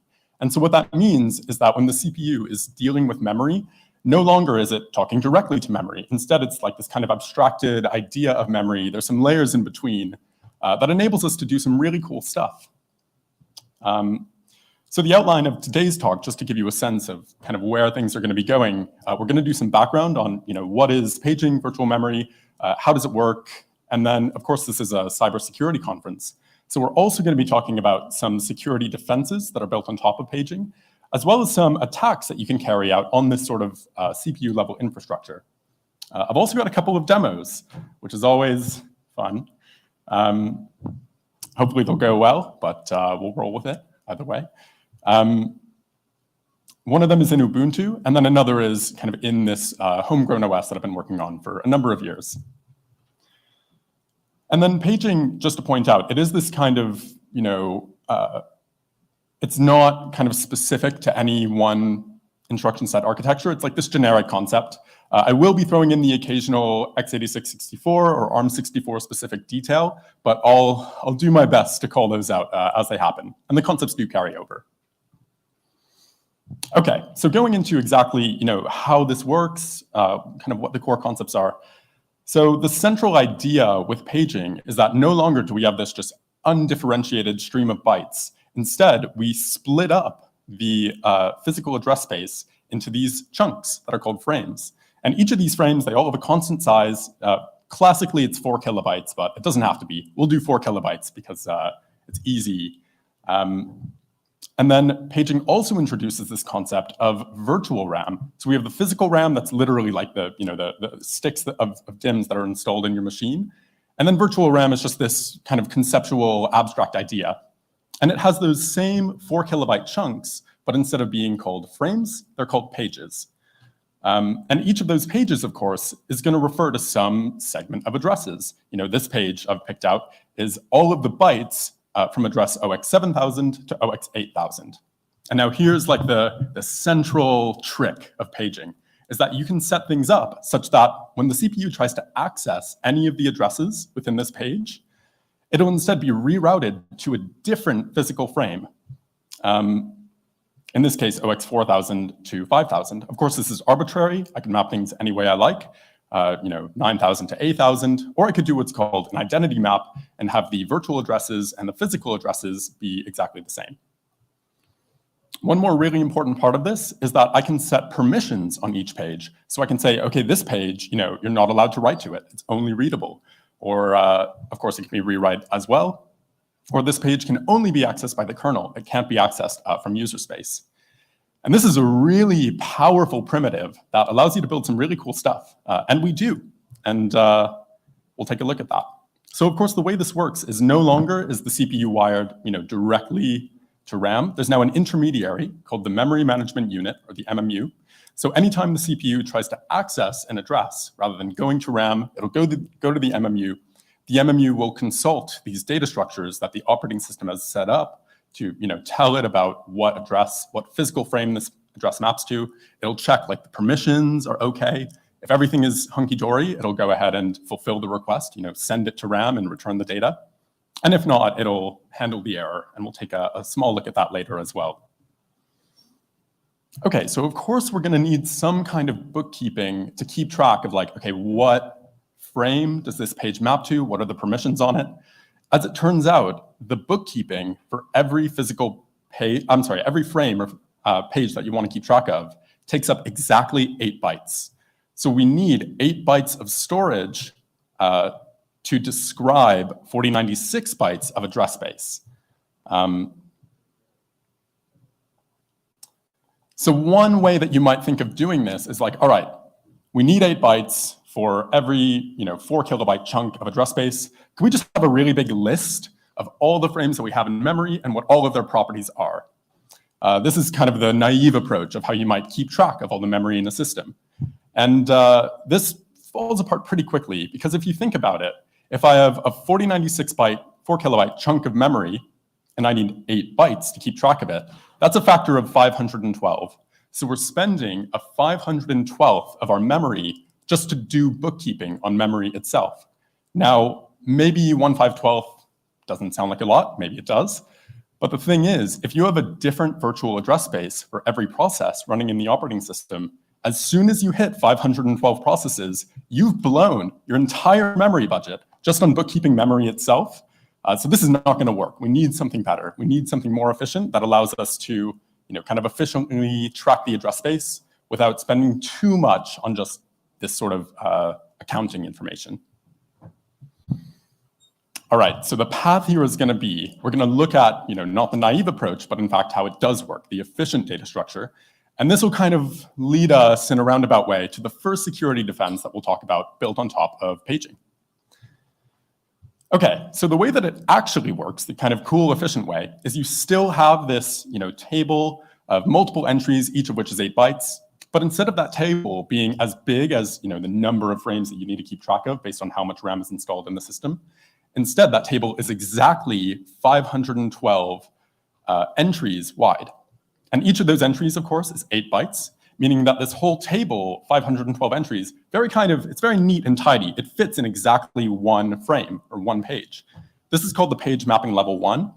And since each of these entries in the page describes 4 kilobytes of address space, it means that the page mapping level 1 with its 512 entries describes 2 megabytes of address space. So it takes up 4 kilobytes of accounting, but it lets you describe 2 megabytes of address space. Okay, 2 megabytes, of course, isn't going to get us very far. So where do we go from here? Well, we have a page mapping level 2. It's the same idea. Everything is 8 bytes. There's 512 entries. It fits in a frame once again. But instead of each of those entries describing a 4 kilobyte frame, each of those entries is now describing an entire page mapping level 1. So rather than mapping 2 megabytes of address space, I'm doing 2 megabytes times 512, or a gigabyte of address space. Is that okay? If that's all making sense, that's really good because we just continue the trick again. There's a page mapping level 3, 512 entries, each are 8 bytes, and each describes a page mapping level 2. Meaning that a page mapping level 3 gets you the ability to describe 512 gigabytes of address space. And then thankfully it stops here. There's one more level, the page mapping level 4, exact same idea. We just go one level up. And this lets us talk about 256 terabytes of virtual address space. So thankfully it ends here. The CPU sets up the page mapping level 4. I'm sorry, the OS sets up the page mapping level 4, hands it off to the CPU, and then it can get to work. We don't have to deal with more tables. Actually, that's not true. Intel has a thing with 5-level tables. I don't think they've actually produced any CPUs that do this, but it exists. Anyway, we're not going to worry about that. Okay, so hold on. Initially, we just had that big list. Sure, it was kind of maybe expensive, but it was quite kind of compact. We just had one list to keep track of. Now we've got these like recursive, nested tables. This seems like a lot more bookkeeping. How is this kind of helping us with our memory budget? Well, there's a really important trick here, and that is holes are allowed. So you don't actually need to flesh out all the levels of all of those tables. You only need to keep track of the memory that you actually care to access. So we only store bookkeeping for the memory that's actually in use. Another way of visualizing this is I've got that whole page mapping level 4, the recursive structure, but if I don't care about some region of the address space, I don't need to allocate the memory to keep track of those tables. I can just, they just won't be there, and those addresses, you won't be able to talk about them. So it's pretty cool. Now, the way that this works, when the MMU, you give it an address, and then it's going to consult those tables to find out the information in those data structures that we just looked at. How does it actually know where to look? Well, the virtual address itself, the kind of pointer in regular parlance, any memory address that you're using in regular programming, it's actually a sort of code. So it's not, of course, actually an address in RAM, as we've seen. It's instead an instruction to the MMU on how you're going to traverse these data structures to find the information about what frame it's mapped to. So the top 16 bits, this is a 64-bit address expressed in binary. And I've just color-coded what each of these regions mean. So the top 16 bits are unused. We'll come back to those later. And then the next sections of 9 bits each describe what kind of index in each of those levels of tables should be accessed in order to find out the information about that frame. So the top 9 bits are the index into the page mapping level 4, next 9 bits page mapping level 3, et cetera, et cetera. And then those bottom 12 bits are the offset into the physical frame that you want to, of the memory, of the real RAM that you want to access. I think this is quite useful to kind of work it out, on paper per se, with a real address. So this is just a made-up pointer. We can express it in binary and do those same color-coded divisions that we did a moment ago. And we can count out, we can see, okay, this is accessing the 0th index in the page mapping level 4, the 0th index in the 3rd table, the 3rd index in the page mapping level 2. You get the idea. And then finally, 324 bytes into that physical frame. Okay, I want to do this with one more address. This is like a typical kind of kernel mode address that you might be familiar with if you've seen kernel addresses and then they have all the Fs at the beginning. Why is that?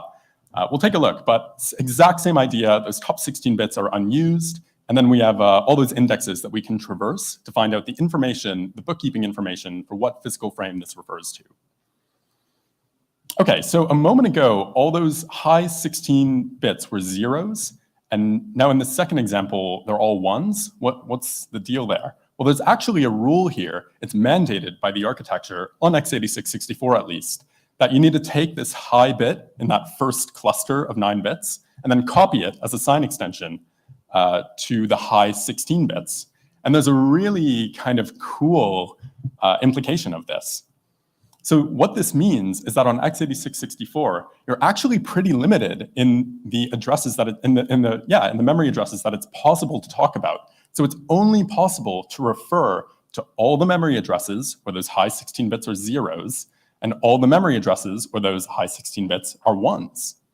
So we have a 64-bit address, but functionally, we only have 48 bits that we can use to actually work with real memory addresses to address bits of the address space. And it's actually pretty remarkable how small this is compared to how big the 64-bit address space really is. So again, all the addresses where those top 16 bits are zeros, that's 128 terabytes of possible addresses. All the addresses where those high bits are ones, that's another 128 terabytes. But there's this massive, really gargantuan region in the middle where those high 16 bits are some combination of zeros and ones, and it's impossible to refer to these. And that region is actually 16 million terabytes.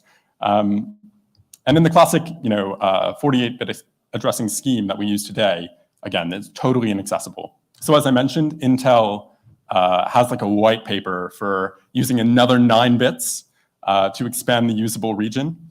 But no one needs those today. We'll get there someday, but 256 terabytes is more than enough for anything we do today.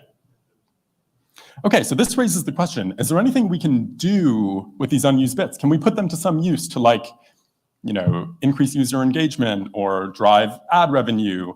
Well, actually, yes, not that, but yes. So this is our first kind of security defense. Also, that was the kind of theory-heavy portion of the talk, so thank you, everyone, for sticking with me. So the idea here is that rather than just having those kind of useless high 16 bits that aren't really doing anything for us, we can instead put some kind of security information in those. So this is the idea with pointer authentication. We use those high 16 bits to store a context value and a cryptographic kind of digest that's computed from all these other values. And effectively, what this means is that it's really difficult to forge pointers if you're trying to carry out some kind of, you're trying to execute code that you shouldn't be able to execute. You're trying to jump somewhere you shouldn't be able to jump. You need to construct a pointer to do that. But if pointers are signed and you're not able to, sign them yourself, that's a lot trickier. This was introduced in ARM 8.3. It's been in iPhones for a few years and now some Android SoCs as well. It's neat. And one thing that's cool about this is it means that if you look at a signed pointer, it's no longer a valid memory address. Well, actually, they were never valid memory addresses because they don't actually refer to RAM, but you know what I mean. I digress. Yeah, they're now this kind of garbled value because they have this crypto signature tacked onto them, which I thought was cool the first time I saw it. Okay, so you might ask, why PAC? What is it kind of doing? And it's an extra defensive mechanism. So the threat model here is someone has already, not code execution, but they're messing with stack frames or, they're doing something and you don't want them to be able to construct pointers and jump to arbitrary locations. So it's just a kind of an extra barrier in the way of someone who's trying to do remote code execution. And in particular, it's intended to make return-oriented programming harder to achieve. So if you're not familiar with return-oriented programming, that's fine. I've got this really kind of simple diagram to illustrate the idea. This is, don't take this too seriously, but the idea is, okay, the system that I'm trying to attack has enough protections in place to where I can't just, write shellcode somewhere. So the idea is, it's pretty clever. There's code that exists in the binary that I can just rearrange in kind of clever ways to achieve some goal. So I've got 2 functions that just exist. They're innocuous. It's part of the kind of trusted code. The first one execs a known binary. The second one reads some user input and then prints it. But the idea with return-oriented programming is that you can rearrange these things to do new and scary things. In this example, of course, it's reading some user input and then executing it. And the idea with PAC is that if these pointers are signed, if you take one from the wrong place, it's not going to be valid, and this won't work. Okay, so you might ask, well, hold on. If all that I need to compute this crypto signature is just what's available in the pointer, can't I just compute this signature myself? Well, no, I oversimplified a bit. I put in this slide because someone called me out. There's an extra piece of information that's factored into the signature that's stored in kernel space, and it's not accessible. Well, okay, can I just brute force these signatures? Well, you can, but every time you try to dereference one, the MMU will crash your program. So it's a pretty slow way to try and gain code execution. And depending on the environment, of course, crashing the program every time you get it wrong might not be a good option. Now, of course, Pack is not kind of infallible. You can find what's called a signing gadget to get around it. So this is quite funny. This is a snippet of assembly, again, in some trusted code. But what you'll notice is what this code does, if you kind of extract just the right piece of it, is it reads a pointer from a memory location, it signs it, and then it stores it back in memory.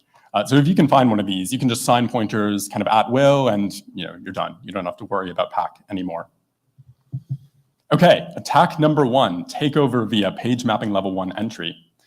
So in that kind of series of tables that we looked at before, we had the page mapping level 4. It was the most significant, 256 terabytes of address space, then 512 gigabytes, 1 gigabyte, all the way down to the measly little page mapping level 1 entry, which maps 4 kilobytes of address space. So it's easily kind of the least significant piece of this infrastructure. And so you might think like, okay, well, if an attacker gains access to a page mapping level 1 entry, it's only 4 kilobytes, no big deal. Well, actually, it's completely game over, because what an attacker can do is take this physical frame field and just overwrite it. And in doing so, they can change what piece of the address space that page mapping level 1 is referring to, and scan all the physical memory. So completely game over if an attacker gains access to a page mapping level 1 entry. And I'd like to do a demo of this. So gaining access to a page mapping level 1 entry is something that an operating system should never allow you to do. So I had to get a little bit creative with how I was going to demo this. Normally you would need some kind of 0-day or patch the OS to do something naughty. I went with the patch the OS to do something naughty route. And I used my own hobby OS for this just because it was kind of quick and easy for me to do, but don't let that put you off. The concepts are completely general. It's nothing special about my OS. It's just what I'm using as a testbed. All right. So I'm going to boot up my OS in an emulator. Going to go full screen. The bootloader is pink for technical reasons. Cool. Actually, I just triggered a bug. That was my bad. Sorry. There's a bug where if I give PS2 mouse input too early, the mouse just totally breaks. So I jiggled the mouse a little bit out of nervousness as it was booting up, and then I couldn't move the cursor. Anyway, hopefully that is fixed now. Excellent. Also, I was worried about this. The backgrounds are randomly generated, and sometimes they get a bit garish. So I'm just gonna, that's all right. Okay, I'm gonna open up this program I've written called exploit. Actually, first things first, I'm gonna open up the notepad and I'll get some secret into memory. So my secret password, pop that over there. So there's some sensitive data just sitting around in memory. All right, let's open up our exploit. And now what this does on launch is it uses this backdoor that I've built in. It requests a page mapping level 1 from the kernel. And the kernel, like a dummy, has given it out. And this attacker program is now going to abuse this page mapping level 1 entry to do a full physical memory scan of all the RAM in the system. And it's going to be specifically looking for strings. Of course, you could do anything at this point. Again, it's game over. But it's going to be looking for strings and printing them out in this window over on the left. So I'm going to hit this big, scary button, scan memory. And we should see some strings, appearing over on the left. So a lot of this is like, string tables, symbol tables from loaded programs, even unloaded programs. But somewhere in there, eventually, we're going to find the data that I've entered into this notepad over on the right. Cool. So this normally takes like a few minutes to run, so I'm not going to have you sit here as we, trust me, it's bad. All right. Defense number 2, ASLR. What is that? So going back to this kind of setup that we have with 3 programs loaded into memory, if we imagine, oh yeah, so one thing I want to point out here is, say we've got some amount of physical RAM installed in the system going up to, this is a few kilobytes of RAM. But with paging, it's really easy and natural to make a program think that it's loaded way higher than the amount of physical RAM we actually have installed in the system. Really natural trick. And even if we have multiple programs that are all loaded into memory, we can make them all think they're loaded at some high memory address, even the same address. Again, a very natural trick to do with paging. So this idea of stable load addresses. But we can ask ourselves, are stable load addresses such a good thing? Sure, they seem convenient, and they are, but they have a kind of nasty security implication as well.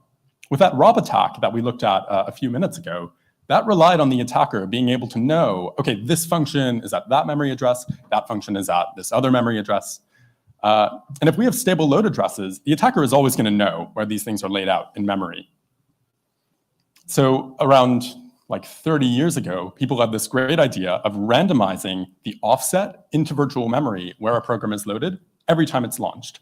And this makes it more difficult for the attacker to get to the things they want to get to. This is an idea called address space layout randomization, or ASLR, and it's just a de facto security practice in every contemporary OS. Not mine.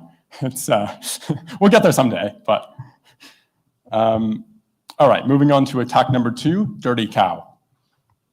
And again, the path here is going to be, we're going to do a little bit of background on page faults, then we're going to look at this cool feature that we can do called cow, and then we'll take a look at the attack itself, dirty cow. Okay, how many times has this happened to you? You're running some program, you're doing some really awesome computation, and then right at the critical moment, you get this message, segmentation fault. What does that mean? And why is it stopping me from doing the things I want to do? Well, before I move on any further, segmentation is like a precursor to paging. You can just read paging fault here. It's effectively synonymous. The terminology is confusing. We've accessed some invalid memory, and the OS has decided to kill our program. Maybe we've dereferenced a null pointer. There's something wrong somewhere. And we can ask ourselves, well, why does dereferencing the null pointer actually cause a crash? What's up with that? Yeah, so we can ask ourselves, why does this crash? I've written a tiny bit of C here to just demonstrate the core of this idea. I don't really recommend anyone writes more C than this. This is probably 4 or 5 lines. That's probably the limit. But it's useful for illustration. So here we're just dereferencing the null pointer and writing some data to it. And again, the question is, why does this crash? Well, the virtual address for address 0, there's nothing special about it. It's just a virtual address like any other. And just like every other virtual address, it has this decomposition, and we can follow those page tables and read what's been set up there. And what you'll find is that operating systems actually intentionally mark this page as not readable, not writable, not executable, just unmapped. And this is actually a feature. This is intended to help you catch bugs, because if you're doing something with a null pointer, you've probably gone wrong. And I think it's really cool that there's no magic here. It's just a kind of cool trick that people put in to catch this common failure scenario. And what's really cool is that it nothing is mandating that the null pointer is set up this way. So this is a screenshot from a binary analysis tool that I maintain at work. And you can see that in a binary, before it's loaded, it'll give instructions to the OS of what memory mappings it should set up. This is a Mach-O, and Mach-Os have this segment, page 0. And so this binary is telling the OS, hey, when you load me into memory, when you launch me, set up this whole bottom region of the address space, call it page 0, and just give it no permissions. Again, this is like an intentional thing that people are doing to prevent you from kind of shooting yourself in the foot. And what I think is fun is that if you want to, you can create a binary that doesn't have this page 0 segment, or that has different permissions on it. And then you can just read and write to the null pointer at will. I'm not sure why you would do this aside from laughs, but you can, which is cool. Okay. So going back to this idea that we saw, segmentation fault, the OS has killed our program. We can go a little bit deeper, like what is going on here? The OS has killed our program, but how did it even know that something has gone wrong? Well, if we access some invalid memory address, what's going to happen is the CPU is going to stop and jump to some pre-selected code that the operating system has set up called an exception handler. So anytime you access an invalid address, the CPU will jump to its exception handler. It'll have like an error code that discriminates on what kind of error happened. This is used for all kinds of things. This is like if you try to divide by 0, if you access invalid memory, various other failure cases. And the OS then gets to decide what to do here. So in the example we looked at, the OS uses this as an opportunity. It's like, okay, you've accessed some bad memory. I'm just going to stop you from running. I'm going to kill the process. Okay, moving on to cow. So maybe you're familiar with fork, the system call that when you execute it, it creates like a duplicate of your process and all of its address space and everything else. And then the only kind of difference between these two processes is the return value of fork itself. And this is how you know, okay, am I the one that called fork or am I that new process that started up? And so when fork runs, all of the address space mappings that are in the parent process are going to need to be duplicated into the child. And this is pretty expensive. It can really, fork is not the best idea. Unfortunately, we're stuck with it. And this is just one of the reasons. It's really expensive.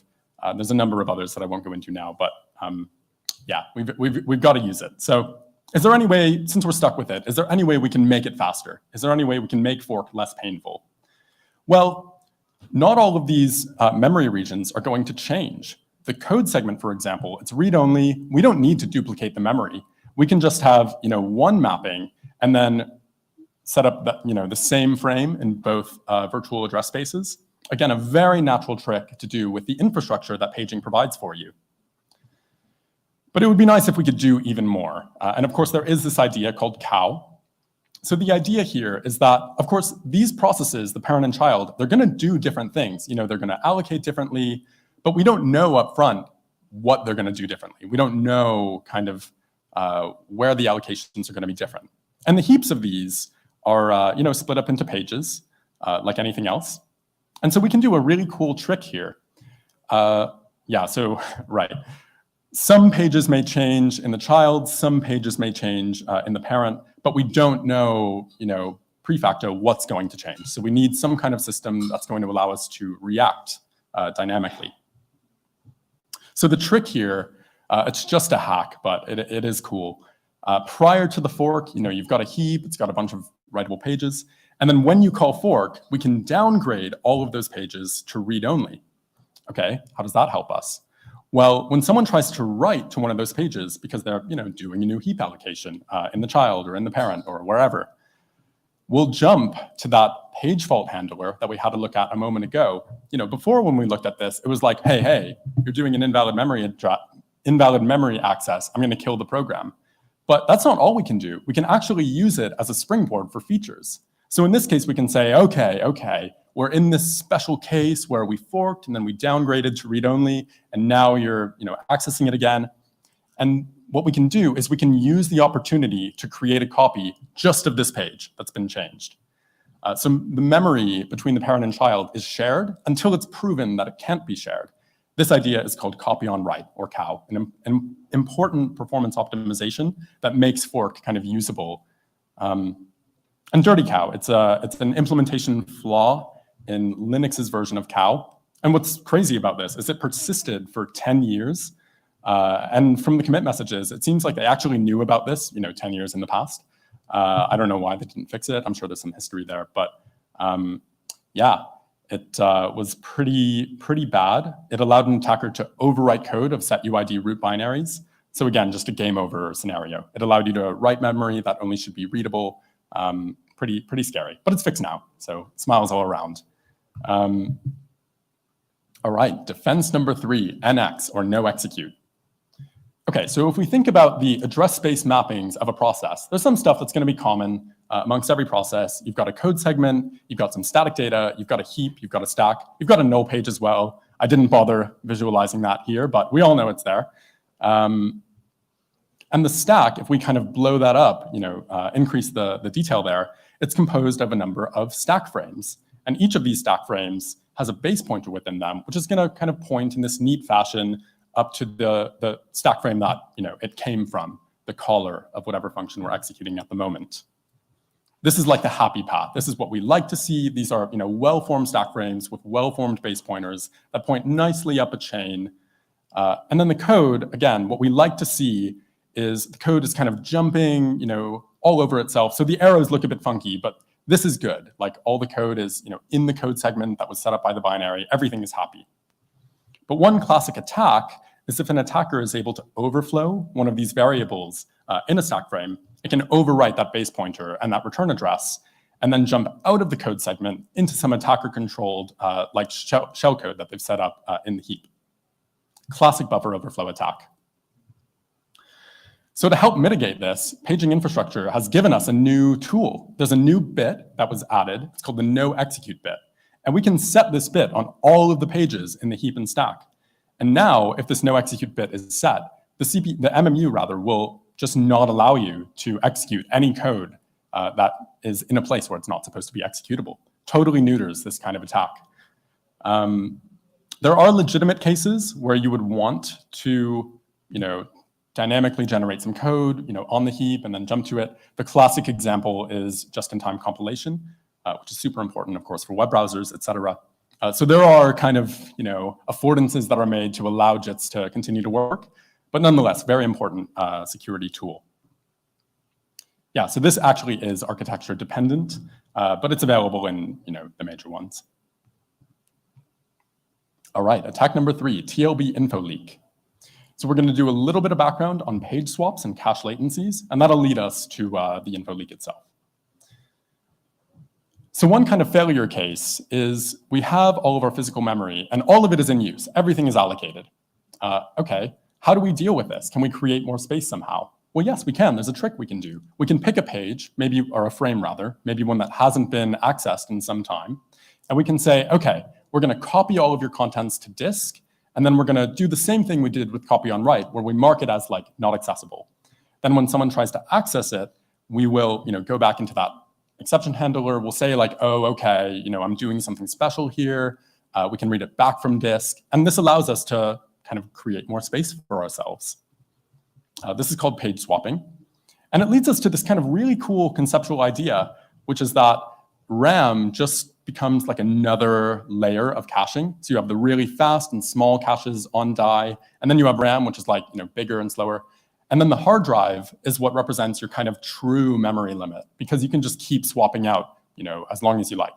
Of course, this isn't totally true. We still care about RAM, but it's a neat idea nonetheless.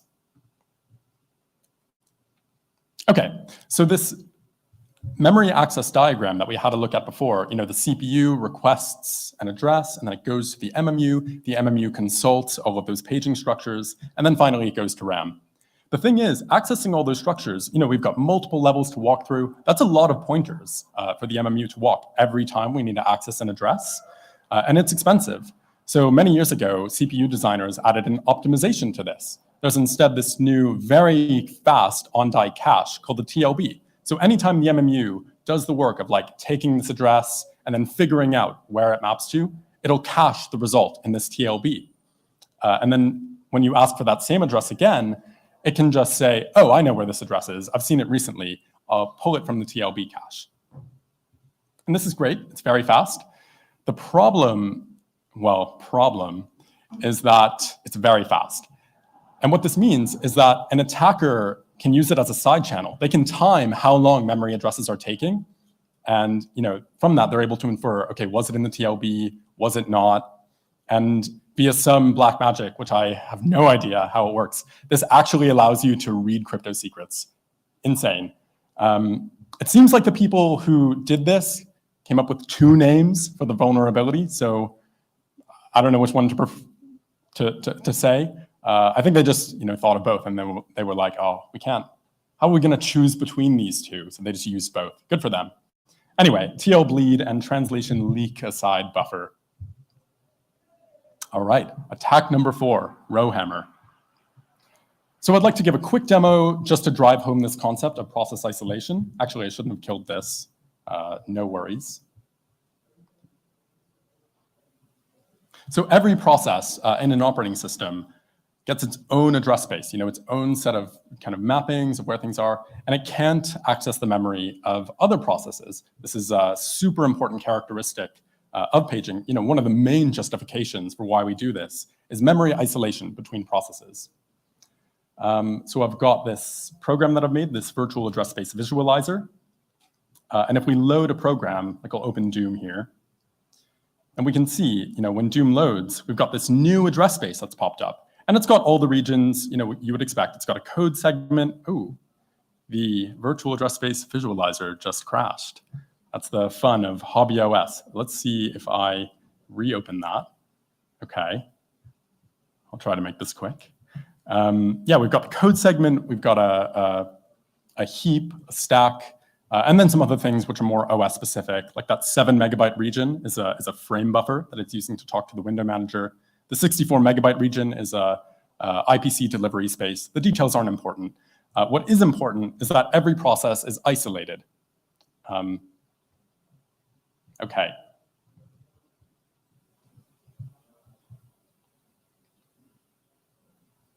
So the memory on a chip, it's basically just a huge collection of capacitors, just a huge grid of capacitors that can either be charged high or charged low.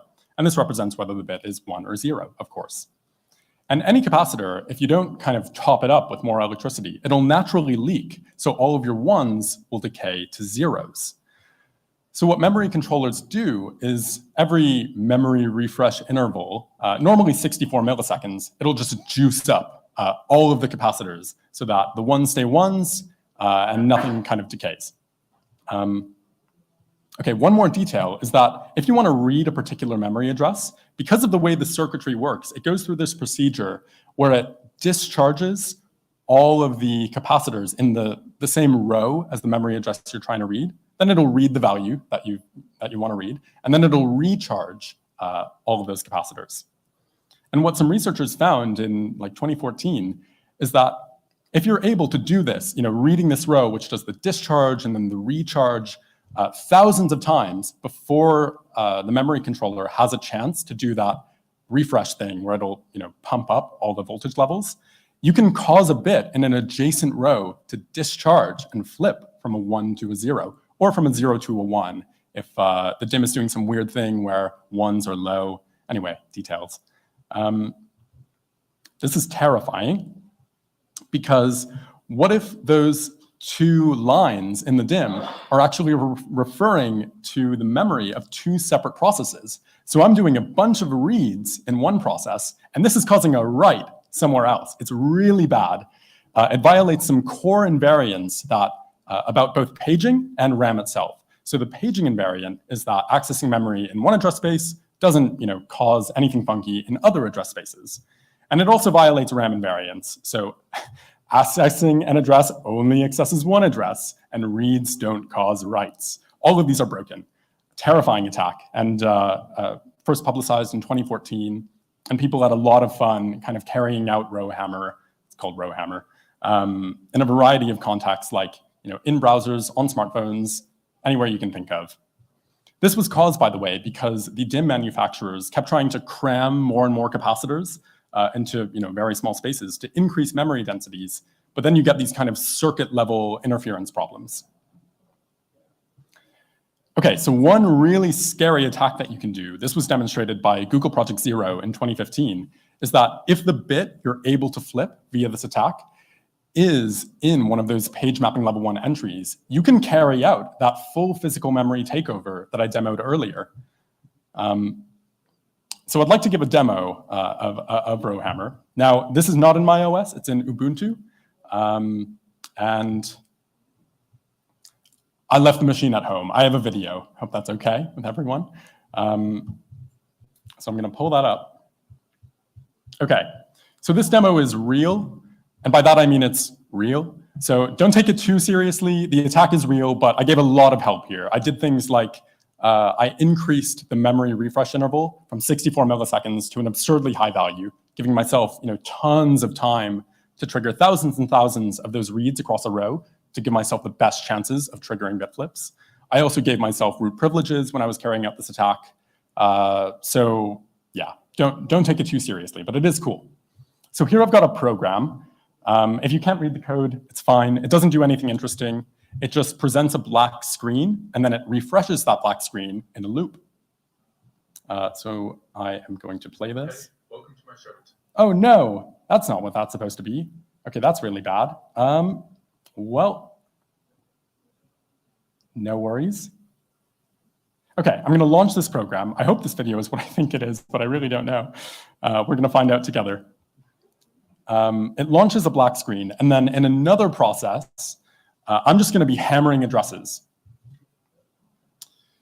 And if we're lucky, which we are because this is a pre-recorded demo, we're going to be able to cause some bit flips that should have a visible effect in this black frame buffer. So I don't know, are you able to see like little white dots showing up in this black frame buffer? I don't know if it kind of shows at a distance, but they're there, it's fine.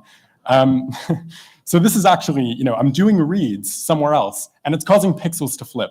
And what's really cool about this is, pixels are 3 or 4 byte values. So depending on what bit gets flipped exactly, these won't just flip from black to white. They'll flip from maybe you'll get a bit that's a bit yellow. A pixel can be like a bit red, which I thought was a fun thing I wasn't expecting as I carried out this attack. Okay.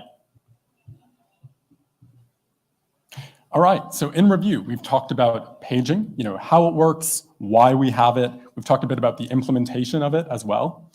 And then we've looked at some security defenses that are built directly on top of paging, PAC, ASLR, the no execute bit, process isolation, fundamental security techniques, which are directly enabled with pretty much no extra work by this really cool idea.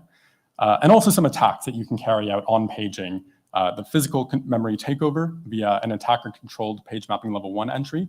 We saw the performance feature of copy on write and how implementation flaws can lead to really bad attacker scenarios like dirty cow.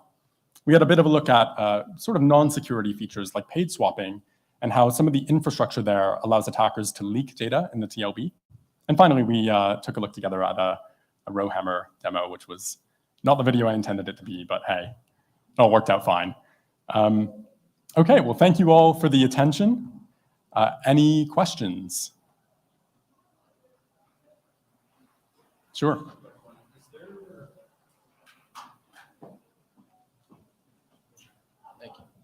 Is there any way to reliably control rowhammer, or is it just sort of like you're hammering a bunch of addresses and hoping you get lucky? Yeah, it's a good question. So the thing is, some addresses, depending on the exact DIM that you've got, some addresses are going to be kind of more vulnerable to bit flips than others. So when I did this demo, I did a prior analysis of all the physical memory in the system, and I saw okay, this region's vulnerable, that region's vulnerable. But even if you know up front, okay, this is susceptible to bit flips more than this other piece, it's still kind of probabilistic. So yeah, you won't know for sure. You won't reliably be able to flip this exact bit. You have to get lucky. You have to try a few times. Maybe the heap's not in the right state as well.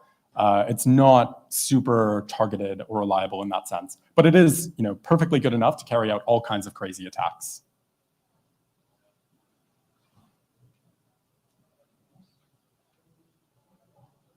Okay, cool. Well, thank you all for your attention.